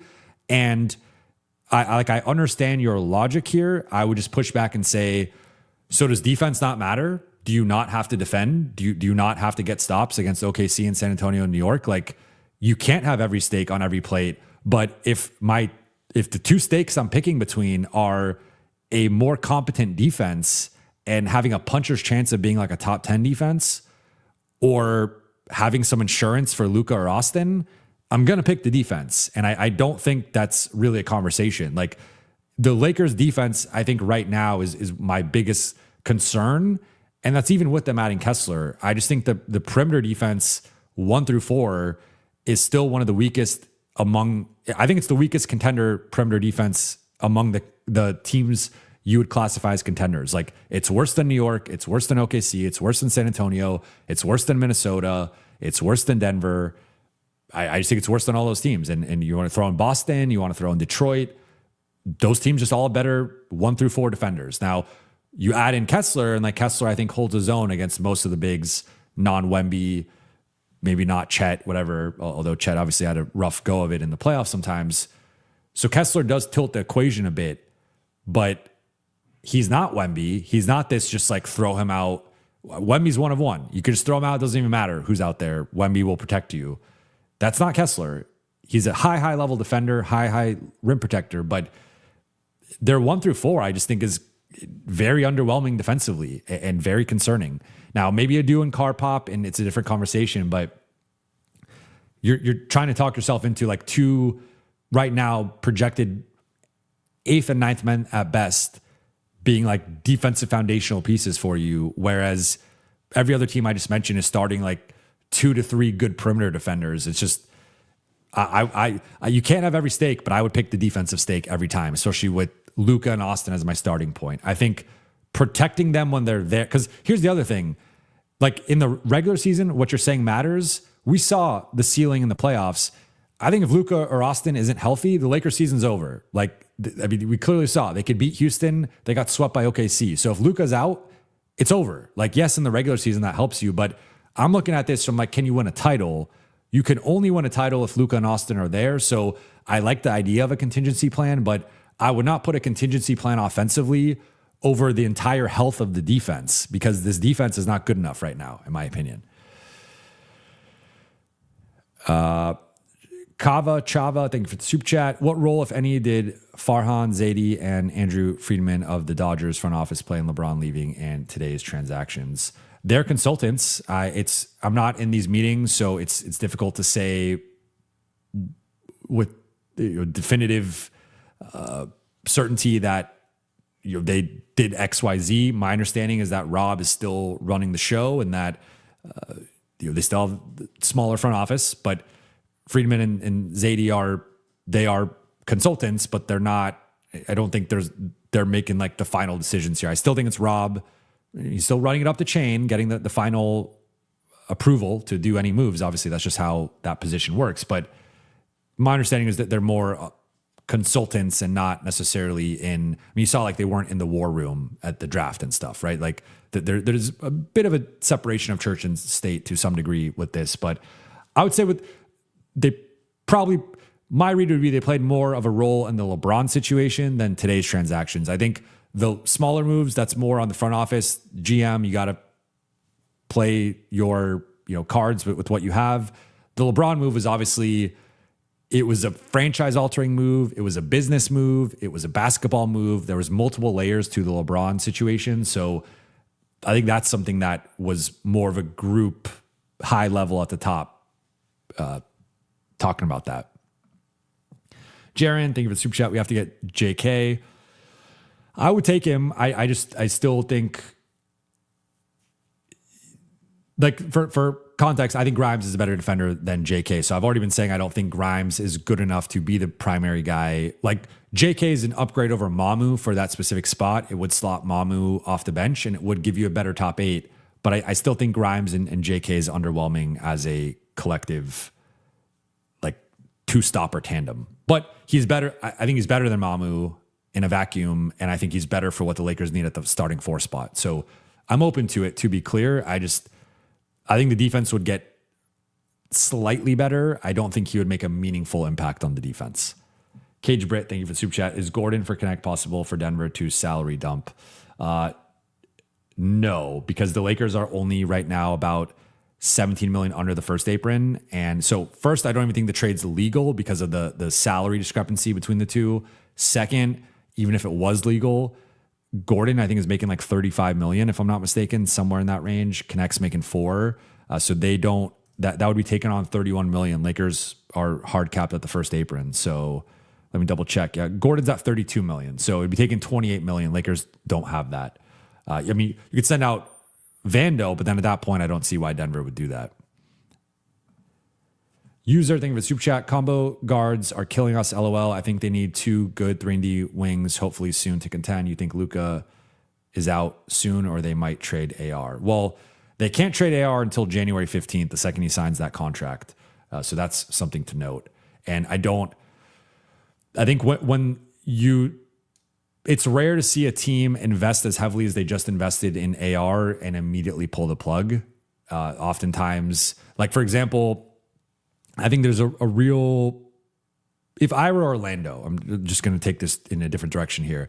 If I were Orlando, I would prioritize keeping Jalen Suggs over Desmond Bane personally, because I think Suggs, it has a more valuable archetype. I think Bane's a little overpaid, and now Suggs has shooting limitations, injury limitations. His contract is also a bit bloated, but I think, at least based on my knowledge, like, if Orlando does go that route of potentially moving one of those guys, they would probably prefer to just get off Suggs. And part of that's because they gave up so many picks. They gave up 4 picks for Desmond Bane. And, like, there's that element of, once you invest in a player, teams really hate admitting they make mistakes. I think the Lakers have been at the forefront of, with the Westbrook situation, with some of their other moves. Like, this is not an organization or front office that likes admitting they screwed something up and immediately getting off of it. That's not in their MO. And so, or not often been in their MO. So I would be shocked if they end up moving Austin around the deadline. Now, look, if things go off the rails and Austin regresses, or just the team's bad, you have to look at what you have and you have to evaluate your options. I'm not saying he's like untouchable or there aren't circumstances they would move him. I'm just saying it would be pretty jarring to see we kept Austin at the max, and now you forced their hand to a degree with the outside market, but I still think it'd be jarring to see them be like, we valued this guy as a max enough to at least pay him, and now let's trade him. I don't think, I think if they do eventually move Austin at some point, the earliest would be next summer, not this season, but we'll see. I do agree that they need 2 3-and-D wings to contend. Now, maybe they have one on the roster in Carr. Adou, I think, has a ways to go offensively to be considered like a 3-and-D wing, but maybe they have 2. Maybe they have those two guys pop. Maybe that's how this happens. But yeah, I felt they needed to add 2 of those types of guys. You could argue maybe Grimes is 1, and maybe Carr pops, and that's 2. But I don't know if that's good enough. Rez, any chance Jeremy Grant gets, thank you for super chat. Any chance Jeremy Grant gets bought out and fills our 4 position? Jeremy Grant is, let's see here. He's making 34 and then a player option for 36, but player option, if you are, I mean, that's a massive buyout that, I think that's too much money. He's making $70 million over the next 2 years. I don't think he gets bought out. Like, he would, I mean, if I'm Jeremy Grant, I'm not seeing that level of money, at least. Yeah, I'm not seeing that level of money again, potentially in my NBA career, if I opt out of that. So I don't, or if I agree to a buyout, I don't see that happening. Aunt Jay, thank you for the super chat. Jazz sign Hayes, so my sleeper pickup is Jonathan Isaac. I would take, I would take Thibault and Isaac. My thing would be I would really want to move off Vando. I don't think Isaac and Vando make sense on the same team. Like you basically have two defensive stoppers who are borderline unplayable offensively, if not just straight up unplayable offensively. Like I don't think they make sense on the same team, but if you get rid of Vando, I don't mind Isaac as a minimum replacement. User, thank you for the super chat. The entire philosophy of they want guys that could shoot and dribble does not match a Luka Reeves team. How are they this out of touch? Is it RP or JJ? I think it's a combination of both. I think that, one thing that Pete Zayas has been talking about recently, shout out to Pete, new co-host with the Lakers Collective, is how Rob likes to collaborate with the coach and the star. So there is some protection where Rob can at least point to being like, well, like to me, Quentin Grimes screams JJ Redick. They have a very close relationship. JJ's trained him in the offseason. Like he reached out to JJ to learn from JJ. Quentin Grimes to me screams JJ Redick player. Mamu and Collin Sexton screams Rob Pelinka player because of the biggest, a tiny combo guard.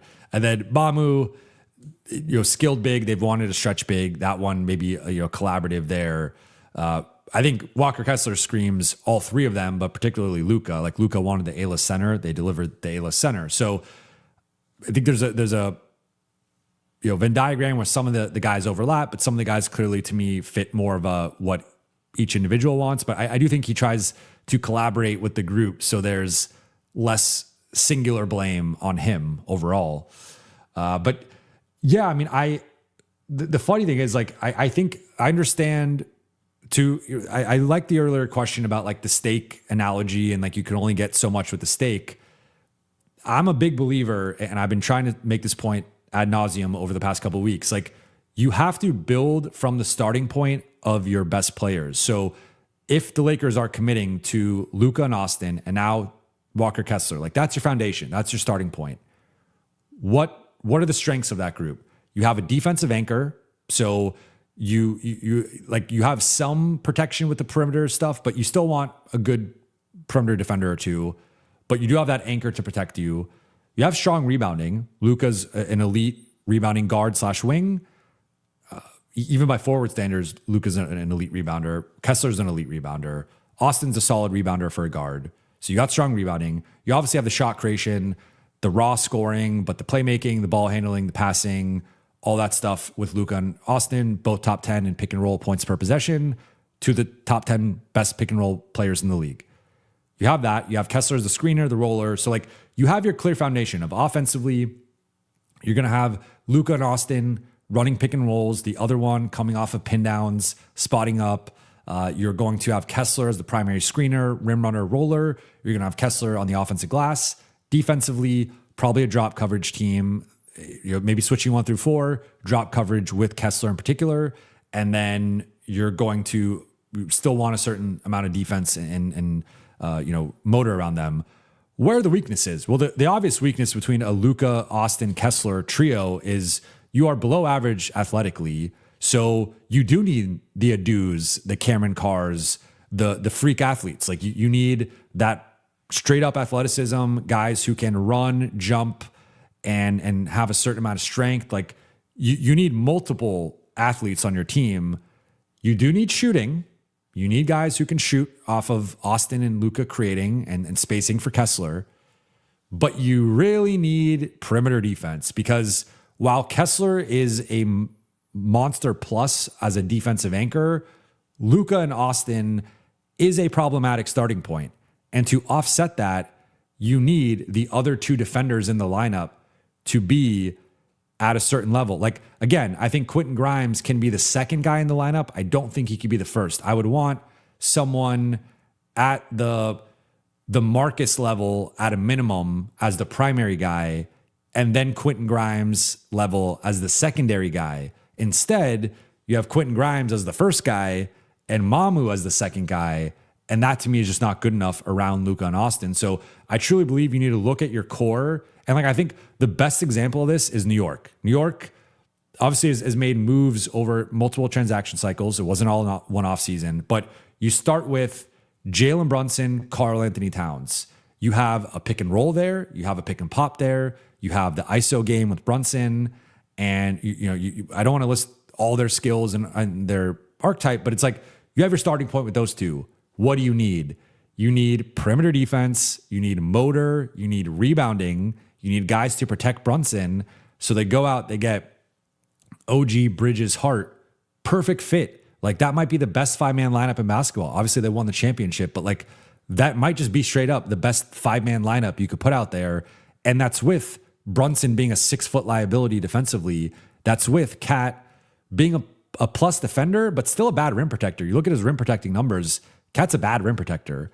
And it didn't matter because they had the perimeter defense to prop them up. So that I was looking more for that type of build where I'm not saying go get the OG and the Bridges. The Lakers weren't going to be able to afford that type of guy plus Kessler, but at least a Josh Hart level. And I don't think Quentin Grimes is a Josh Hart level defender or motor player.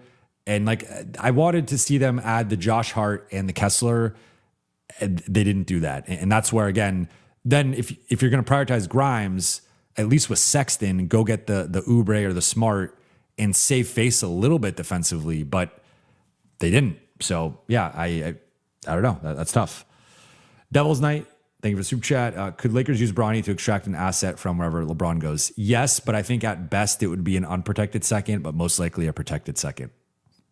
I don't see it being anything more than a second. Rich, thank you for the super chat. I can say for the first time, mainstream media is more optimistic on Lakers moves than you and other pods, but Stephen A's take is ridiculous and race baiting. I've not seen Stephen A's take. I mean, if you're saying race baiting, I have an assumption of where he took it.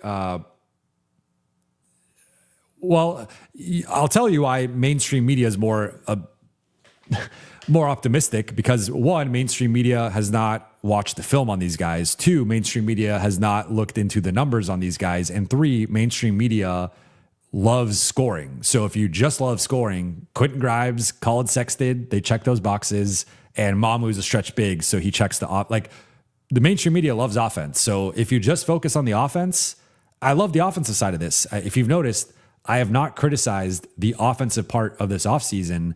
I think the offensive side is strong. I just think the Lakers are at such a deficit starting with their core defensively on the perimeter that they needed to address that in a more meaningful way, and they didn't. So, yeah, I mean, there's going to be the casuals or the people who just look at Quentin Grimes averaged 18, Sexton averaged 12, or he averaged 15 this past year. Mamu averaged 11. Like offense. People love offense, but there's two sides to the floor, and the Lakers are still behind the 8 ball defensively. Zacchaeus, thank you for the super chat. If you're going to give all that up for Kessler, then why wait for the offseason? Well, you would have had to sign him anyway. So I guess that would be the limitation there. I mean, you could have, I guess, done this at the trade deadline and then been in control of his contract. And now maybe Chicago or Brooklyn pushes to try and poach him from you, and you have to overpay him. But it's a fair opportunity cost question. I don't think that's out of bounds. Doom Servant, thank you for the super chat. Off topic but important. Will you be doing segments on LeBron's new team in the future for us Bron stands you picked up along the way? Thinking face. I will definitely be doing a LeBron breakdown pod whenever he signs, and he's LeBron, so I'm going to talk about him. LeBron is he's arguably the biggest American athlete in sports. I think you could take away the arguably. I think he is. So yeah, I mean, LeBron will be talked about plenty on this channel. I don't know exactly in terms of like segments how often that will pop up. I don't know if we're going to do a nightly LeBron watch or something like that. But if there's enough interest from the LeBron fan, I mean, I will still be covering the league and LeBron, and so I will be talking about LeBron plenty, not as much as typically, but definitely will still be talking about and covering him. Ilan, thank you for thank you for the super chat. Jovan, why didn't we give the money from Mamu and Grimes to retaining Rui, Smart, and Kennard? You could throw Sexton in there because you could have kept Smart or Kennard over Sexton in terms of the room exception. My understanding, it was a combination of youth. It was a combination. So we see Austin posted about LeBron finally on his story. So you could share that. 1 second. Speaking of LeBron, we'll get that up here. And 1 sec. This is zoomed out. Here we go. So here's Austin's message to LeBron on his Instagram story. My understanding, Grimes might have had more of a market than Rui. I wouldn't be surprised by that. He's not that much younger, but he's a little bit younger, more dynamic offensive player. My read here would be wanting to get younger with Smart and Kennard. Kennard is what, 30, I want to say? Yeah, he just turned 30 a week ago. So Kennard's 30, Marcus is 32, Rui is 27, gonna be turned 28. Excuse me. So you got a little bit younger. Mamu's 27, Grimes is 26. I don't know how much. I would hope it wouldn't just be as simple as like younger better, because that's not always true. But I think the big thing was, Mamu's gonna, I think, should cost less than Rui. We'll see if he actually does. Grimes might also cost less than Rui, depending on where. Grimes basically got the full MLE.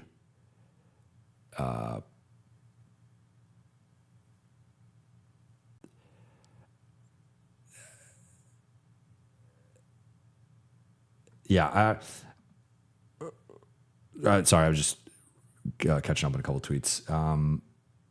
It's a fair question. I think they viewed Mamu and Grimes as longer term pieces. And look, maybe I am underselling the difference between Mamu and Rui defensively. Maybe you could argue there's, I view Mamu as more of an interior defender with some mobility, whereas Rui was also probably better in like a post defender, low usage help guy. But I've also seen Rui hold his own on some of those switches. Again, he couldn't consistently do it, but he was able to do it for spurts. Whereas I'd be pretty surprised if you see Mamu switching on to like Anthony Edwards or Shea or something like that and holding his own the way that Rui could at times. So big shoes to fill for Mamu compared to Rui. Lake Slow, thank you for the super chat. I don't think Rob knows what balance means. It's been an issue for the roster for years. And I'd say defensive balance, it might be the word, because they almost always default to prioritizing offense over defense. That's just been since the title team. That's where it doesn't make sense to me. They won a title with one of the best modern defenses in NBA history, with a slew of, you go back to that 2019-20 team, every player in the rotation was an above average defender. And I'm trying to think of who, and even guys who like Kuzma had he wasn't really perceived that way. Rondo had been aging. Trying to think of everyone else was, Keefe was obviously toward the back end of his career, but they got at a minimum average contributions, if not above average contributions from those guys. And that's to say nothing of obviously Caruso, KCP, Danny Green, Bradley, pre-bubble, AD, of course, but you still had LeBron in his mid-30s. You had JaVale and Dwight. You just had this awesome defensive team. And then they tore that team down, almost halfway down for the next season. And then they immediately tore it down again.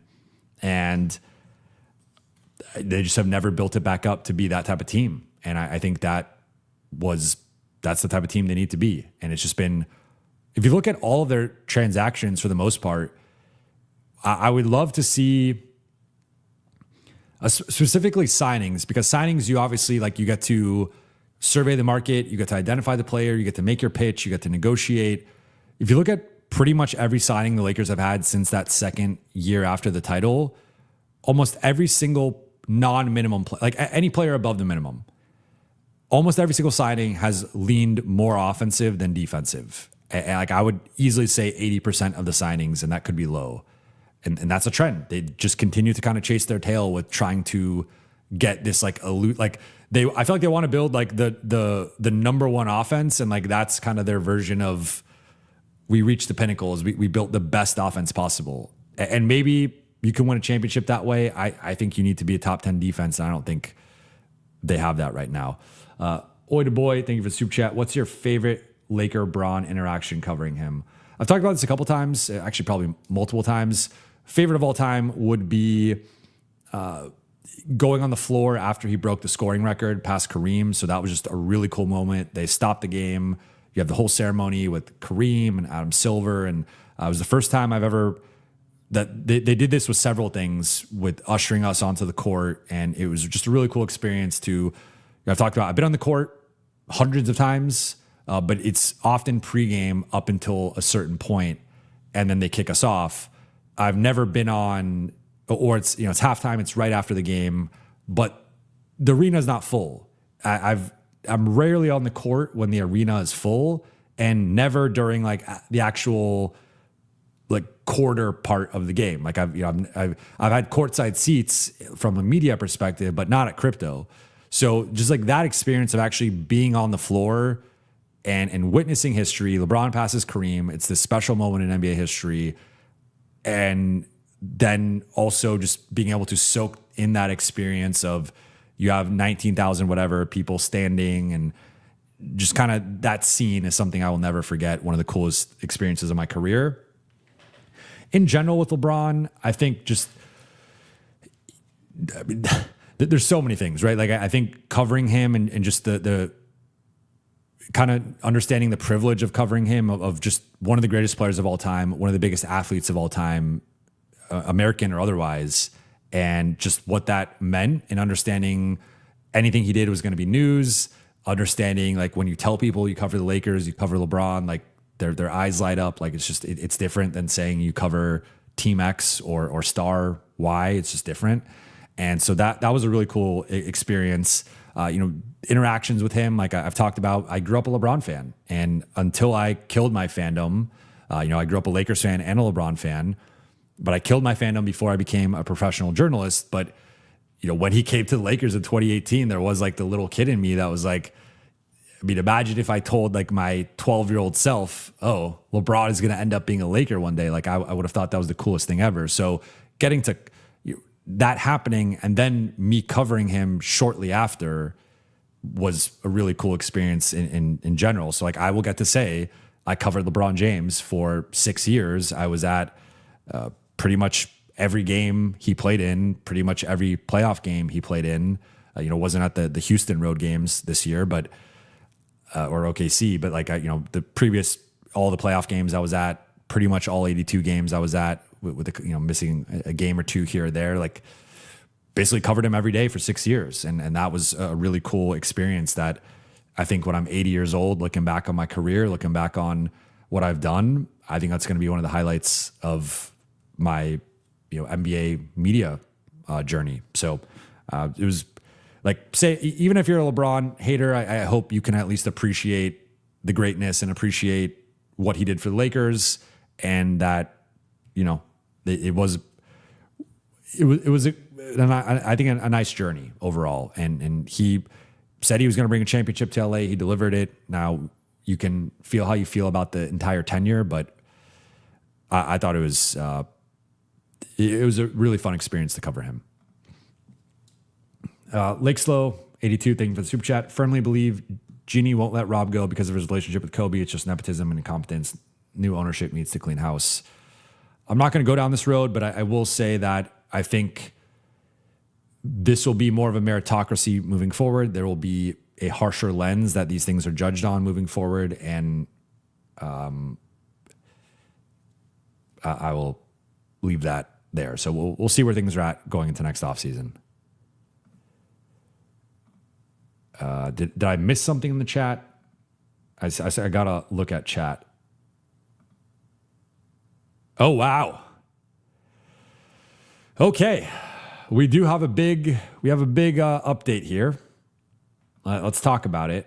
We'll take a I will put a pin in this one, Muse. Okay, then we'll get back to. Well, we do have some breaking news. Jaylen Brown has been traded to the Philadelphia 76ers for Paul George, 2 firsts and 2 seconds. I am excited to see what Bill Simmons thinks about this return. You do get the 2 firsts. You do get 2 seconds.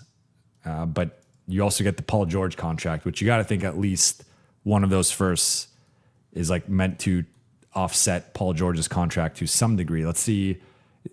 He's got 1 more year left. So he's making 54.1, then 56.6.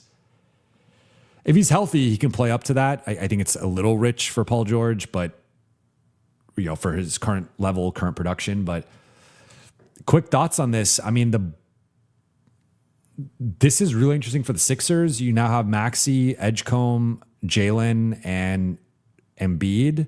They already beat the Celtics in round 1. I mean, this might vault Philly to me maybe to number 2 in the East behind New York. I'm reacting to this live right now. I'm really thinking through it. I'm keeping New York, defending champs, running it back. They lost Mitchell Robinson. They'll have to make up for that. But largely, I'm going to give New York their respect.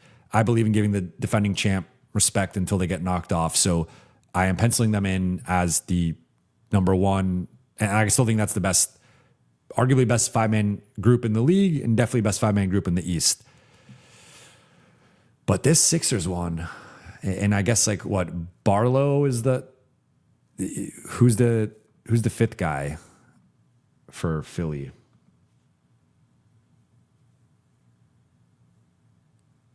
This is, let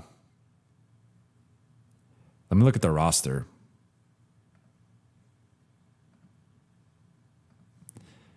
So Philly, I mean, you could go, so you're going to go Embiid, Maxey, Edgecombe, Jaylen Brown.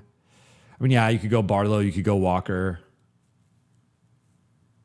And Dean Wade, sorry, I blanked there. Dean Wade. So yeah, your new starting group, I think, is Embiid, Wade, Jaylen Brown, Edgecombe, Maxey.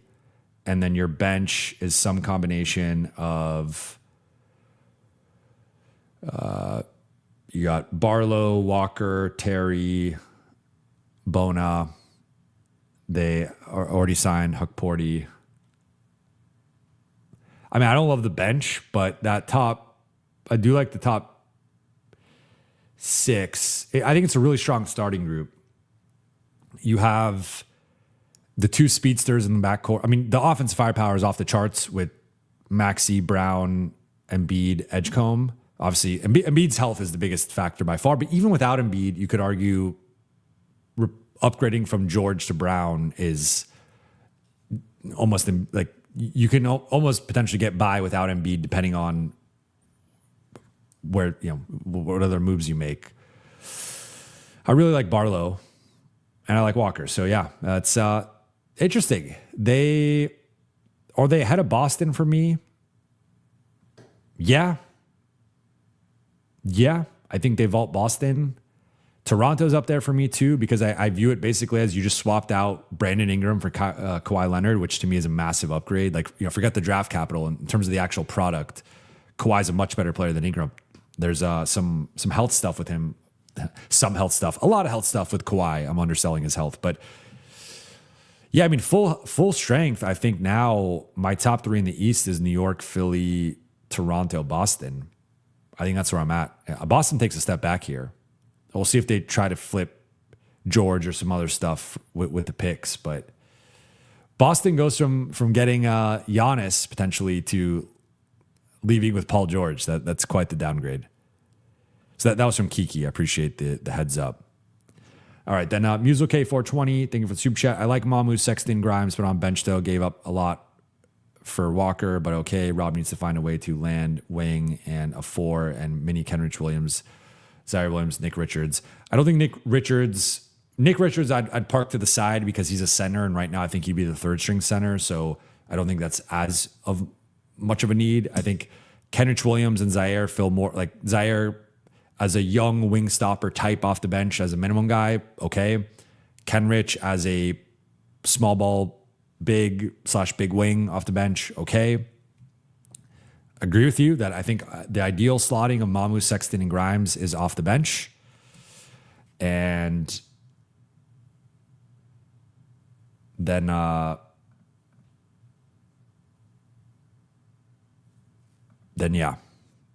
Sorry, I'm getting some text here.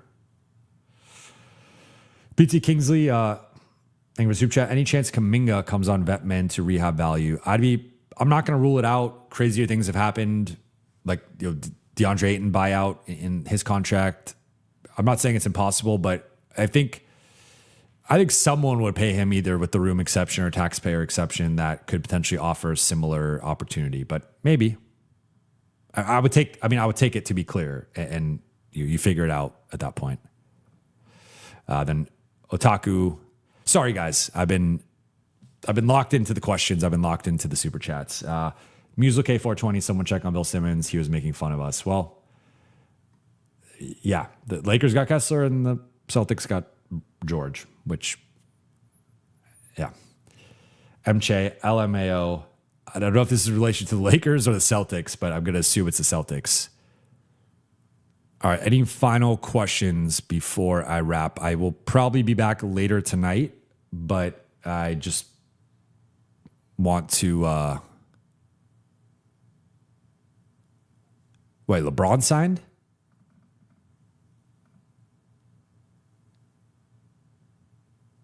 No. Okay. Chat got me.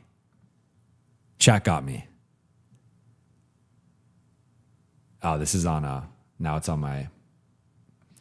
So it picks 2028 first that can convert from a first to a swap that is more favorable to Boston. So you're betting against Philly in 2 years, which, I mean, I just think if you have Brown, Maxey, and Edgecombe, that's, even if you lose Embiid, that's a very strong foundation. So I don't think they're going to be bad in 2 years.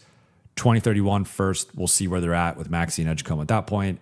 2028 second, most favorable of Golden State, OKC, Milwaukee. I'll tell you it's not going to be OKC. Be Milwaukee, that could be a high second round pick. And then 2030 most favorable, Washington, Portland, Phoenix. Depending on where, well, Washington 2030. I mean, Phoenix could be in a tough spot in 2030. Portland, I think, should be in a decent spot. Washington, TBD, but depends how AJ develops. So I would say that was a good first, potentially kind of meh first, and then a good second and a potentially meh second. So yeah, pretty under, and then you factor in just the gap between Brown and George and Brown's contract, and relatively underwhelming return for Jaylen Brown. Sir Haro, can we still get Rui? As things currently stand, no.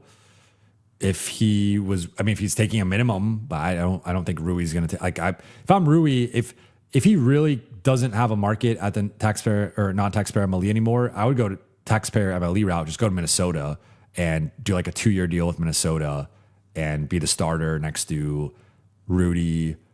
Go Rudy, Rui, Jaden, Ant, and LaMelo, and that's a tough starting five.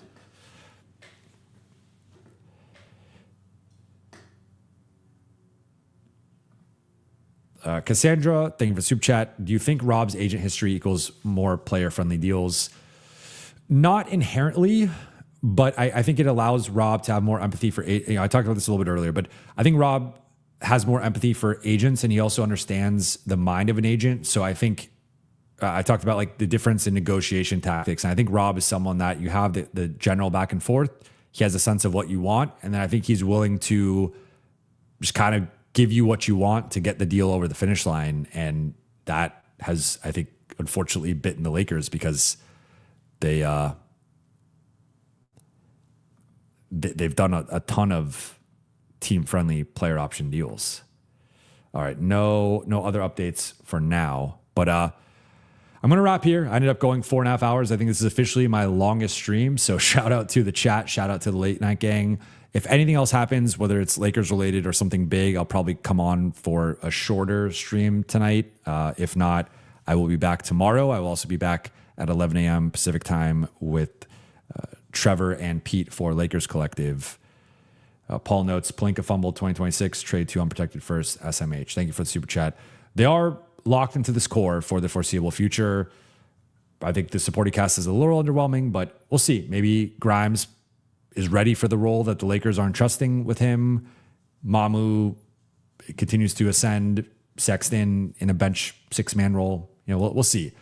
A little underwhelmed. I think all 3 guys are properly slotted as like 6th, 7th, 8th men on a real championship team, but we shall see. But I appreciate you guys, and I will potentially be back later. Don't want to promise I will be potentially back later, but definitely back tomorrow on both Lakers Collective and on here. Shout out to the chat. Shout out to the late night gang, and talk to you all very soon. For those 40% of you who watch who are not yet subscribed, it would mean the world to me if you hit that subscribe button. Trying to get to 40,000 subscribers by the end of the off season, end of July, would mean a ton. Talk to you all then.